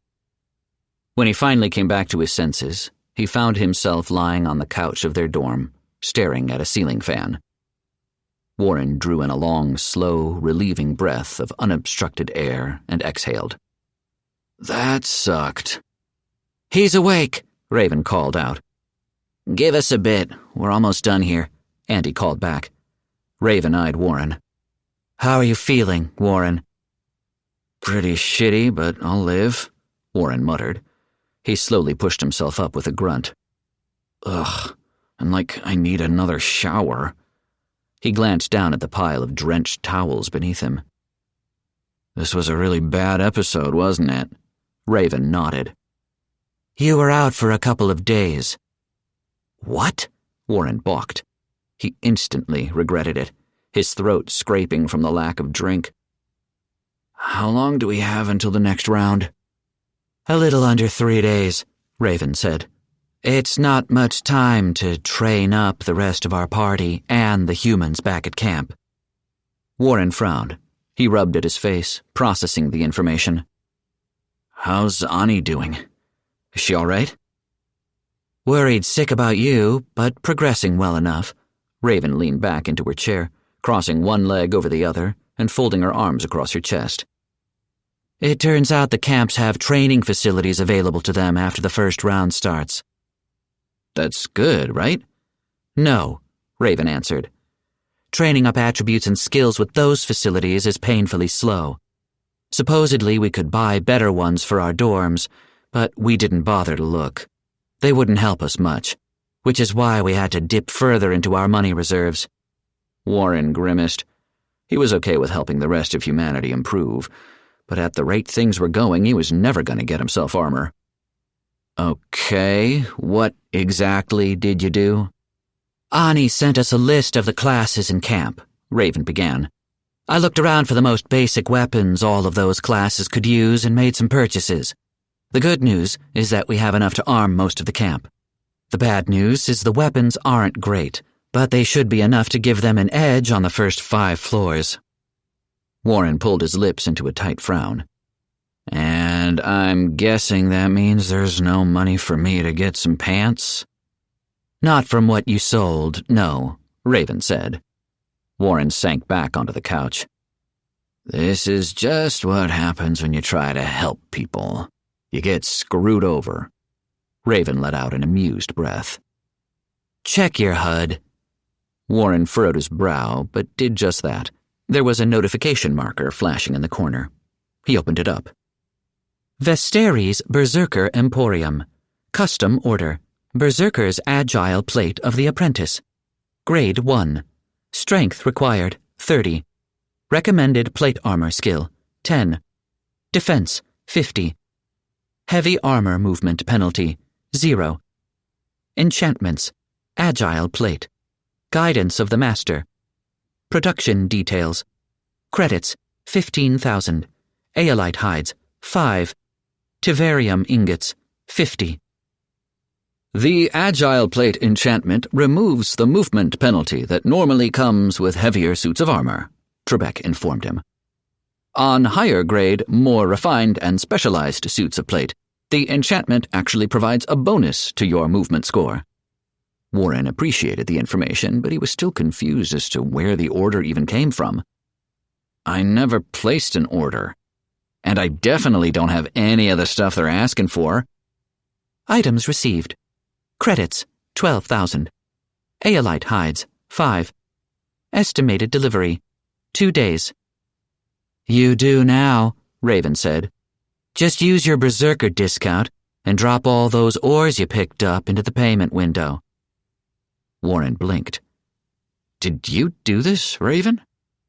Vesteri was very amenable once I told him who was making the request, Raven said. He even said he could handle making the ingots, so long as you had the ores, which we have no shortage of, thanks to your idiocy. She shook her head. Seriously, who uses a sword like a pickaxe? Warren cracked a smile. Yeah, that was a little much. But why do all this for me? Because I can't stand to see you running around in that. She gestured at what they were all generously referring to as clothes. Warren laughed. I know all the ladies can't help but stare at my magnificence, but it is a little much. Oh yeah, the view is magnificent, all right, Raven snorted. Seriously, though. Thanks, Raven, Warren said. Forget about it, she replied callously. I did not do this for you. I did this for Rachel. You're no good to me dead. The same goes for our camp. Warren smiled. I'm gonna ignore how bitchy you just tried to sound. He rose to his feet and spread his arms out. Come here and give me a hug. Raven drew a new black dagger out and pointed it at Warren's throat. Don't even think about it. Warren's smile turned wry. He took a step back and coughed. Oh, no, sorry. That's my knife allergies acting up. He dropped his arms. Raven slipped her knife away. Hurry up and place that order. Yes, ma'am. Warren gave her a sloppy salute and poured in the resources the order asked for. The credits, the hides, and the ores, along with his 25% Berserker discount. To his surprise, the order took everything he gave without question and sent it off. Thank you for your purchase. Your armor will be delivered to your inbox within the next 2 days. Handy, Warren commented. Does the armor look good, though? Raven shrugged. It's basic plate. Nothing fancy beyond the cloak it comes with. Vesteri assures me it's far more durable than the rags we come to the games with. Grade 1 is basic? Warren wondered. That's right, Trebek said. The grade system is a bit different than normal levels you would see in your games back on Earth. Essentially, the grade represents the level of craftsmanship involved in the building of an item, 10 being the highest level. That said, a master craftsman can make miracles out of low-tier materials, so do pay attention to the stats and enchantments provided by any equipment you purchase regardless of the item grade. Warren nodded and filed the information away for later, which helped as Andy burst through a door at the back of the dorm. We did it, Andy announced to the world. Lewis stepped out right after him. 5 Radalath shakes. One even came out as a grade 10. Of course, even a novice can get lucky and create something beyond their means, Trebek added to his explanation. I'm gonna hate these shakes, aren't I? Warren asked as he sat back down on the sweat-drenched towels. Andy grimaced. You have no idea. Lewis moved to the table in front of the couch and swept his arm across it. 5 shakes of pinkish-red slop appeared before Warren in large mugs. At first glance, he wouldn't have thought they looked much different than a fruit smoothie back home. Then he noticed one of the shakes was particularly chunky. Ground beef chunky. Then, of course, there was the smell. "Oh, God, it smells like vomit and ass," Warren bellowed, clamping his hands over his nose and mouth. He dry-heaved and coughed. "Am I really supposed to drink this shit?" "Now is not the time to complain, Warren," Lewis said. "You need to drink these before you have another episode. Your condition is worsening by the day. This will halt your cancer's progress and push it back long enough for us to work on getting a proper cure made for you." Warren turned to Raven, who had her mask firmly pulled over her nose. "Raven, I take it back. I don't have allergies to knives. Please, kill me before these madmen commit crimes against humanity." Raven cocked her head to the side. "I will shove those shakes down your throat, mug and all, if you don't get that foul slop in your stomach right now." "But—" "No buts, Warren," Raven scolded. "Your cancer is a liability I cannot afford. None of us can." "She's right," Andy said. "We won't be able to save Buck or Melody if your cancer hits at the wrong time, Warren. You might even get the people back at the camp killed when you try and help them and have another episode." Warren grumbled behind his hands. "Damn it, you aren't wrong, but fuck you guys." He lowered his hands and choked down the bile trying to shoot up his throat at the stench. He lifted the first mug. "This is gonna suck." "I'll treat you to dinner after this, Warren, I promise," Andy said. "Whatever you want." Warren's eyes watered at the disgusting smell wafting up just from beneath his lips. "Dude, I'll be lucky if I can eat anything after this." He drew a breath, then regretted it instantly. The stench was overwhelming so close to his nose. Okay, I can do this. I got this. I'm going to do this." He psyched himself up, then pinched his nose. "Bottoms up." Warren brought the mug to his lips and dumped the slop into his mouth. On any other day with any other drink, Warren would have found the coolness a refreshing, relieving treat. The disgusting flavor, matching the scent of the drink, made that all but impossible. It didn't help how slimy and chunky the first drink was. Warren wished they could have compacted the shake down to shot glasses to get it over and done with in seconds, but he wasn't so lucky. The slop took a torturously long time to slide down from the mug into his mouth and down his throat to his stomach. Warren fought every urge he had to throw up from the moment the slop touched his tongue to the moment he drained the mug. He slammed it down on the table and heaved a heavy breath. "Holy shit! Kill me now!" he shouted with ragged breath, his fingers digging deep into his thighs. "That bad, huh?" Andy asked with concern all over his face. "It's disgusting," Warren heaved. "Ugh, it burns. How is a drink that chill and yet burns the whole way down like ghost peppers?" He sucked in a heavy breath and threw it back out. Lewis pushed the next drink forward. 4 more to go, Warren." "Seriously? Do I have to drink these all back to back?" Lewis nodded. "It maximizes the effect of the concoction." Raven stared at Warren from the corner of her eyes. "Better hurry it up, Warren. Ani's saying she has parties lined up for you, and we still need to get her and Andy caught up to the 2 of us." "Lewis needs catching up too," Warren said, mostly to delay the next drink. "I'll be fine," Lewis insisted. "Now drink." Warren gulped hard and picked up the next shake. "I hate all of you." Chapter 38. Warren. "Warren!" Ani cheered as he appeared in the human camp with Raven in tow. "Holy hell, son," Anthony said, eyeing him up and down. "You look like death warmed over." Anthony wasn't far off. Warren's skin was pushing on corpse white after 5 back-to-back Radalath shakes. His expression was somewhere between wanting to hurl and just being done with everything. Ani turned to Raven. Is he okay?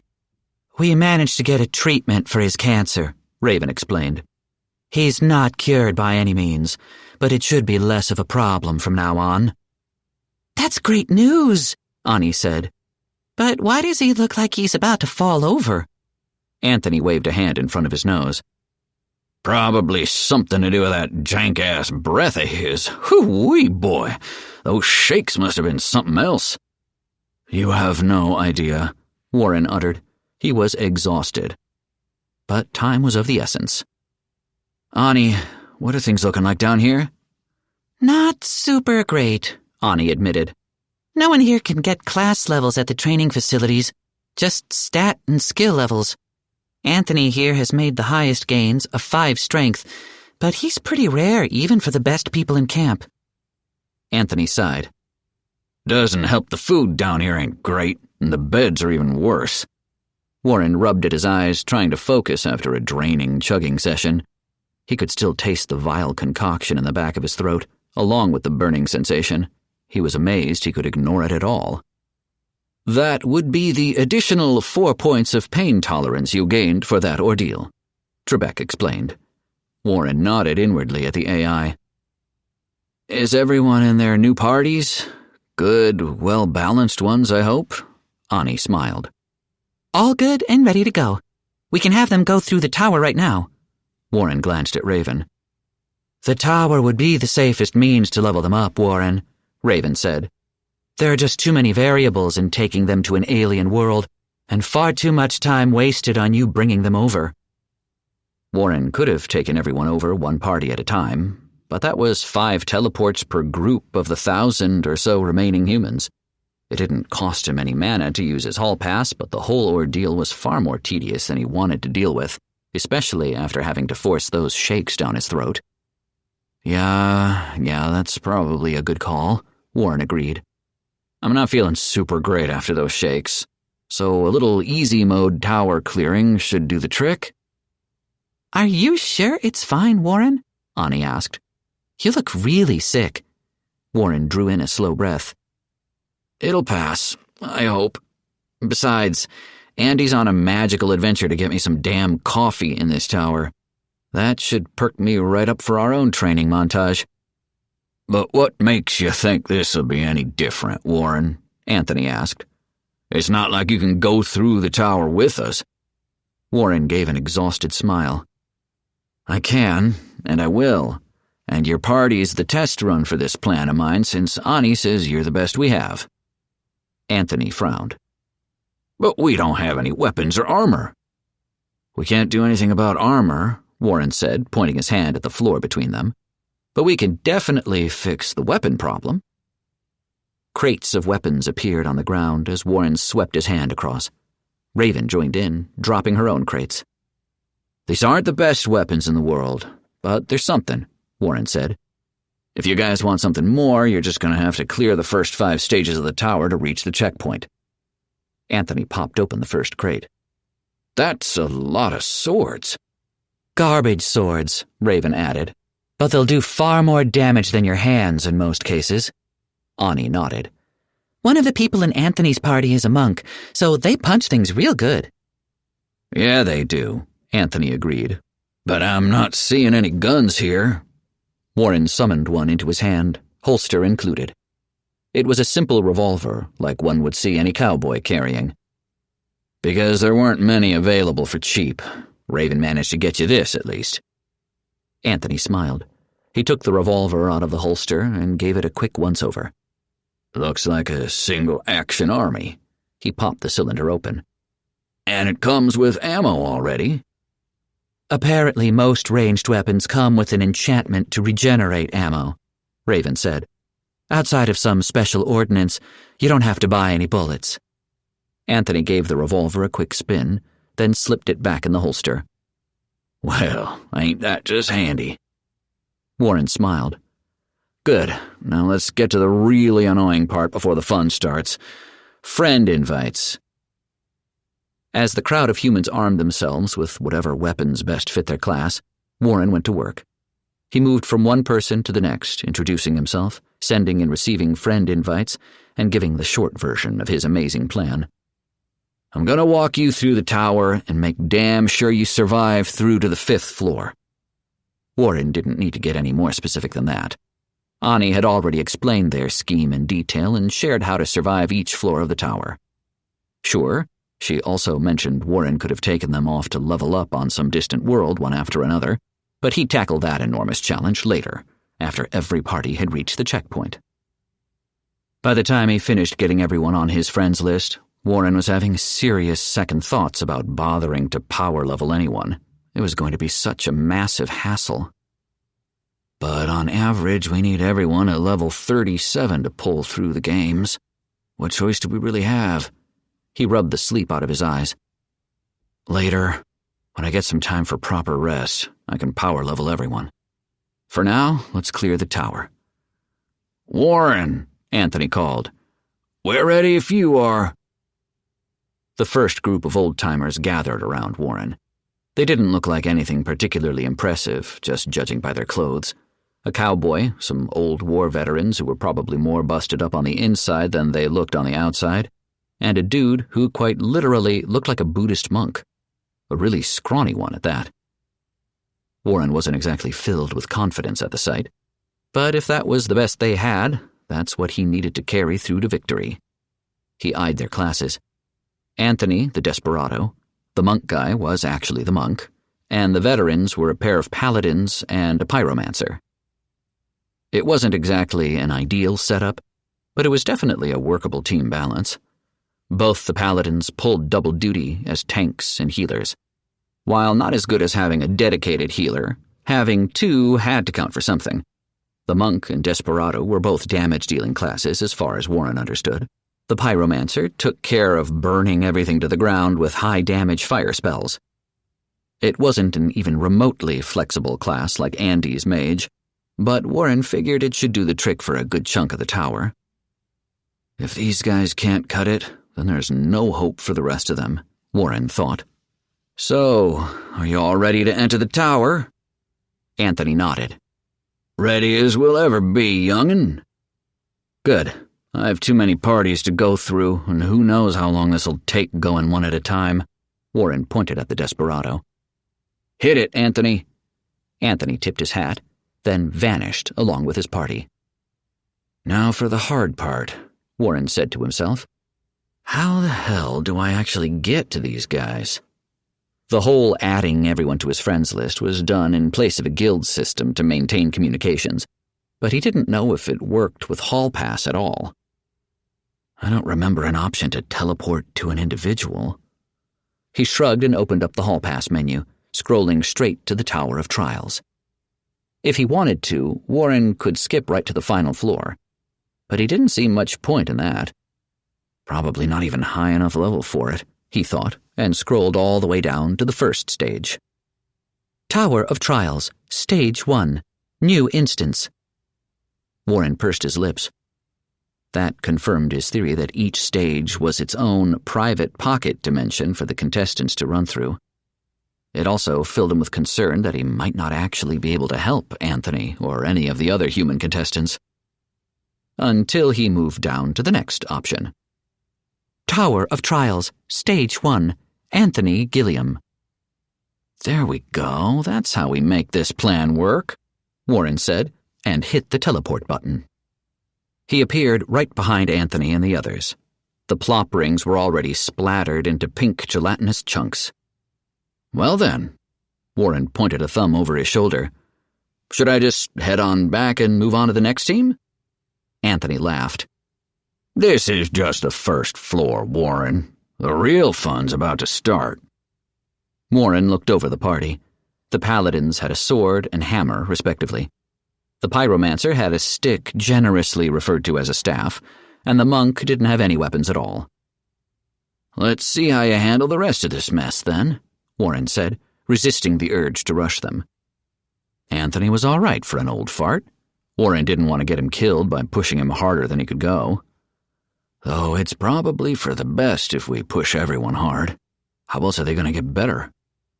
Anthony and the others vanished into the next stage, and Warren followed them through right away. "Ah, lava pits, spikes, and arrows," Warren said. "How did I not miss you?" "You ready to save our bacon if something goes wrong, Warren?" Anthony asked. Warren raised a brow. "Honestly, I was hoping you wouldn't need any saving. I still have the rest of the damn camp to carry."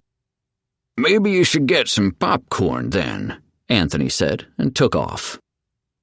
Warren pursed his lips. "You know, that's not a bad idea." He pulled up the market window on his hut and searched for food. Apparently, the aliens had no idea what popcorn was. "Those poor bastards." He turned his attention back to the obstacle course ahead of them. Anthony was in the lead with the monk behind him. The two paladins followed closely after them, and the pyromancer lagged, bringing up the rear. Warren followed after them, holding his sword at the ready to shield himself. With his new movement and understanding score, the whole jumping puzzle felt like child's play. He casually stepped out of the way of spikes, blocked arrows with the flat of his sword, and hung back behind the pyromancer just in case. "Shouldn't you be fireproof or something?" Warren asked. The pyro, who was apparently named Jackson, shouted, "No, I'm not, you little punk. I set things on fire, not resist fire." Warren laughed. "That sucks." Jackson paid a little too much attention to Warren mid-jump and landed on the edge of the next platform. His foot slipped up high, and he swung back. Jackson screamed as the flames fast approached his back and arrows turned his leg into a pincushion. Warren hopped across, grabbing Jackson by the collar and hoisting him up. "Focus, old man. I'm not always going to be around to save your ass." "You two all right back there?" Anthony called back, standing beside the monk at the end of the obstacle course. The other two paladins quickly gained on them. Warren looked down at Jackson, who very clearly was not going to stand anytime soon without some medical treatment. "Jackson took a hit, but I got him. Don't worry." He considered his options for clearing the chamber as quickly as possible with all the people he needed to rip through the tower. The sensible option was to do what he'd done with Andy and Ani. He could load up the party on his back and haul them across. With his new strength score, he didn't imagine it being a difficult task to complete, but he couldn't exactly wield his sword as a shield very effectively if he did, which meant one screw-up on his part, and he would be widely known as the asshole who used humans as a meat shield. "Yeah, no, we're not doing that," Warren thought. "We're going with Plan B." "Well, don't just stand there, kid," Jackson said. "Let's get moving." Warren whistled at the rest of the party. "Hey, Anthony, catch!" "What?" Anthony called back. Warren shifted his grip on Jackson and flung him across the remainder of the obstacle course. Jackson screamed the whole way, using the two paladins to break his fall. "You son of a—" Jackson hissed in pain. Warren quickly cleared the rest of the obstacle course and grinned. "You're welcome. Paladins, time to flex your skills. The next room's kinda foggy for me." "It's a puzzle room," Anthony said. Warren sucked a breath through his teeth. "You guys are on your own for that one." Anthony laughed. "Ani told us as much." The two paladins held Jackson's leg down as he thrashed about between arrows being pulled from his flesh. Warren should have felt bad for the guy, and how serious his injuries actually were. But he didn't. The second the arrows were out, the paladins used healing hands, and Jackson was as good as new. That was the beauty of life under the system. Things that would have normally required an entire hospital, loads of medical equipment, and all manner of skilled individuals were handled in seconds by anyone who just happened to be a healing class. "Better?" Warren asked. Jackson hissed, pushing up to his feet. "No thanks to you, ass." "Fantastic," Warren said, pushing right past his protests. "Let's keep this train moving. The faster we clear this, the better." Anthony nodded. Yeah, you young'uns and living life fast." He sent the party off to the next chamber. Warren rolled his eyes. They were still taking things too lightly. Was he really doing the right thing by carrying the human contestants through the tower? Sure, Anthony and his crew were doing well enough, but would the others? Was it really doing them a favor to carry them to victory rather than letting them fight their way through, to earn it and grow stronger for it? Warren frowned. He was probably doing more harm than good. But we need the bodies, he reasoned. Besides, the human race needs to hit level 37 or bye-bye Earth, so the more humans we have, the better our chances. And the options to improve yourself really open up once you hit the first checkpoint. He shook his head. He was overthinking things. If people wasted the opportunity Warren and the others were working to provide, it was on them. There was no way in hell he could babysit each and every one of the roughly 1,000 surviving humans to make sure they actually became contestants to be reckoned with in the games. Just get them on their feet and a bit of guidance. That's all you can really do. Warren moved on to the next stage and watched Anthony and the others go through the puzzle. He did his best to learn from them how this part was handled, otherwise things were going to be a mess when it came to the other parties. Apparently, Ani had shared her notes with the rest of humanity on how she, Lewis, and Andy solved the puzzles to get through the stage. They were through in minutes, and on to the dark void full of hungry void locusts. Warren didn't need to explain anything. Warren let the group run into the light while he walked through the void. His new tolerance score and pain-mitigating skills made the whole experience an annoying and uncomfortable one. Whenever things got to be too much for him, he hefted Jackson onto his shoulder and stepped into the light, then carried on until they cleared the stage. Warren grimaced. I am not looking forward to doing that shit hundreds of times. The final obstacle was those skitterling warriors he'd caught brief glimpses of during his own time on Floor 5. His hand went right for his sword's handle as the monsters charged, but Trebek was quick to interrupt. If you strike the monsters first, the experience will go to you, Warren, not them, the AI explained. So try not to murder monsters for anyone unless I want the experience for myself. Got it, Warren agreed. Try to take these things out on your own, guys. I'm rooting for you. Just as he said that, Anthony was scooped up into a skitterling's maw. Less damn cheerleading, more helping us kill these damn things, Anthony demanded while shooting the bug's face. Warren whistled at the party's pyromancer. Jackson, roast that ugly mother, he pointed at the bug in question. Jackson gasped at the sight. Anthony! He quickly threw a flame bolt at the bug, blowing a chunk out of its chitin and setting it on fire. Warren seriously wished he had popcorn for this part. He didn't really have to do anything but watch. The paladins worked in tandem to take out the bugs one after another. One cracked the shell open, and the other stuck his blade in. The monk, surprisingly enough, was the most effective combatant out of the 5 when left alone. As soon as he only had one skitterling trying to eat his face off, the old monk went full-blown Karate Kid on the bug and broke its face open. Nice, Warren said as the last bug fell over dead. Congratulations on clearing the first 5 floors. How do you feel? Anthony grabbed at his knees, shoulders rising and falling heavily. Exhausted. But we did it, Jackson said. No thanks to you. Warren grinned. Cool.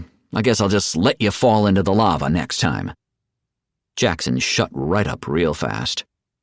Now go on, get out of here, and enjoy the checkpoint, Warren said. I want you all kitted out in proper gear and actually capable of fending for yourselves, all right? After this whole mess, I'm going to help power level you all, and that whole situation is going to be a lot less forgiving. How much less forgiving? Anthony asked. Warren opened up the hall pass menu and scrolled back to the camp. The you only have one life to lose kinda less forgiving. He hit teleport, and so began the long, grating process of escorting every single last damn human party through the tower. It was exhausting. By comparison, Anthony's group was flawless. The rest of humanity varied widely, from only requiring a little bit of assistance from Warren to literally needing to be carried by him. The second stage was his favorite, of course, because he got to vent his frustration by throwing people across the lava pits to safety. And fun, Warren thought. So much fun. In the puzzle room, Warren was shocked to find that there were people who came into the games with higher understanding scores than he did, yet were dumber than him. Those groups made the third stage drag on, and Warren was more than a little tempted to let those parties fend for themselves. He suppressed that urge on the off chance one of the contestants might prove themselves useful in the future. But damn, do I not want to deal with this garbage, Warren grumbled to himself. The fourth stage was the easiest to clear because once someone was aware of the trick, it didn't really pose a challenge. Sure, someone had to suffer in the bugs for a while now and then, but that was easy. Compared to Warren having to run through that horrendous void over and over again, it was nothing, and Warren did not tolerate anyone's complaining on the matter. Still, it wasn't like he could abandon the parties to run through. The sick and elderly especially suffered the most when the light picked up the pace. Warren felt it hit a little too close to home when one woman dropped to all fours, hacking and wheezing as the light peeled away from her. He sprinted to her in a hurry, hefted her up, and carried her back to the light before she met an early death, just as he did for many others who encountered similar challenges. He sorely wished they could cure each and every one of their ailments, but he doubted it was possible. Warren figured the more extreme the condition, the more extreme the requirements to solve the problem, like his own cancer, which Warren was pleasantly surprised hadn't shown up in the hours of running parties through the 5 stages. Lastly, the 5th stage was pretty clear with everyone. Hit all of the monsters before I do, and then, if you actually need my help, I'll save you. But you all need to learn how to fight if you hope to survive this. All of you. The grim warning egged on the humans to push on through with as little of Warren's help as possible, especially the weakest among them. Warren hadn't exactly been shy about telling anyone about how messed up his own condition was, even more so when someone who had it easier decided to have a breakdown. With another party cleared, Warren returned to the slowly emptying camp. He wiped the sweat from his brow. 40 parties down, another 200 to go. Chapter 39. Melody. My God, he's actually doing it, Merrick said in awe, watching Warren's feed as he escorted party after party through the tower. Ramirez let out a low whistle. That dude is going to be burned out in no time. Melody frowned, watching Warren's eyes grow heavier, his movements heavier, sloppier. He was barely past the halfway mark. Could he actually handle the rest of the camp? That treatment really took a lot out of him, didn't it? Melody thought. Andy, why didn't you make Warren rest? Buck whined and huffed at the display. He could tell exactly what his master was going through even through the screen. But Warren kept going, not for a moment complaining about his mission, though he had no shortage of colorful commentary for the worst-performing parties. He's like a nicer drill instructor, Ramirez chuckled. If the party's doing fine, he'll leave you be, but the second they mess up, he gets right on their asses. Merrick frowned. I'm not certain that is the appropriate approach, given the circumstances. He should be pushing them harder. These people need to learn to fend for themselves if humanity's going to stand a chance. Melody shot to her feet. How can they? You've seen them all.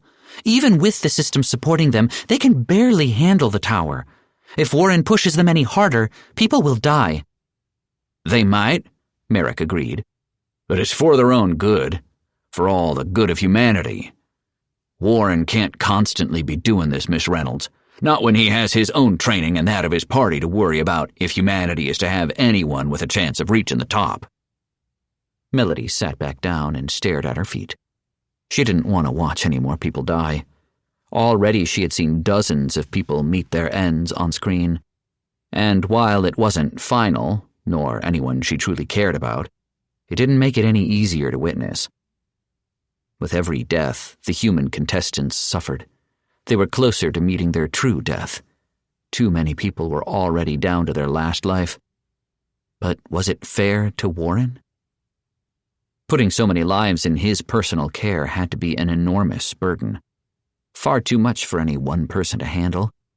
If the parties didn't learn to carry their own weight, humanity could be 50 floors into the tower, and Warren would still have to hold their hand every step of the way.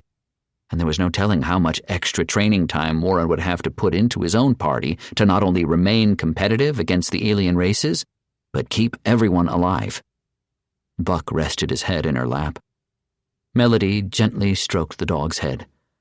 There didn't seem to be any getting around it. No matter what ideas she came up with, something always had to give. People were going to die no matter if Warren personally carried them all to victory or everyone learned to fend for themselves. She pushed the thought aside and focused on doing the best she could to provide what little help she could to Merrick and the others in the Space Force. Melody didn't feel too useful with so many skilled military personnel around, but every now and then she had the chance to bring a civilian's perspective to things. It was something they needed more of as the situation around Earth escalated. With each passing day, more reports of monsters came in from around the world. It wasn't just mutated bunnies, deer, and other relatively harmless creatures, but full-on proper predators. Wolves turned into streamlined killing machines with vicious claws and long bladed tails. Crabs came out of the oceans bigger and angrier than ever, some as big as tanks.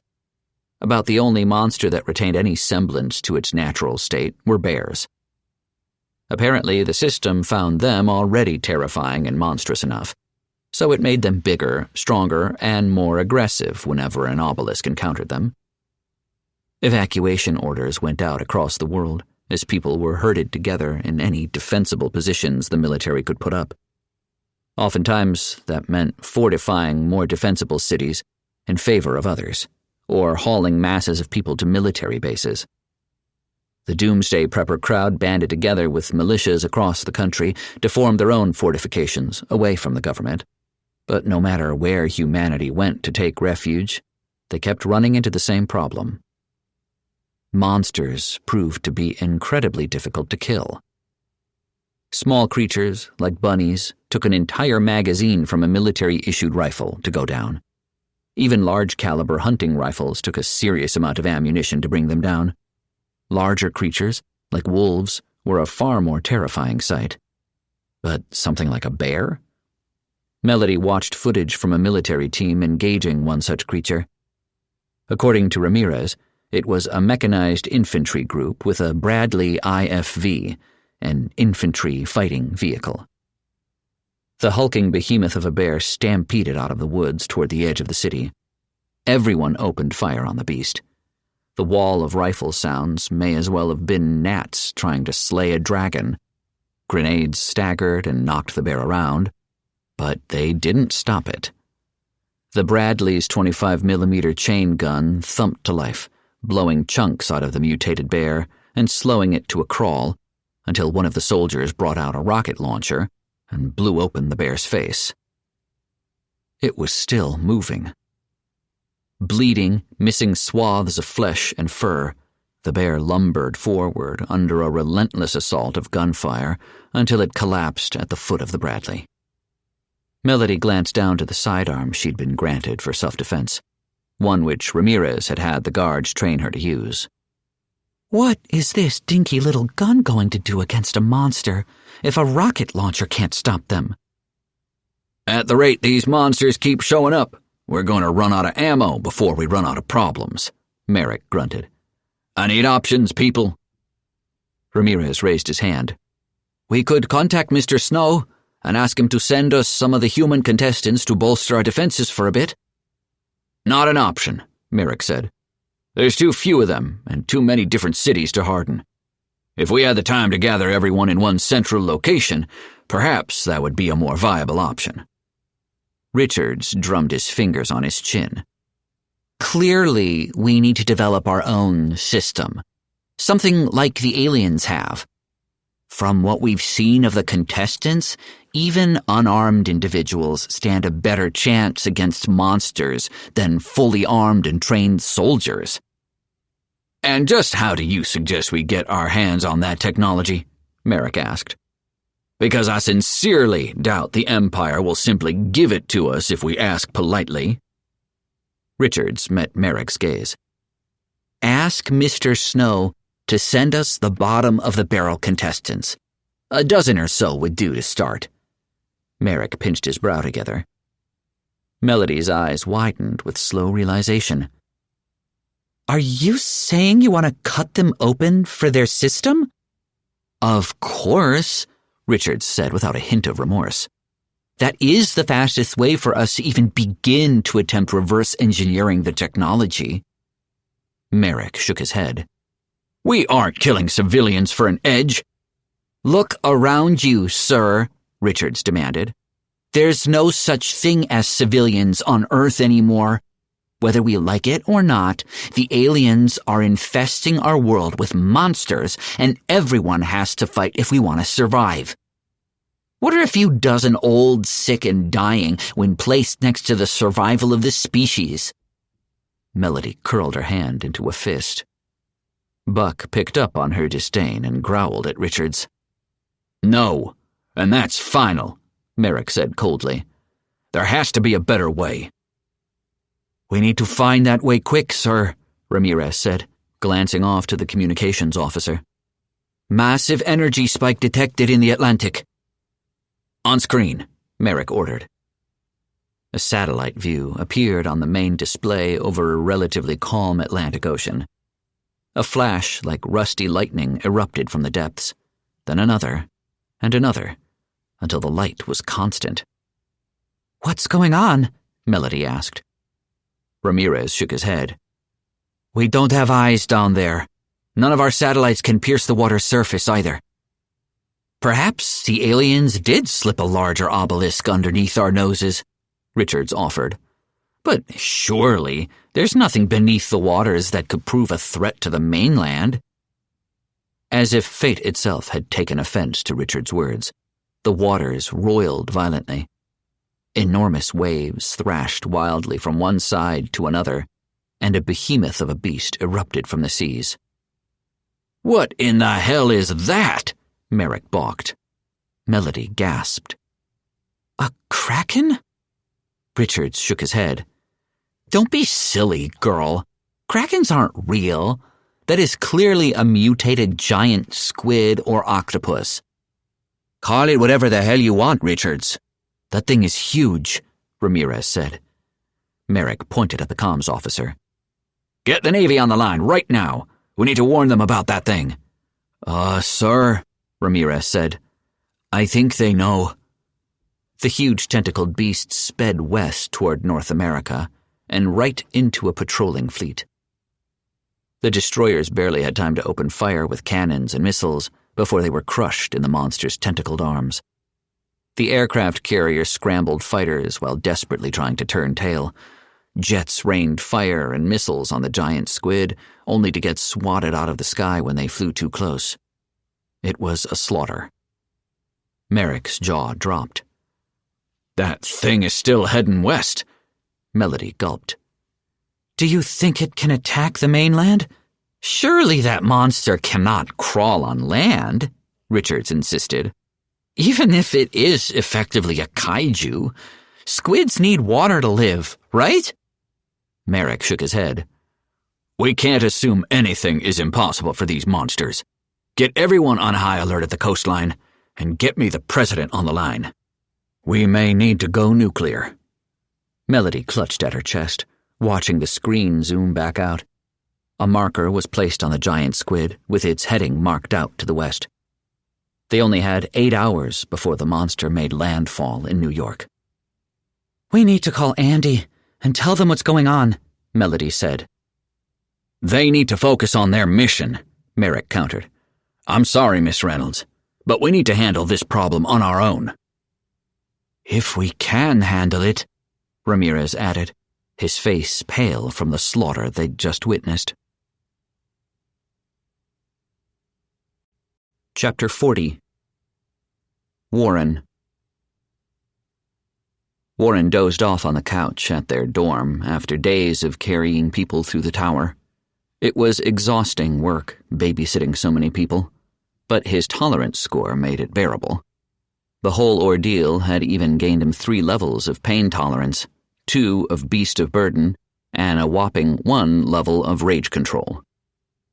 I seriously wanted to throw so many of those people at the wall, Warren grumbled in his deep, restful, well-deserved sleep, and he dreamt quite happily of doing just that. It was therapeutic, yet there were still more damn people to carry through the first 5 floors. With the final day of rest before the next stage began, Warren had put his foot down to rest and recover. He had plenty of time to bum-rush the last bunch of parties through and get Ani and Andy caught up in levels with a quick trip to Zevator 3. And then his peaceful slumber was interrupted. Warren, wake up! Andy demanded, shaking him back and forth on the couch. With a low, rumbling growl, Warren sat up. I swear to God and all that is holy, if this is not an emergency, I'm gonna kill you, Andy. I've barely had 6 hours of rest. It's bad, Andy said, threatening to burst into hyperventilation. Real bad. Warren slapped Andy across the face. Calm down and explain. Slowly. The slap pulled more attention to them from the rest of the party than Andy's panic had already brought on. Andy rubbed at his cheek but nodded. He took a moment to compose himself. I need to visit Melody, right now, as soon as possible. Warren wanted details, but he knew he couldn't get any without making it obvious they had something very much illegal to hide. Oh yeah? Lewis, what do you think about this? Lewis, why are you... Warren clamped a hand down around Andy's mouth and gestured aggressively at their alien friend to deploy his jammer. It took a second of Lewis staring at Warren with a puzzled expression before he gasped. Oh, well, I think that's a silly use of hall pass. He sat at the dining table, slowly reaching for the golden pyramid. We still need to catch up on levels before the next round starts. He slipped his thumb over a hidden button, and the blue gem popped out of the pyramid. The room was covered in shimmering blue light. 10 minutes. Speak freely. Warren let go of Andy. Andy drew in a breath. We have a problem. A big, giant, huge problem, he blurted out in panic. Warren rubbed at his brow. On a scale of 1 to Godzilla, how bad are we talking? Godzilla, Andy said. What? Ani gasped. We have giant monsters on Earth now? I want to see. Andy gulped. I wish I had pictures, but the communicator only allows voice for now. Look, Melody told me about all the different monsters that keep popping up on Earth, and they're pretty dangerous on their own. Guns barely work on them. But this thing? It sank a fleet in seconds. Warren's eyes widened. They tried to stop it from making landfall in New York with tanks and artillery, but they barely phased it, Andy continued. The thing is demolishing the city right now. What's left of it, anyway? Warren furrowed his brow. What do you mean, what's left of it? Andy drew in a shaky breath. They nuked it. Twice. A pin drop could be heard through the silence that fell across the room. It's still alive, Andy said. It has some sort of shield protecting it from above. The nukes weakened it, but they haven't broken through yet. Raven leaned against the wall, arms folded beneath her poncho. If nukes can't hurt this thing, what are we supposed to do about it? Andy whirled on her. It's not protected from below. The military's fighting it right now. That sounds like some Earth Defense Force bullshit, Warren said. Seriously, what's next? Giant spiders? Ani shivered and squealed. No, please no giant spiders. Raven sighed. What do you expect us to do here, Andy? We don't have a lot of time left. There are still more parties that need to come through the tower, and you 3 need to catch up in levels. We go there and kill that thing, Andy answered. I'm sure we'll get a ton of levels for killing something so big. Warren leaned back in his seat and rubbed at his brow. There's about 6 hours left before the next round starts, Andy. There isn't a lot of time here. He pursed his lips. Lewis, do you have any ideas? Not good ones, Lewis said. My assistance would be limited, as I cannot leave the games. Why not? Warren asked. Lewis frowned. My cover will fail momentarily and expose my true identity to the Empire. I will be lucky if all they do is remove me. Trebek's holographic avatar appeared in the center of the room. Really, Princey boy? You think you're that slick? The whole room stared in startled silence at the AI's sudden appearance. Seriously, anyone could have taken one look at the number of anomalies surrounding you and noticed something didn't smell right, Trebek continued. Lucky for you, I happen to like humans. Warren blinked. You do? You can do that? He turned to look at Lewis. Is that legal? No, Trebek replied. Not under normal circumstances. But there's nothing normal about these circumstances. You see, I suspect someone has been tampering with the games. Someone powerful within the Empire, as no one else would even have the resources, let alone influence, to pull a stunt like this. But I don't have any concrete evidence at the moment. Raven huffed. The blatantly rigged contestant selection wasn't obvious enough. Oh, it's a pretty red flag, Missy, Trebek said. But not the biggest one. When I came to Earth, I suffered a pretty hefty glitch. My systems went out for who knows how long, and when I came to, I had no link to my main obelisk.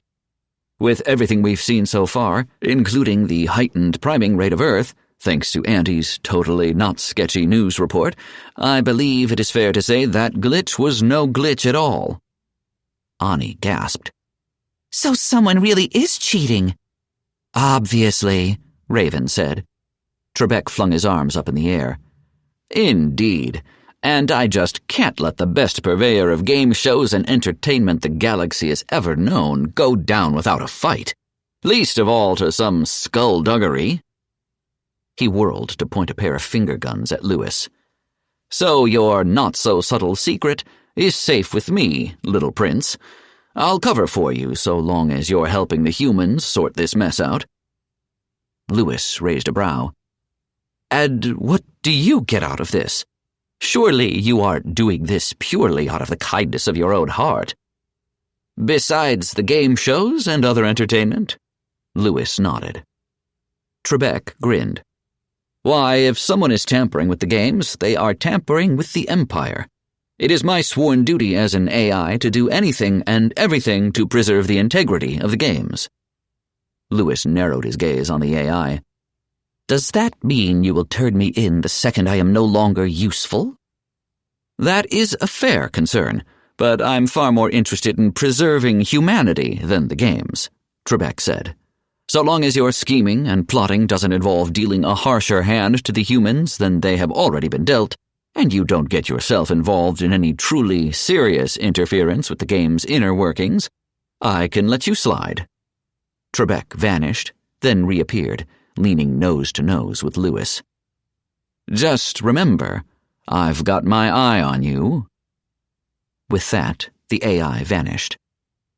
Well, that wasn't threatening at all, Warren commented. So, time to share your secrets? Lewis gulped and nodded. I suppose it is.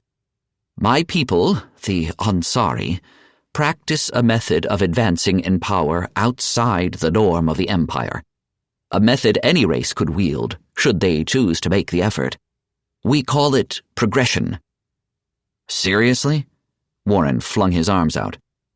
Progression? Not the Ansari way, or the path of Puff the Magic Dragon, or literally anything else that doesn't sound as bland as Rice Krispies? Lewis smiled awkwardly.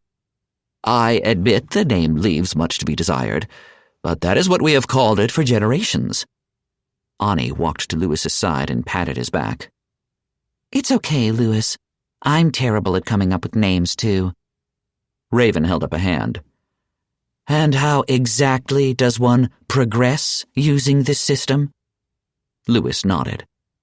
First, one must find their inner core, and activate it through dedicated meditation. Warren groaned. Please don't tell me you and your people believe that woo-woo shit about spirituality and chakra chi gates or whatever. Next thing I know, you're gonna try selling us essential oils and crystals. Lewis blinked. That actually isn't far off from what we do. Warren groaned louder, with an emphasis on his disgust for the whole idea. Carry on, Lewis, Andy said. Please, if this can help humanity, we need to know about it. Lewis nodded. Right. Once someone has found their core, they can work on refining it into a useful power source for their bodies, one they can channel mana through. I take it this is an advanced version of the Empire's system, right? Andy asked. Everything they do runs on mana, if I remember correctly. Far more advanced, Lewis said. But it can be difficult to progress. Once your core is established, you can start building up strength, but there are several mana gates to break to truly build yourself up. That requires both increasing your body's ability to generate mana and external sources, like drawing it in from monsters or the environment. Warren rubbed at his brow. Can we just get the progression guide for dummies sent to humanity? That'd save us a lot of time with this situation. Lewis blinked. Of course. I could start working on that right away. What about the giant squid? Andy asked. And the other contestants, Ani suggested. A lot of them still need help. Raven shook her head. Forget them. If they haven't made it by now, that's their problem. We have to worry about ourselves. Warren opened his mouth to ask about where Rachel was in all this, and if they should be worried about her, then shut it. If Rachel was in danger, there was no way Raven wouldn't demand they go save her, which meant the girl was relatively safe, at least when it came to the giant squid. That didn't do anything for his concerns about smaller monsters or Raven's former family taking the kid out.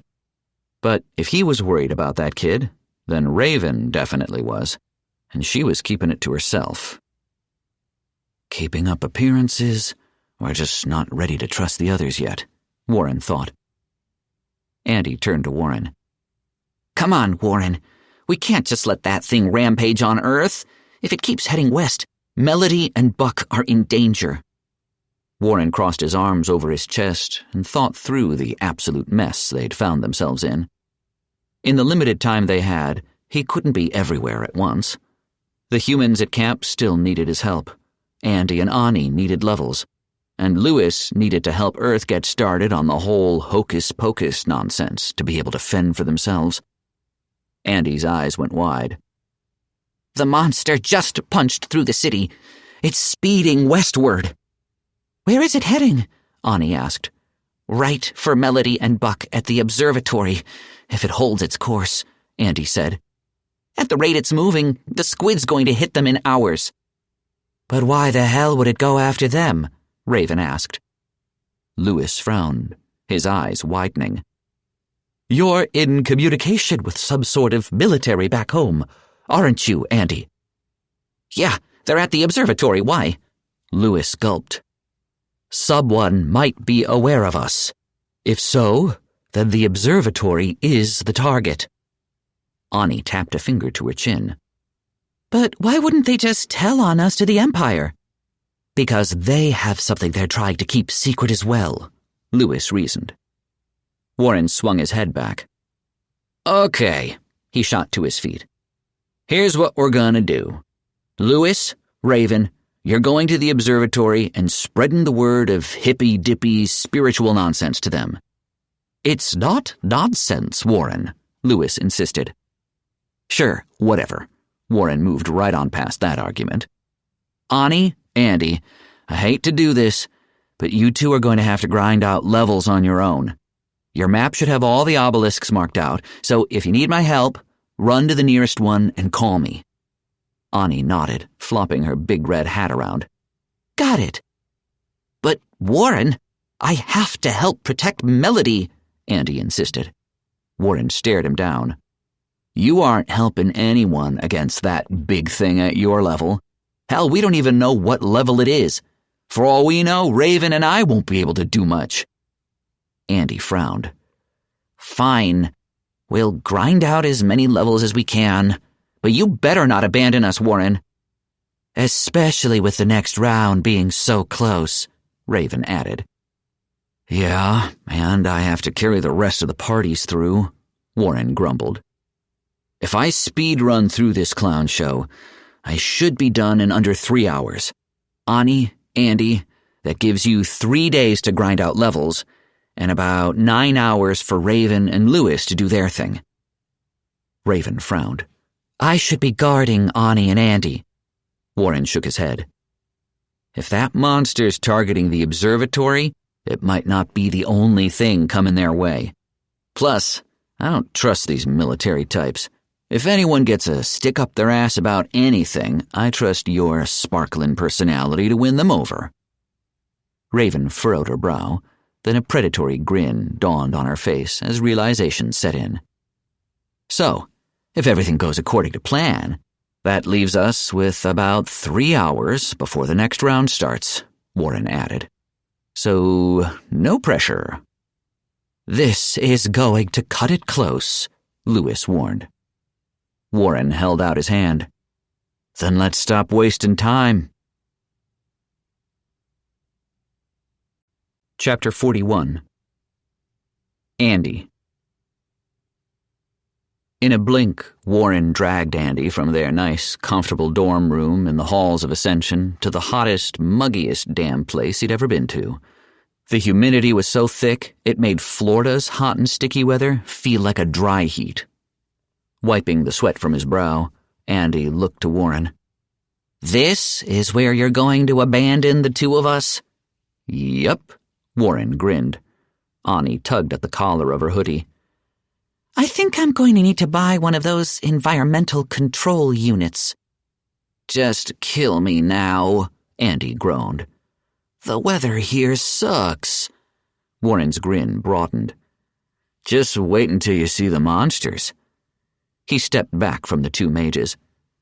"Seriously, though, stay safe out there. Raven and I saw some pretty big, nasty things roaming the woods." Ani smiled up at Warren. "We'll be fine, Warren. See you in 3 days, okay?" 3 days for you, 3 hours for me," Warren replied. "This whole timey-wimey mess screws with my head." He shook his head. "And I still haven't gotten my armor. I swear I'm chewing out Visteri after all this is done." Warren huffed. "Anyway, off to my next stop." Warren gave them a quick 2-finger salute and vanished. Andy gulped quietly, turning his gaze to the vast jungles surrounding the landing site. It looked like the jungles out of Jurassic Park, only alien. "And we can't rely on Warren or Raven to come save us. We're on our own here." "So, what's the plan, Andy?" Ani asked. "We can go to the city and pick up resources along the way. Warren and Raven's map info they shared with us has all those places marked out for us." Andy shook his head. "We aren't here for resources. We're here for levels. That map also shows there's some seriously nasty monsters I'd like to avoid." "True. We have to be smart about who we fight and how we fight them, on account of us being squishy mages," Ani said. "Well, mostly you." Ani grinned and pounded a fist to her chest. "Demolitionists are built tougher." Andy grimaced. "Probably because the class is no stranger to blowing itself up." Ani thrust her fists down to her sides, leaning aggressively toward Andy. "Hey!" "What? It's true," Andy commented and pulled up his map. The map was detailed enough to let them know the geography of the area and if there were any ruins. When it came to markers, monster levels, and details, there weren't any, unless Raven and Warren had already gone through the area. Luckily, there was one exception to that rule: obelisks. Andy set a course for one of the obelisks to the north. The map gave him an estimate of a day's journey on foot to reach it. "Too close," he thought, and scanned around for another. He found one far to the south. On foot, their journey there would take 2.5 days. That gave them plenty of cushion to reach their destination while fighting. More importantly, there's another obelisk not too far off course if we need to run. He shared the marker with Ani. Let's get moving, Ani. The forest is pretty dense that way, but things clear up around the foot of the mountain where the obelisk is. Adventure time! Ani cheered and marched on ahead of Andy. She glanced over her shoulder. Hey, it's okay if I start a forest fire, right? Andy smiled wryly. I'm not sure we won't start one with all the explosions you throw around. They're mostly concussion and fragmentation-based explosions, but there's still a chance they might set something on fire. Ani answered rather clinically. Every time the change of personality slipped into her voice, Andy found it unsettling. Still, he didn't comment on it. Just call it out if you see it. We don't want to stick around for the flames. Ani beamed. Got it. Their journey through the woods was painfully uneventful. Andy was pretty sure he was allergic to some of the local flora if his itching skin was anything to go by, and they didn't even find any interesting herbs to collect. The alien birds' cries were disconcerting, but they didn't come from the trees to harass them, so maybe they were just normal bird calls. They were aliens, after all. How was he supposed to know what normal was for them? At this rate, we're not going to get any levels, Andy thought after nearly a whole day of travel had passed. Leaves rustled in the distance, but still uncomfortably close. Did you hear that? Andy whispered, trying to contain his panic. Ani simply nodded, summoning one of her comical bunny grenades into her hand. Andy glanced down at his minimap. There was nothing on it besides himself and Ani, but whatever he heard should have been close enough to appear as a red dot. He sent a message over party chat to Ani. Whatever is out there has to be either invisible or good at sneaking. Should I start throwing bombs? Ani asked excitedly. That would be a good way to reveal a stealthed opponent, provided you had any idea of where they are, Trebek said. However, we don't. Never mind, Ani replied, having gotten the same message from the AI. A blur of motion between the trees pulled at Andy's eyes. Whatever was out there were at least 3 of them. They weren't invisible, but they were definitely fast and sneaky. Damn it. Warren, why didn't you come here with us? Andy whined to himself. He forced himself to take a steadying breath. If Warren were here, he'd tell me to quit being a little bitch. And he'd be right. He's not here to save us. He's not here to play the mad dog who takes on the world. It's just me and Ani, and it's do or die. Scanning the woods around them once more, Andy waved for Ani to follow him. There's a small clearing over this way, away from where they moved. I think we can bait them over. Okie dokie, Ani agreed. Andy started moving and checked his lone spell. Magic Missile had reached level 3 during the fight with the bugs in the tower. That let him throw up to 3 magic missiles for the price of 1. He wasn't sure how useful that would be with monsters at least 6 levels higher than them, but they'd have to make it work. Ani had received the same number of levels from the fight, but rather than additional grenades, she'd received a bonus to damage and blast radius. That was a double-edged sword, but the class had a proficiency for explosive damage reduction that would come in handy. They barely made it 10 steps through the jungle when the monsters burst out of the woodwork. 3 creatures, each one resembling a cross between a wolf and a raptor with a smooth, rubbery white and electric blue hide. The creatures moved so fast it was hard to tell if they had 4 legs or 6, until one of them jumped after Andy. The creature had 4 legs and an additional set of smaller arms at the front. Andy was pretty sure the 4 legs, along with the smaller arms the creature had, were definitely for ripping and tearing his face off. The underside of the monster's torso had a charcoal gray appearance, resembling a ribcage. Andy wasn't sure if it was armor or not, but it didn't make the monster look less threatening. Andy threw himself to the side. "Oh, no, he shouted in panic. The monster turned to face Andy with a vicious shriek. It had 6 sets of small fins on its back extending out to its side, like miniature wings that were far too small for flight. The creature's long tail whipped back and forth, while its large, pointed ears kept on the swivel for anything trying to interrupt its hunt. With 4 eyes on its vicious, lupine, and killer lizard-looking face, Andy didn't think there was any getting away from the monster. And then it opened its mouth and throat. "Oh, Jesus Christ, on a pogo stick, that's a lot of teeth," Andy thought, frozen in fear. The monster's black tongue darted out, covered in a slick, blue glowing substance crackling with electricity. The monster's mouth split in 2 at the bottom, revealing 2 large mandibles filled with smaller teeth, while the open throat was full of curved daggers. Andy was pretty sure he could fit both his head and shoulders down that monster's gullet. Lightning Mostai. Level 10. Mostai are a native species to Zevator 3's jungles. Pack hunters, these creatures stalk their prey with the use of swift and stealthy movements. Brilliant and deadly creatures, they have been known to outflank and slay even the most skilled hunters. When stealth is no longer an option, their razor-sharp claws and electro-gel-oozing maws are more than capable of executing their prey.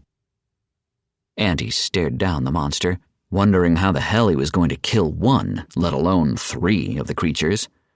In a head-to-head fight, he didn't think he had it in him to dodge by anything more than pure luck. "Wait, what happened to Ani?" The question shot a chill down Andy's spine.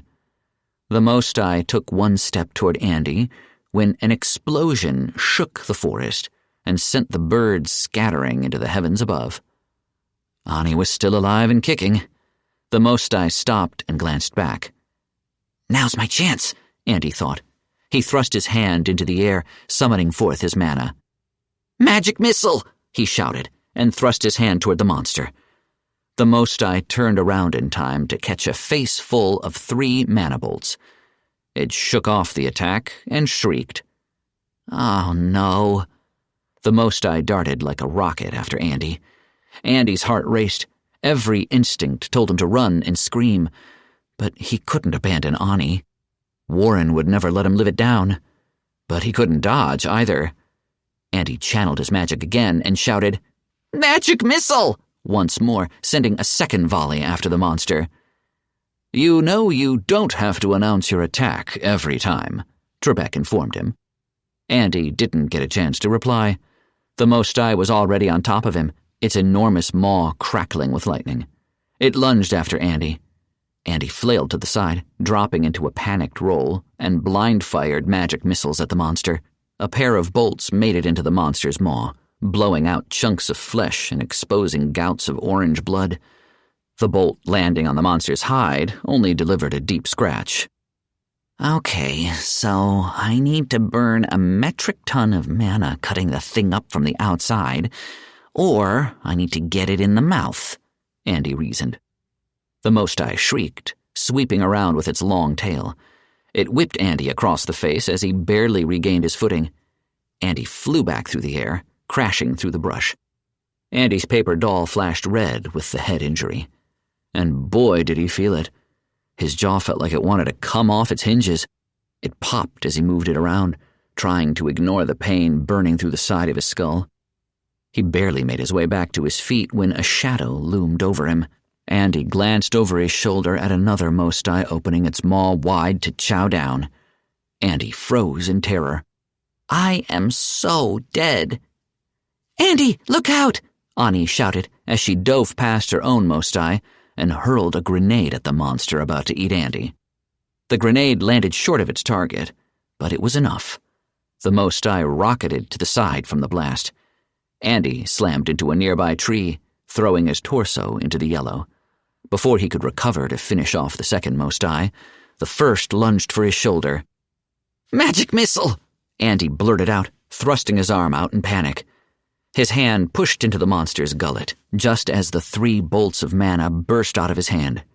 3 holes erupted out the back of the Mostai's neck in a shower of orange gore. That was the good news. The bad news was the surge of electricity shooting up his arm through the rest of his body. Andy screamed, getting bowled over by the alien raptor's momentum and weight. He rolled with the dead animal through the undergrowth until they came to a stop. He couldn't breathe. He could barely will his body to do anything. I can't die here, Andy hissed, weakly beating on the dead Most Eye's face. Not yet. Melody needs me. Andy gritted his teeth and kicked the dead monster's body away. He got it off his arm, but the electrode gel those things had for saliva still crackled over his skin. It sent spikes of electricity through his body as he fought his way to wobbling, twitching legs. Andy staggered toward the nearest tree, scraping off the goop from his arm. A trio of explosions went off in the distance in rapid succession, followed by the crack of collapsing trees. Ani was still fighting, and maybe she had even killed her Most Eye already, but that just left one of the creatures, the one Ani had saved Andy from. Where did it go? Andy wondered, scanning his surroundings for any sign of the creature, while scraping his arm faster against the tree. The glowing blue gel dimmed, and with it the current eased, but it was no less painful to Andy. Movement erupted through the bushes to Andy's left. Andy flung himself behind the tree. The Most Eye's claws shredded through the tree like tissue paper. It hissed and cawed in fury, then swept around the tree. All four of its eyes locked on Andy. Andy hissed right back at the monster, pointing his hand at the creature. It took every ounce of willpower he had to push through the pain and current racking his body. Magic fucking missile! He unloaded the spell, casting it as swiftly as the cooldown let him. Bolts slammed into the Most Eye again and again, barely having enough momentum to jerk the monster back as it moved in for the kill. The monster was smart enough to keep its mouth shut, even as the concentrated volleys drew blood from its face and neck. I'm going to die here. The thought filled him with terror, regret for letting his friends down, but most of all, the chasm of failure he felt for not being there for Melody. Then, a stray magic missile caught the Most Eye in the eye, blowing it off in a streak of blood. The Most Eye howled in agony, opening its enormous maw wide. The monster's cry snapped Andy out of his melancholy. He still had a chance, a weakness to exploit. He focused all of his magic missiles into the Most Eye's open gullet. Bolt after bolt sailed in, taking out the weaker inner flesh of the throat, ripping away chunks. Andy's magic missiles burned their way into the Most Eye's torso, wreaking havoc on its innards until the monster collapsed, lifeless. Andy didn't stop shooting, not until his mana ran dry. The empty blue bar flashing red in his HUD as he kept trying to cast spells, his gaze focused on the mutilated monster that had almost killed him. Andy! Ani called as she ran over. Andy, are you okay? He didn't respond, not until Ani shook him. Andy blinked, turning to face her. Ani, you're okay? Mm-hmm, Ani said proudly. I took a nasty scratch to my arm, though. She turned, showing off the 6 bloody streaks tearing through her sleeve. While the bleeding didn't stop, the fabric of her hoodie seemed to pull itself back together before his very eyes. But that's okay, because we leveled up. We did? Andy blinked. He glanced down to the notifications flashing in the corner of his vision. You have slain 3 times Lightning Most Eye, level 10. 3 times 500 XP received. Congratulations, contestant. You have reached level 8, plus 20 attribute points, plus 20 skill points. Ability unlocked, Frost Driver level 1. Congratulations, contestant. You have improved your skills. Rapid casting, plus 10. Mana recovery, plus 3. Dodge, plus 1. Toughness, plus 1. Congratulations, contestant. You have improved your abilities. Magic Missile, plus 2. Andy let out a relieved breath. For all the dangers their little field trip was full of, it was already proving well worth it. 4 levels for a single fight was the kind of leveling they needed if they were going to take out the giant squid heading for Melody, and his new spell might help just that with its chance to freeze. Andy quickly distributed his new points. 15 went into understanding, while his remaining 5 went into movement. All of his uncoordinated movements in the previous fight made it abundantly clear he needed to enhance not only his dexterity but his speed. Andy Snow. Class, Level 8 Mage. Strength, 10. Movement, 20. Tolerance, 15. Understanding, 50. Presence, 10. For his skills, he dropped 10 points into rapid casting, 2 into mana recovery, and 4 into dodge. His remaining 4 points went into toughness to help with his total health and damage mitigation, no matter how slight the bonus was. With his points distributed, he hit confirm and was back to full health and mana. Ani held her hand out to Andy with a smile. Ready to keep going? Andy took her hand up and nodded. I have to be, don't I? He said with a wry smile. Everyone's counting on us to win the games. And stop that giant squid, Andy thought. I hope Warren and the others are doing all right. After dropping off Raven and Lewis at the observatory, Warren was right back to the games. Unlike his more hands-off, help-only-when-needed approach of the prior runs, he wasn't taking any chances this time. Off you get, Warren shouted, throwing one contestant after another across the lava pit to safety on the other side. The party wasn't even done face-planting on the other side before Warren teleported off to the next party needing to clear the same obstacle course. He couldn't afford to escort the parties one by one, not if he was going to clear the remaining groups in 3 hours. Warren scooped up the next contestant, a scrawny, sickly-looking woman. Hey, what are you doing? She protested. We're speed-running this mess, Warren answered her, winding back for a throw. The woman's eyes shot wide. Wait, no, this isn't what we agreed to. Warren wasn't about to argue for the 100th time with someone about his methods. They had no time for it. Kobe! He shouted, and tossed her across. Next, he ordered, scooping up another contestant who tried getting away from him. Man, I hope Raven and the others are having fun because I sure as hell hate this babysitting job. Raven eyed the soldiers around the obelisk with intense suspicion. Her hands hovered over her daggers beneath the poncho, just in case someone tried something. Broad daylight. Of course he'd drop me in the middle of armed guards in broad daylight. When Warren had appeared with Lewis in tow, the Ansari's true colors had shown after the teleportation. Raven had to admit she was disappointed. She figured the alien would look more exotic, but he hadn't lied when he described his people. He was just a blue-skinned human with black eyes and yellow glowing irises. Warren had pointed at the observatory. Melody and the bigwigs are in there. Just ask one of the soldiers to take you to them. Merrick, I think, is the boss man, but Melody is who I trust. Gotta go. Raven groaned behind her mask.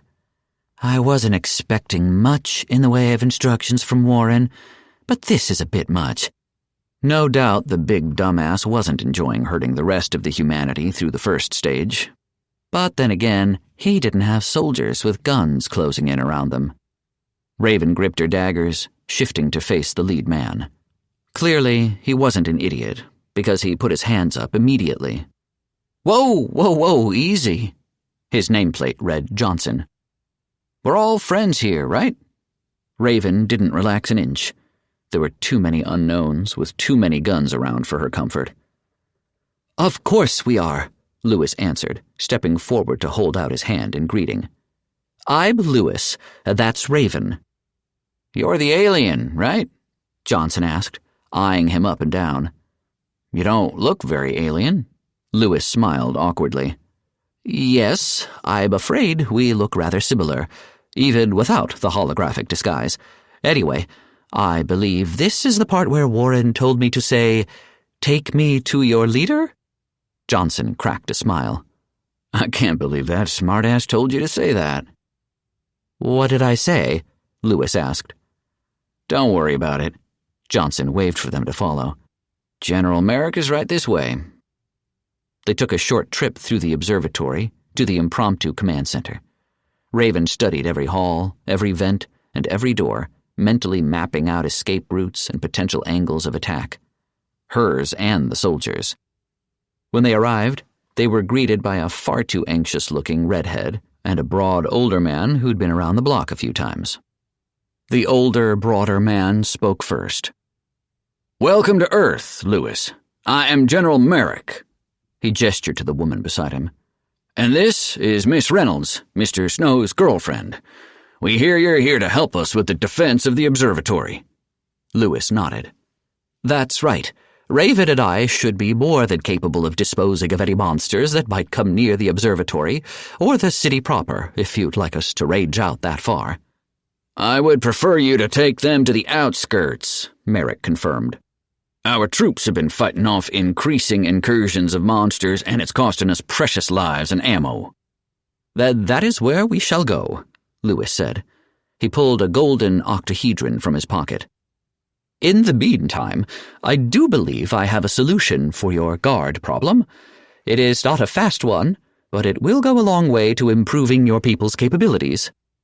Merrick gingerly plucked the device from Lewis's hand. "What is this?" "A guide on progression," Lewis explained. "It is a path to power without the help of the system. The journey will be longer and more arduous, but it is limitless in growth potential compared to the Empire's system." "And how exactly is anyone supposed to read the information in that thing?" Raven thought to herself with a glare at the alien masquerading as a human. "But how do we extract the information?" Merrick voiced Raven's concern. "Simply drag one of your USB cables to the face marked with the red triangle. It will adapt to your archaic link," Lewis explained. Merrick nodded. He offered the storage device to Melody. "Can I trust you to make sense of this and distribute it among the men?" Melody looked at the device, then up at Merrick. "You can count on me." She took 2 steps away, then paused. Her attention turned to Raven, but whatever she had on her mind, it wasn't enough to cling to her nerves. She shifted her attention to Lewis. "Is Andy okay?" Lewis pursed his lips into a tight line. "I hope so. He is on a very dangerous world right now, trying to get stronger. We haven't received any notifications that he's dead, so that's a good sign at least. If everything goes according to plan, he'll be here in about 9 hours. Melody's face fell, but she nodded. "Thank you." Lewis gave an awkward smile as he stepped up to clasp Melody's shoulder. "Don't worry. He is not alone out there. I am certain Andy will be all right." Raven rolled her eyes. She knew full well the kinds of monsters that roamed Zevator 3. There was every possibility Andy could and would meet a horrible end if he didn't man up, as Warren would so eloquently put it. She'd seen him choke enough times in the battle against the Skitterlings to know his backbone left much to be desired. "At least he has Ani to back him up. I don't know if that girl is brave or crazy slinging those bombs around, but she'll pull through with or without Andy." Melody didn't seem too cheered up by Lewis's assurances. Lewis rubbed at the back of his neck awkwardly. "How about I give you a crash course on progression before we head on out?" Melody perked up some. "I would appreciate that." Raven groaned inwardly. As interested as she was in learning about progression, there was the slight problem of a monster attack heading their way that needed dealing with. Already, the sounds of distant gunfire had reached the observatory, and there was no telling how long it would be before trouble reached them. Still, she went off with Lewis to the cafeteria where he ran Melody through progression. There was a lot of talking, and not much of any actual doing anything. Lewis would explain one concept, then Melody would unleash a battery of questions his way, writing down notes on a little pad. It seemed Lewis had forgotten what they were there for in the first place. Raven took the opportunity to practice her stealth ability and skulk around the observatory, taking in the situation as late afternoon turned to night. Soldiers spoke of mutated creatures assaulting their lines, and it seemed they did so with purpose, like being guided by someone or something. Small creatures like birds, squirrels, and bunnies probed at the defenses along the outskirts, looking for weak points to exploit. When a group of soldiers proved particularly difficult to push back, the monsters sent larger creatures like wolves, escalating up to bears. But they never seemed to fully commit. Maybe the attacks are just random, Raven thought as the night sky outside flashed with distant lightning. Rain began trickling down when Raven had decided they'd spent enough time on their meet and greet. She returned to Lewis and Melody, who'd been joined by Merrick. Raven was glad to see she wasn't the only one who'd noticed they had spent too much time at the observatory already. "Well then, we best get going," Lewis said. "Oh, and here, take this frequency to communicate with us while we're on Earth." He handed Merrick a piece of paper. "Understood," Merrick said. Raven sighed as she appeared beside Lewis, seemingly from thin air. She didn't bother apologizing for startling Melody or the General. She had far more important questions her skulking about hadn't managed to answer. "General," she began in her icy manner of speaking, "what is the status of the city's defenses?" Merrick turned to her, his eyebrows raised in surprise. "We have mechanized infantry units deployed across the city, with a few tank units coming in. The Air Force has a gunship in the air as well as a squadron of fighters. It's not much, but that monster isn't due to reach us for quite some time." "And how much is that?" Raven pressed. "About—" Merrick was cut off by a blinding blue light pouring in through the windows. Raven bolted over to them. Her mouth fell. A massive, swirling blue portal had ripped the sky open, just as the Obelisk had done in the parking lot below. The portal sat beyond the city outskirts, illuminating the darkness with its brilliant glow. A mass of enormous tentacles, some as big as buildings, reached through the portal and pulled the behemoth out into the material realm. Raven dragged out every word in fearful awe. "Holy shit!" Chapter 42. Warren. It had only taken 2 hours, but the human parties were finally down to the last couple of floors before they made it to the checkpoint. After giving instructions a drunken toddler could follow for the 4th stage, Warren focused on helping people through the 5th and final stage. "Warren, where are you?" Raven demanded through party chat. Babysitting people through the bug fight?" Warren commented, watching an old man with a sword and shield get carried off on top of a skitterling's snapping maw. "It's kind of a shit show." "If they can't fend for themselves by this point, they're not worth our time," Raven said. "We have bigger fish to fry." Lewis jumped into the conversation. "I believe the term is calamari." "What's going on?" Andy burst into the chat. There was a long, tense pause. "The giant squid is here," Raven said. "It dropped in through a portal just outside the city, and there's a monster surge on top of everything else. We need you here now." "Warren, we need a pickup," Andy demanded. "We're on our way to the nearest obelisk right now." Warren glanced at the struggling party in front of him. The old man had managed to hack himself free. One of the party mages lay bleeding on the ground, a short-haired woman who was currently missing an arm. Their healer was in the middle of running away from a pair of skitterlings, and Warren had no idea where the other two had run off. "If I abandon these people, they're gonna die," he thought, moving swiftly to intercept the bugs with his sword.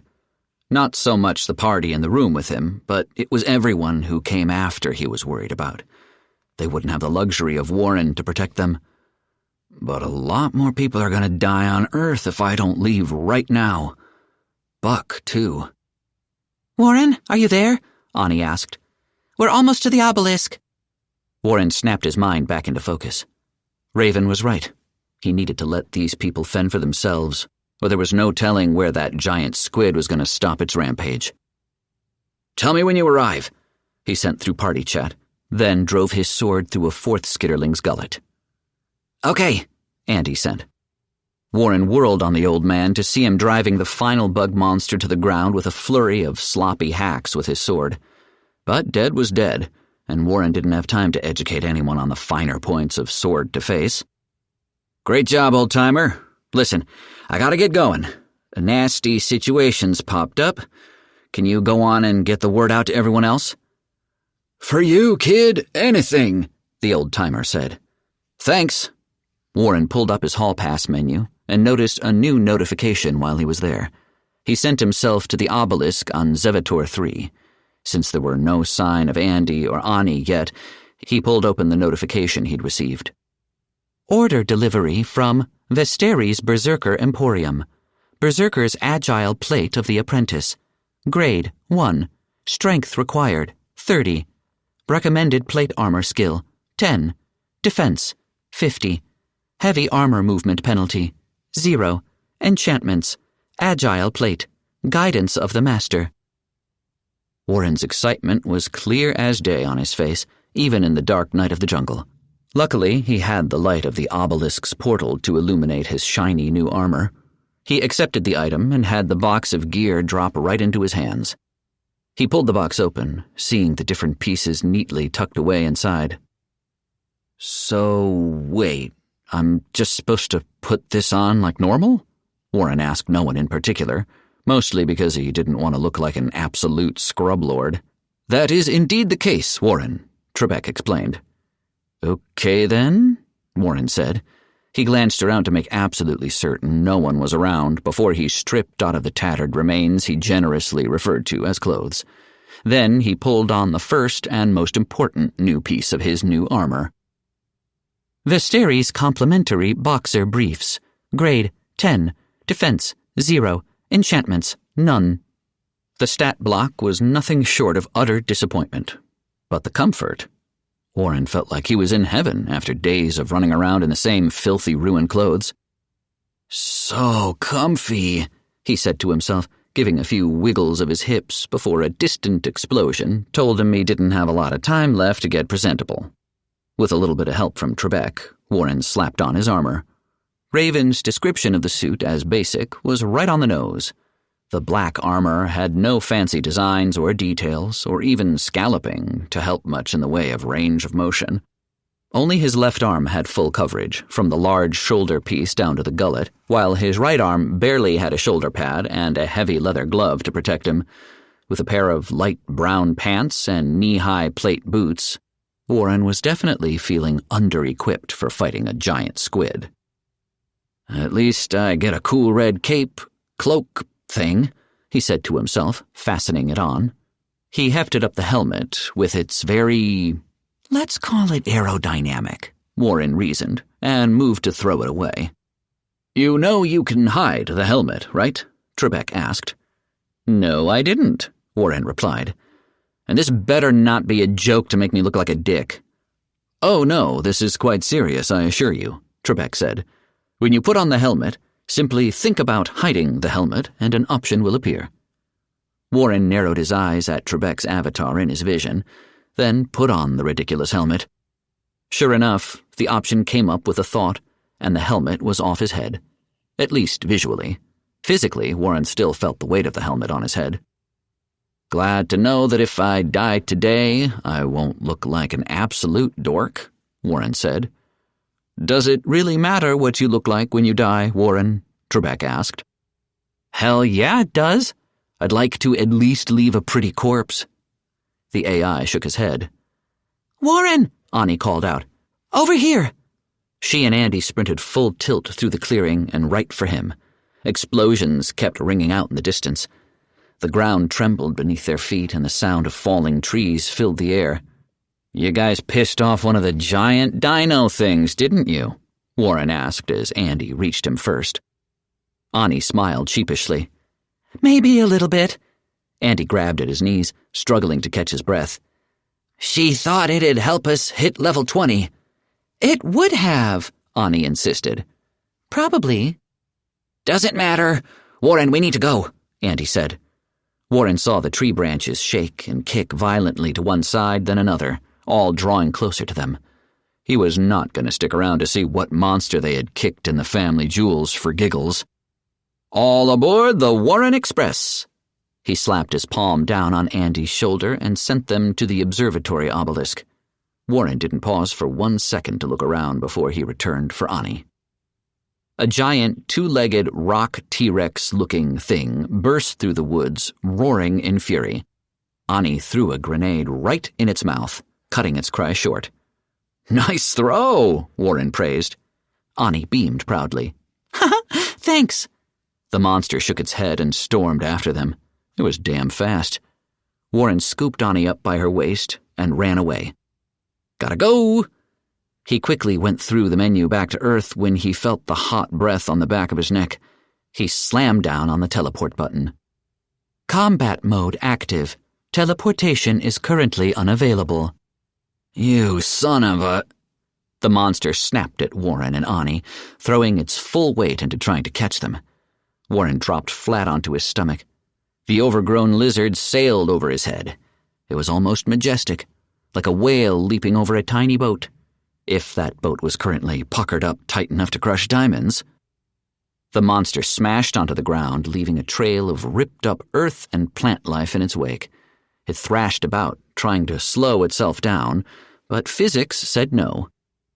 Now's as good a time as any to run the hell away. Warren clambered to his feet, pulled up the hall pass menu again, and smashed the teleport button for Earth. Combat mode active. Teleportation is currently unavailable. Warren, what's wrong? Ani asked, clinging to him. Warren turned on a heel and sprinted away from the sliding monster. Just some minor technical difficulties. Again and again he smashed the button, the same error message flashing before his eyes, when suddenly, poof, off they went. In a flash, they appeared back in the observatory. Warren was still running full tilt.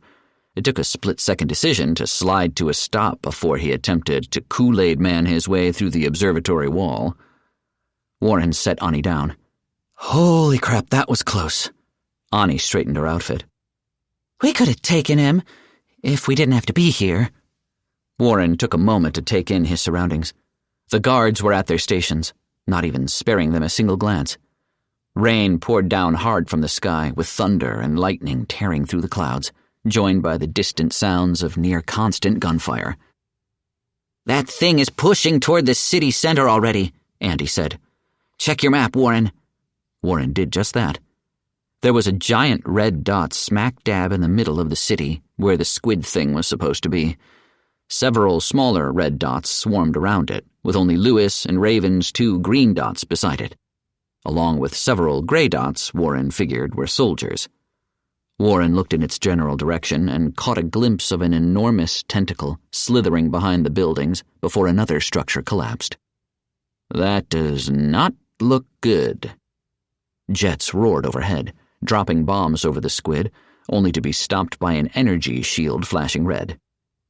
That is definitely not good, Warren added. We could really use your help down here, guys, Raven sent over party chat. But how are we going to get down there in time?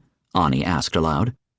One of the soldiers approached them, one Warren recognized from when the whole mess with the obelisks got started. It was Johnson. I believe I can help with that. He pointed a thumb back at a Humvee with the engine running. Johnson, buddy, Warren said with a big grin. Nice to see you're doing well in this absolute mess. Johnson forced a tight smile. He clearly was still having none of Warren's anything. Whatever you say, sir. We need to get going right now if we want to stop that thing. Andy rushed into the back seat. Let's go already! Andy joined him while Warren took the front passenger seat. The second Johnson hopped in, they were off. So, how've things been since we left? Warren asked. Mostly normal, Johnson said. Right until the monsters showed up. They're a pain in the ass to kill, but nothing close to that squid thing. It has a damn force field on its back that's keeping aerial attacks from hitting it. Ani peeked over Warren's seat. Is it using a spell? Hell if I know, ma'am. I just shoot things, Johnson said. At least no one had problems shooting it from below. That wasn't particularly useful, but if Raven and Lewis hadn't told them anything yet, they didn't know anything else. Then we'll hit it from the streets, Warren said. He pulled up his party menu to check up on the others. Apparently, Andy and Ani had both reached level 15 in their time grinding. They each also had a bundle of new spells, like Andy's Frost Driver and something called Ignis in Ani's arsenal. Raven was still at level 16, even after helping to fend off the monsters on Earth. Apparently, they weren't worth much in experience points. Then there was Lewis, whom Warren still couldn't get any information on. Well, he said he was stronger than he looked, so I guess we'll see, Warren thought and shrugged. The quick look through the rest of the party reminded him he had unlocked 3 new abilities he hadn't actually checked out yet. He pulled them up next. Vengeful Retribution, Level 1. Active. No blow against a berserker goes unpunished. Whenever the berserker receives damage, Vengeful Retribution can be activated to automatically counterattack with vicious speed and strength. The getting hit part didn't sound all that great. Neither did the lack of specifics on just how much more damage the ability would unleash.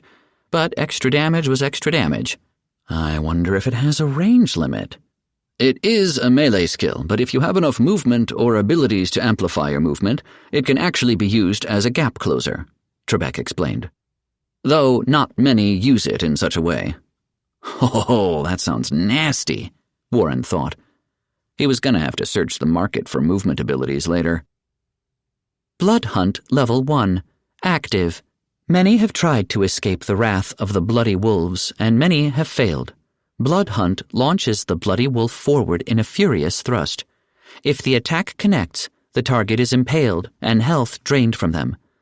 If the attack misses, the Bloody Wolf launches a whirling slash, granting double the amount of blood frenzy stacks per enemy hit.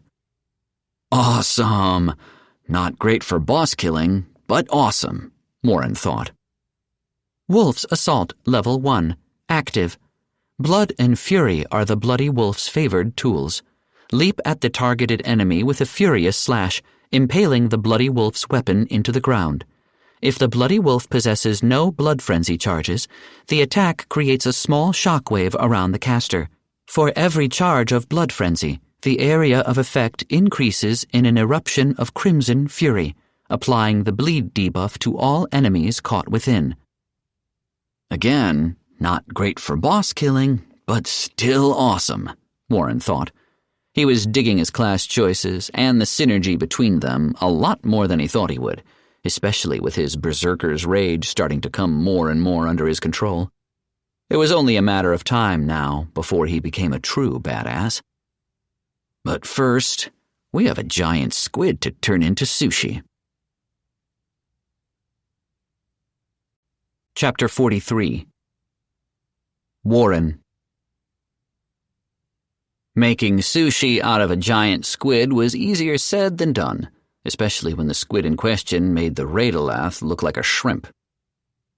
"Holy hell, that thing is huge," Johnson said, pulling the Humvee to a stop well out of reach of the squid. At least Warren and everyone else sure hoped they were out of reach. The squid was enormous, mind-bogglingly so. Or maybe they should call it the Kraken, because its size and shape were simply that absurd.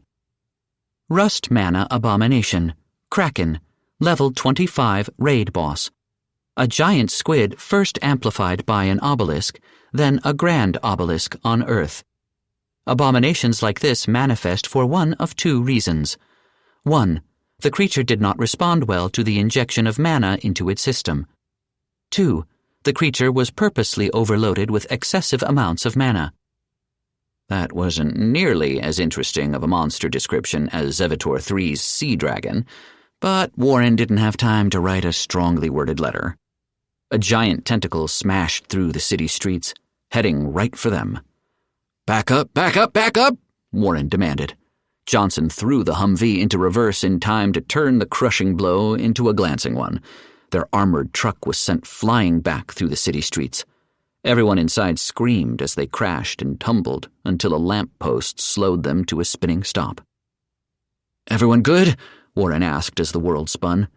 Andy threw himself out of the Humvee before the contents of his stomach threw themselves out of him. Ani stumbled out, wobbling on her legs. Yeah. "I don't get paid enough for this shit," Johnson grunted. The front of the Humvee had nearly caved in his face. Warren kicked his jammed door out of the way, then helped Johnson out. "Think you can make it back to the observatory?" Johnson nodded. "If you can kill that thing, I'll figure something out." Warren patted the man's shoulder. "Oh, we will. Don't you worry about that." Johnson didn't look convinced in the slightest. Still, he ran off back in the direction they had come. Andy and Ani formed up behind Warren as he set his gaze on the giant monster before them. With so much of the city swept aside, it was easy to get a clear look at the thing. The mass of pale purple tentacles slowly lumbered through the city. It chased after soldiers, unloading countless rounds into the monster. Chunks of flesh tore from it, but the creature wasn't bothered in the slightest. One of its enormous tentacles lashed out suddenly like a cobra striking its prey. It coiled around the Bradley IVF, blasting it full of cannon shells, and crushed it. The vehicle's explosion didn't even faze the monster as it unfurled its tentacle, giving Warren and the others a glimpse of the suction cups full of teeth. The monster rose up suddenly on its tentacles, bringing its strange, almost worm-like body into view. There were so many rusty, glowing eyes along the thing's armored body, Warren didn't bother counting. He was far more concerned by the beaky mouth that split open like a nightmarish flower. The cavernous maw, full of teeth bigger than the tanks fleeing from it, darted forward, catching tanks and soldiers in its bite. It ripped up concrete and asphalt as it tore away, gulping them all down with a hideous shriek. "Good thing I wore my brown pants today," Warren commented in awe and terror of the monster. Ani and Andy nodded, speechless. Warren summoned his sword into his hand and rested it on his shoulder. "So," he began over party chat, "anyone have any bright ideas?" "You're the party leader, you tell us," Raven said. Warren shrugged. "I was just gonna beat it with my big sword until it died." "Brilliant," Lewis chimed in with an idea of his own. "Actually, Melody brought something up about this when we talked earlier. Apparently, this creature took offense to something your Navy uses called sonar. Some sort of sound detection system, I believe." Ani perked up with wide eyes. "I have a new bomb that makes loud noises." She summoned a new bunny grenade into her hand. This one, ridiculously enough, was encrusted in diamonds and silver, making it look sort of like a disco ball. A very giddy, bunny-shaped disco ball. "It's called a dazzler. It blinds and deafens enemies." "But is that little thing gonna be loud enough for that big-ass thing?" Warren pointed at the squid impaling a building with one of its tentacles. Ani shrugged. "Probably." "Good enough for me," Warren said. Without any further discussion, Warren charged after the giant squid. "Where are you going, Warren?" Andy shouted. Warren glanced over his shoulder. "To fight for my spot on Iron Chef." "Somebody help that idiot before he gets himself killed," Raven sent. Before Warren could say anything, streaks of blue mana flew past him, slamming into the giant squid's tentacles. Andy was blasting away at the monster with magic missile. The Kraken shrieked at them and raised a huge tentacle over their street. "She said to not get me killed," Warren sent over party chat. "Not land me in an early grave." Ani wasn't far behind Warren, hurling bombs at the monster's toothy tentacles. The first was a grenade, blasting a chunk out of the squid's tentacle. It roared in fury, swinging its wound out of the way just in time for a second bomb, an ignis one, to hit, bathing the tentacle in brilliant flames. The Kraken swung its tentacle down. "Get clear!" Warren shouted. He didn't have time to look for the others as he sprinted away. All he could do was hope they made it out. The tentacle slammed just behind Warren. The force of the crash sent him flipping forward through the air. Swinging his sword out, Warren caught the remains of the road and slowed himself to a stop. The Kraken began drawing its tentacle back. "Oh, no, you don't." Warren marked the Kraken as the target of his blood frenzy, then used Blood Hunt. Suddenly, his body moved on its own, lining up his sword with the Kraken's tentacle, resting the flat of his blade in one hand, while the other drew the giant sword far back over his shoulder. "This is new," Warren thought for a split second, before his body rocketed forward, kicking up a wave of dust and asphalt in his wake. He buried his ultra-greatsword down to the hilt in the monster's tentacle. The Kraken screamed, lifting the huge limb up into the air, waving it around, trying to shake Warren free. The sword was in too deep for the monster to get rid of Warren that easily. The second stage of his new ability kicked in. a crimson aura swiftly flowed up his blade into his body. That was the healing he might need in a moment as the Kraken swung him at a building. "Nope, nope, nope," Warren shouted, ripping his sword free from the tentacle and clambering over to the opposite end. Crash! Pieces of shattered brick and mortar flew past him as the Kraken demolished yet another structure. Warren's eyes followed the debris until his eyes caught a strange sight. A silver contraption stuck out of the top of the Kraken's head. It was a dark silver, with 3 transparent blades, or sails, spinning about. The sails were a faint, shimmering blue with a pink tint. As the fighter jets overhead made another pass from above, the Kraken's shield flashed bright pink, and the sail's coloration changed to match.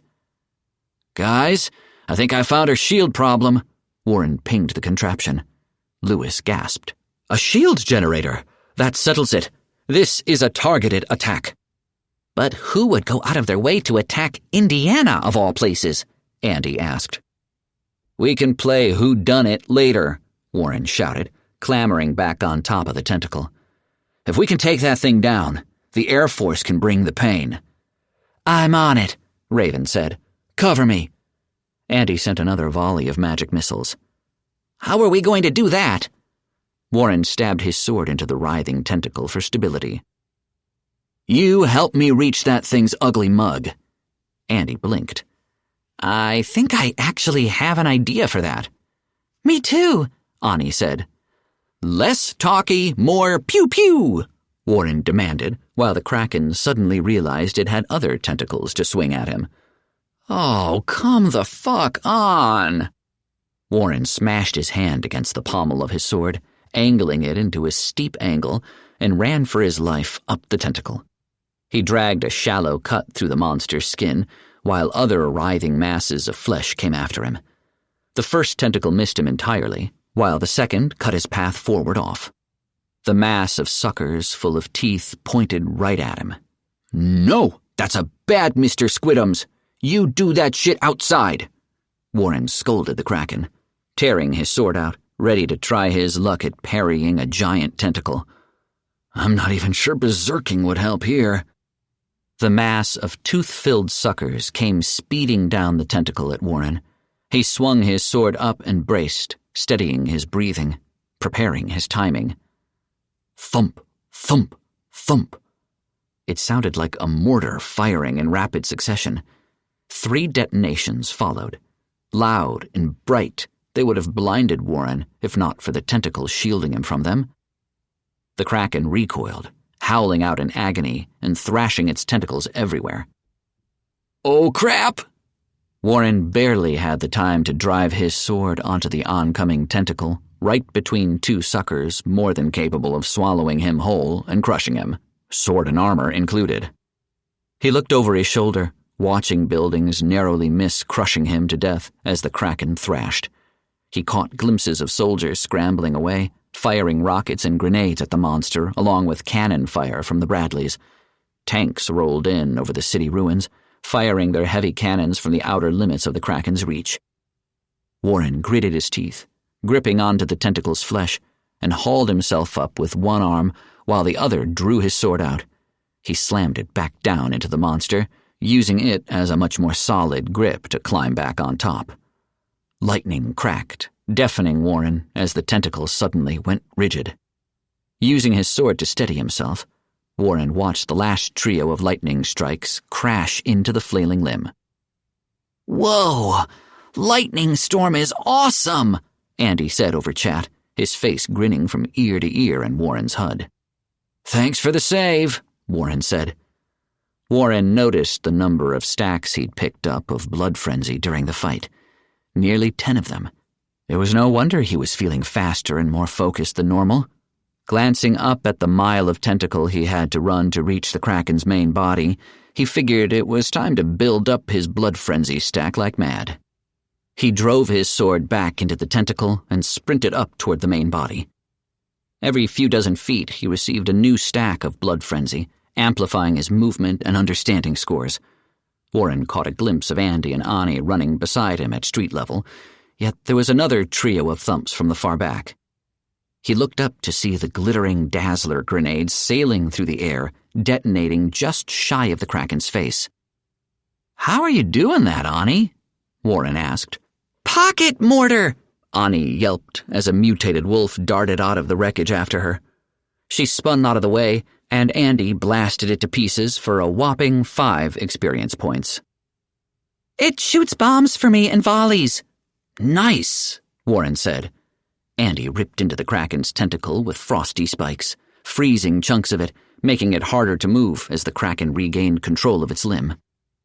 Warren gritted his teeth, picking up the speed thanks to his building stacks of blood frenzy. He was almost to the main body. Then he could work on actually killing the Kraken, rather than earning a special place on its list of most hated things in the universe. Above them, the pink energy shield sputtered, flickered, then erupted into red particles. The sound of metal grinding on metal pulled Warren's attention to the top of the Kraken. There he saw the strange contraption collapse to pieces. "Generator down," Raven reported. "Lewis, tell the general." "Audit," Lewis replied. Warren grinned. They were going to bomb the hell out of the Kraken now. He just hoped they didn't hit anyone in his party in the process. Warren tore his blade out of the Kraken's tentacle as he reached its main body with roughly 50 stacks of blood frenzy built up. The feeling of power coursing through him as he moved like an apex predator heading for the kill was unreal. He felt like nothing could stop him as he reached the Kraken's face. The Kraken shifted one of its innumerable eyes his way. Warren grinned. "Surprise, ugly!" Warren activated Blood Hunt and Berserker's Rage in rapid succession. Warren surged forward, unleashing a fearsome howl as he speared the Kraken's eye with his giant sword. The Kraken screamed and smashed its tentacles all throughout the city, nearly flinging him free in the process. But Warren wasn't worried about it. The fury pumping through his veins made it difficult to worry about anything but slaughter. He twisted his blade in the monster's eye socket and tore it free. Warren roared, cleaving through the next eye and the next, each strike coming faster than the last as blood frenzy continued to build up. Down below, Andy and Ani bombarded one of the thrashing tentacles with spells and grenades. They carved deeper and deeper into the limb until the Kraken's own thrashing ripped it free from its body. Raven slipped between the shadows, appearing beside Ani and Andy, protecting the two mages from the smaller cannon fodder trying to distract them. "Guys, what does danger close fire support mean?" Lewis sent over party chat. Warren laughed, finding the guttural growl of his berserker's voice creeping into his own voice as he replied, "It means they're gonna bomb the hell out of this thing with us still on it." "That's a freaky voice, Warren," Andy replied. Warren grinned, ripping through another eye. "Must be getting more control over my berserkin," he guessed, even as he let the rampaging beast go to town on the Kraken. Running out of eyes on this side of the Kraken, Warren impaled his sword into the squid's skull and tore his blade through to where he guessed its brow was. Bellowing, he tore his blade free of flesh and bone, then started viciously hacking away at the monster's head with terrifying speed and strength. The distant roar and thump of guns pierced through Warren's rage. Jets screamed past, leaving sonic booms in their wake as their cannons and missiles rained over the mutated squid. From far in the skies above, the angry thunderclap of an unforgiving god erupted. The gunships spiraling in the skies opened up with every gun it had mounted to it, ripping out chunks of flesh and drawing rivers of blood from the Kraken. Tanks and infantry were forced to shift their assault on the Kraken to the growing tide of monsters coming after them. Warren guessed they were trying to save the Kraken from his party, which only fueled his bloodlust and rage. Shadows loomed over Warren, and his berserking mind immediately shifted to guard against the huge tentacles smashing down upon him. Warren blocked them with the flat of his blade, howling in fury as every muscle in his body screamed in pain. Muscles quivered and tore as Warren fought with everything he had, both berserker and man pushing together against their crushing end. Red flashed across every shred of his paper doll. Blood rushed up out of his mouth. His feet slipped against the blubbery squid's hide. Warren's mind raced for any idea to escape his predicament, when suddenly the world went black. A disgusting stench and wet warmth surrounded him, and Warren knew exactly where he was. The crushing tentacle had forced him into the gaping wound he'd been carving out of the Kraken's skull. "Warren, are you okay?" Lewis asked. I am, but this ugly mother isn't going to be, Warren growled with a pained laugh. He shifted about in the wound, fighting to get back to his feet, drawing out new cuts with every move as his sword pushed through the weak inner flesh with ease. "I'm coming to help," Lewis said. Warren wasn't sure how Lewis could help, but it didn't matter. He'd regained his footing, and for all the thrashing tentacles tried to crush him within the wound, they couldn't do a damn thing. A wicked grin pulled at Warren's lips as he drew his sword back like a pickaxe and hacked into the Kraken's flesh. Little by little, drawing more and more blood, he worked his way to the monster's skull. Everything was going great until he heard a sickening squelch behind him. Warren turned to see the Kraken forcing a tentacle tip first into its wound to crush him. Son of a... Warren barely had time to activate vengeful retribution and hope for the best. The ability took control of his body and drove him into an arcing slash to drive his blade into the tentacle coming after him. Before Warren could even question the physics of the move, his sword twisted through the wound, squishing his body. Making full use of his enhanced strength, he ripped the sword free from the wound and wedged it deep inside the writhing limb. The Kraken roared, retreating quickly from the wound. In its place, Warren saw Lewis with a trio of floating blades behind him. "I see I made it just in time." Lewis thrust his hand out to Warren and cast Word of Healing. Warren's badly damaged body climbed slowly up from the red into yellow. It seemed he'd gained more health than Lewis could quickly patch up. "For the record, I saved myself," he replied, sounding strangely himself and less bestial. "Ah, damn it." His berserker's rage had run out, and he didn't even notice. He wondered if that was thanks to the adrenaline high he was riding, or how much rage control he had. The transition was normally much more obvious. "Whatever you say, Warren," Lewis said, before an aura of red blades, then a blue one with shields, briefly surrounded Warren. "Take these buffs. They will help improve your damage and defenses." Warren didn't feel any different, but compared to Berserker's Rage, he couldn't imagine any other buff having the same kick. "Thanks," Lewis nodded. "I'll try to keep the tentacles from coming after you. You just keep going for the brain." "That's the plan," Warren agreed, and turned back to his work. He hacked and cleaved at the monster's thick skull. Without his rage to help him, it was much slower going. Luckily, his blood frenzy didn't wear out until either he or his target were dead, and speed made all the difference in the world. Warren considered activating Berserker's Rage again, but he didn't have the mana for it. What he did have the mana for was breaking in his new ability, one which he had a mountain of blood frenzy stacks to exploit. With one final swing, Warren punched through the Kraken's skull and dropped into its brain case. He landed face first onto the monster's brain. It stank of rotting fish and battery acid. The arcs of electricity he figured were the monster's brain's inner workings didn't fill him with confidence, but he wasn't planning on sticking around for long. Warren drove his ultra-greatsword into the monster's brain. The creature spasmed wildly around him in response.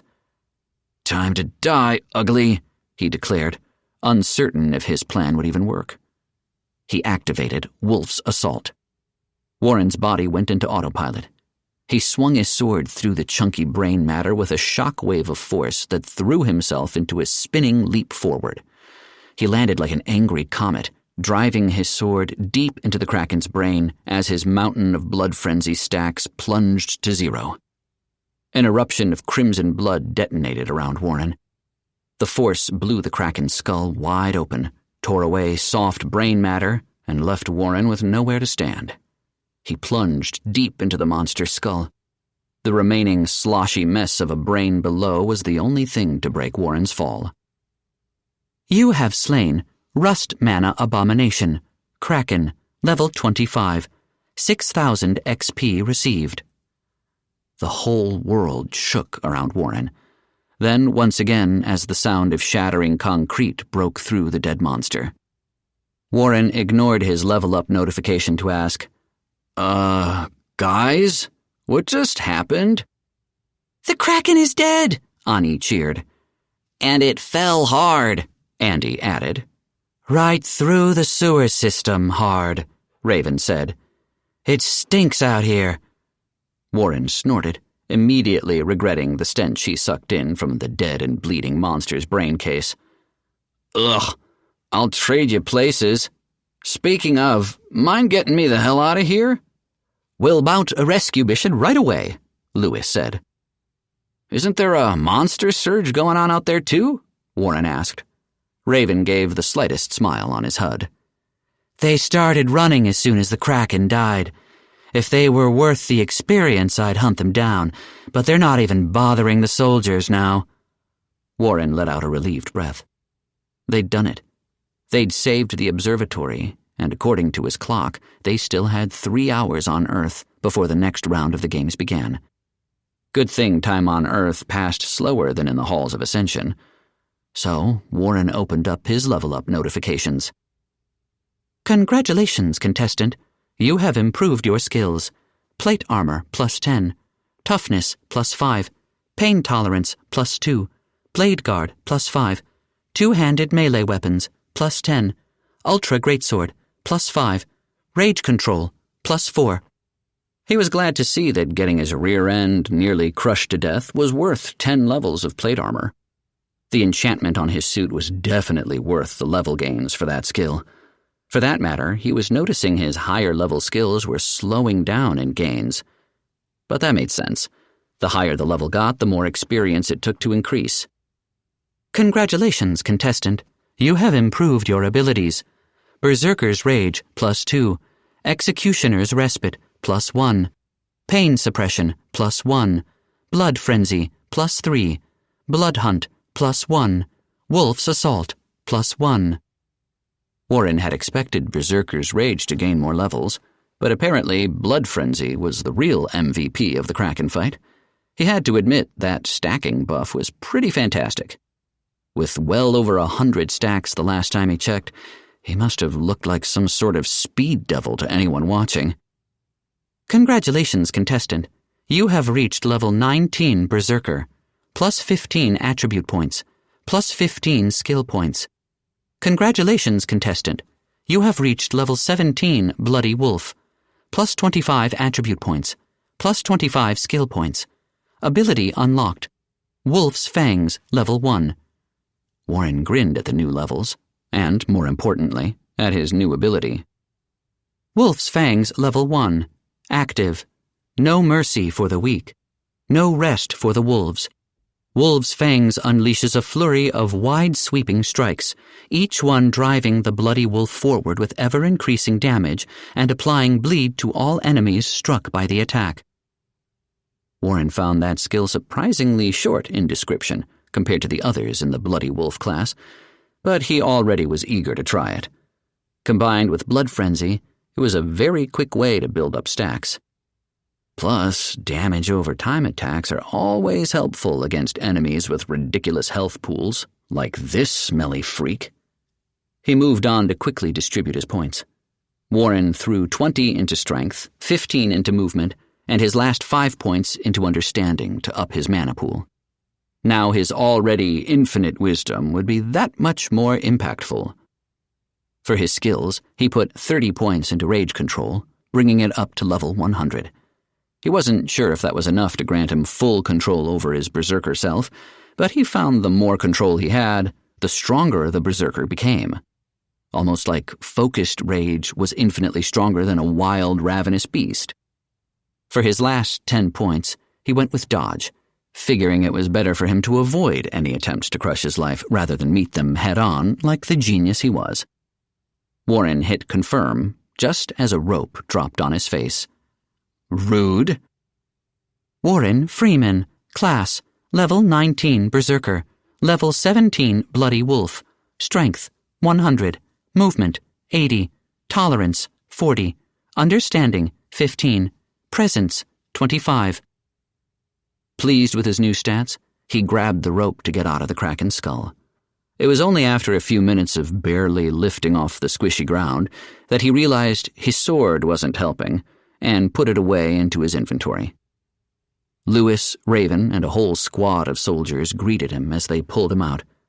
Ani and Andy were there as well, acting as guards in case any monsters showed up. "There's the hero of the day," Johnson said. "How you feeling, Warren?" "Like I need to bathe for the next month," he grunted. "We don't have that kind of time," Raven said dryly. Lewis nodded. "But there are showers back at the observatory." Chapter 44. Warren spent a precious hour after their victory scrubbing himself clean of all the gore and muck from the battle. As much as he wanted to see Buck, he didn't want to torture his poor pup with that stench. The same went for his armor. Even if the system made gear clean and repaired itself, it was no replacement for a good tumble in the washing machine, or a scrubbing down with a brush and polishing up. He stepped out into the halls, fully dressed, and headed to the cafeteria, where they had agreed to meet. A full-blown party was going on, with food, sweets, and booze. "All cleaned up, Princess?" Andy teased, holding Melody by her waist against his side. Buck tackled Warren before he could respond, slobbering all over Warren's face with big licks. Normally his tackles would have threatened to knock Warren over, but his new strength made that almost impossible for the dog. So Warren picked up Buck instead, carrying him like the little puppy he was.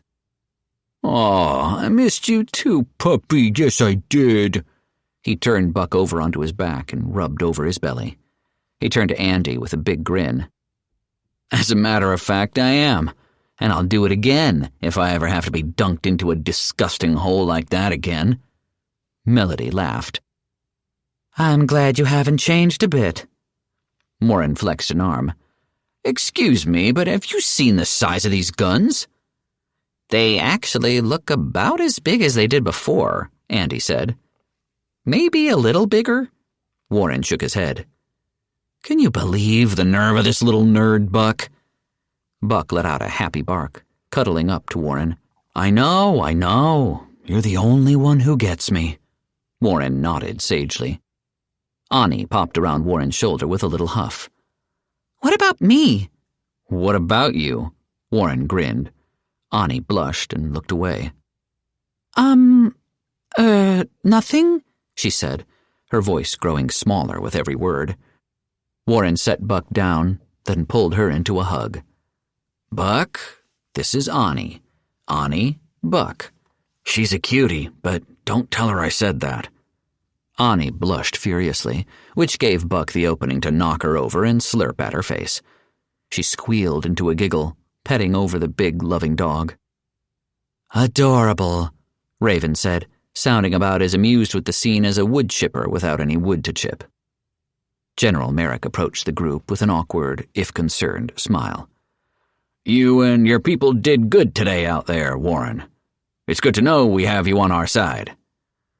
"Our side is a lot of people I'm not involved with," Warren put bluntly. "I'm only doing this to protect my dog. If he wasn't on this planet, this would be your problem to deal with. Oh, and I guess I technically need to do this to keep Melody alive, but she's not as important as Buck." "Rude," Melody huffed. Warren grinned. Merrick stared at Warren, stunned at his response. There was probably a storm of rage building up inside the man, but what was he going to do? Pick a fight with the guy who just hacked up a giant squid to death with a sword? Yeah, I didn't think so, Warren thought with a widening grin. "Regardless of your motivations," Merrick said, finally snapping back to his senses, "we appreciate everything you've done here for us, and bringing Lewis with his, guidance." Lewis walked over with a plate full of cheesecake. Any time, General. If your people are willing to keep making this for me, I'm all too happy to help you however I can. Easy on the cake, Tubbs, Warren teased. You're going to lose your boyish good looks if you keep putting those down so fast. Lewis looked down at the cake, then at the light gut he'd developed. He scooped up another spoonful. I can work it off in the games, easily. In fact, I believe they are giving me the energy to take on the world. Andy snorted. That's the sugar high kicking in. Melody gave a concerned smile. Just mind the crash. It comes suddenly and hits hard. It is a risk I am more than happy to take, Lewis declared, and chowed down. Merrick grunted at the overly excited alien and turned his attention back to Warren. So, what's your plan now? Warren checked his clock. They had about an hour left on Earth before the next round of the games began. First, I'm going to eat some damn good food. And then, we're going to kick alien ass and chew bubblegum. He leaned forward to the general. And I'm all out of gum. Ani helpfully produced a pack of pink gum. No, we're not.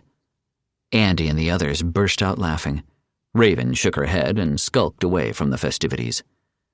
The future looked bright, well, at least more attainable, for Warren and his friends, and he could not wait to flex all of their newfound strength on the aliens, both the contestants and the Empire. Epilogue. Richards. So, I have good news and bad news, Richards said as he washed his hands in the bathroom. Good news, I can confirm Warren and his people are receiving outside help from that Lewis character. I saw the blue pretty boy before he put his disguise back on. He looks human, but he definitely isn't. The bad news is, well, we're still talking like this, rather than face to face.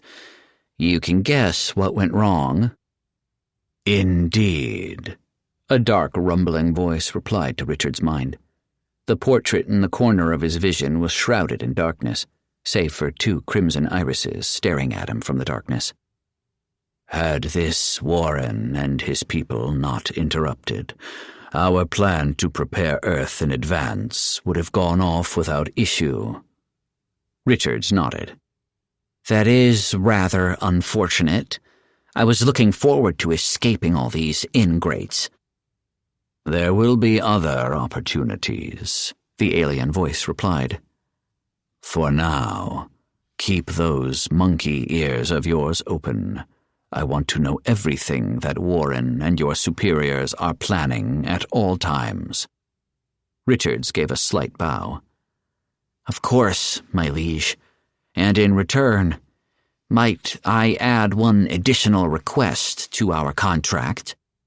The alien rumbled disapprovingly. Go on. I want Melody Reynolds added to my rewards for peerless service, Richards said. I'm talking full-on slave Leia golden bikini and collar. The works. The shadow-shrouded alien raised a furrowed brow. Come again? Haven't you ever seen Star Wars? Richards asked. He shook his head. Never mind. Aliens, of course you haven't. I'll send you a copy. You gotta watch this stuff. Greatest series ever. Well, except the last trilogy. We don't talk about that one. The alien let out a slow, simmering breath. Of course, Mr. Richards. Prove yourself worthy, and this world is yours to govern. House Tonalthu always honors its debts. This escape from reality has been a Podium Audio production. If you enjoyed this audiobook, we would love for you to rate and review it. Head to podiumentertainment.com for more next-level stories. Sign up for our spam-free newsletter to stay up to date on what's coming. You can also join our party of listeners, fans, and noobs on social media, including Reddit. Don't be a casual. Follow us. You've been listening to Obelisk System Integration, a LitRPG adventure. Book 1 of Obelisk System Integration. Produced by Hannah Grenfell. Written by Conor Malachi. Performed by Pavi Prochko. Text copyright 2023 by Conor Malachi. Production copyright 2025 by Podium Audio. All rights reserved.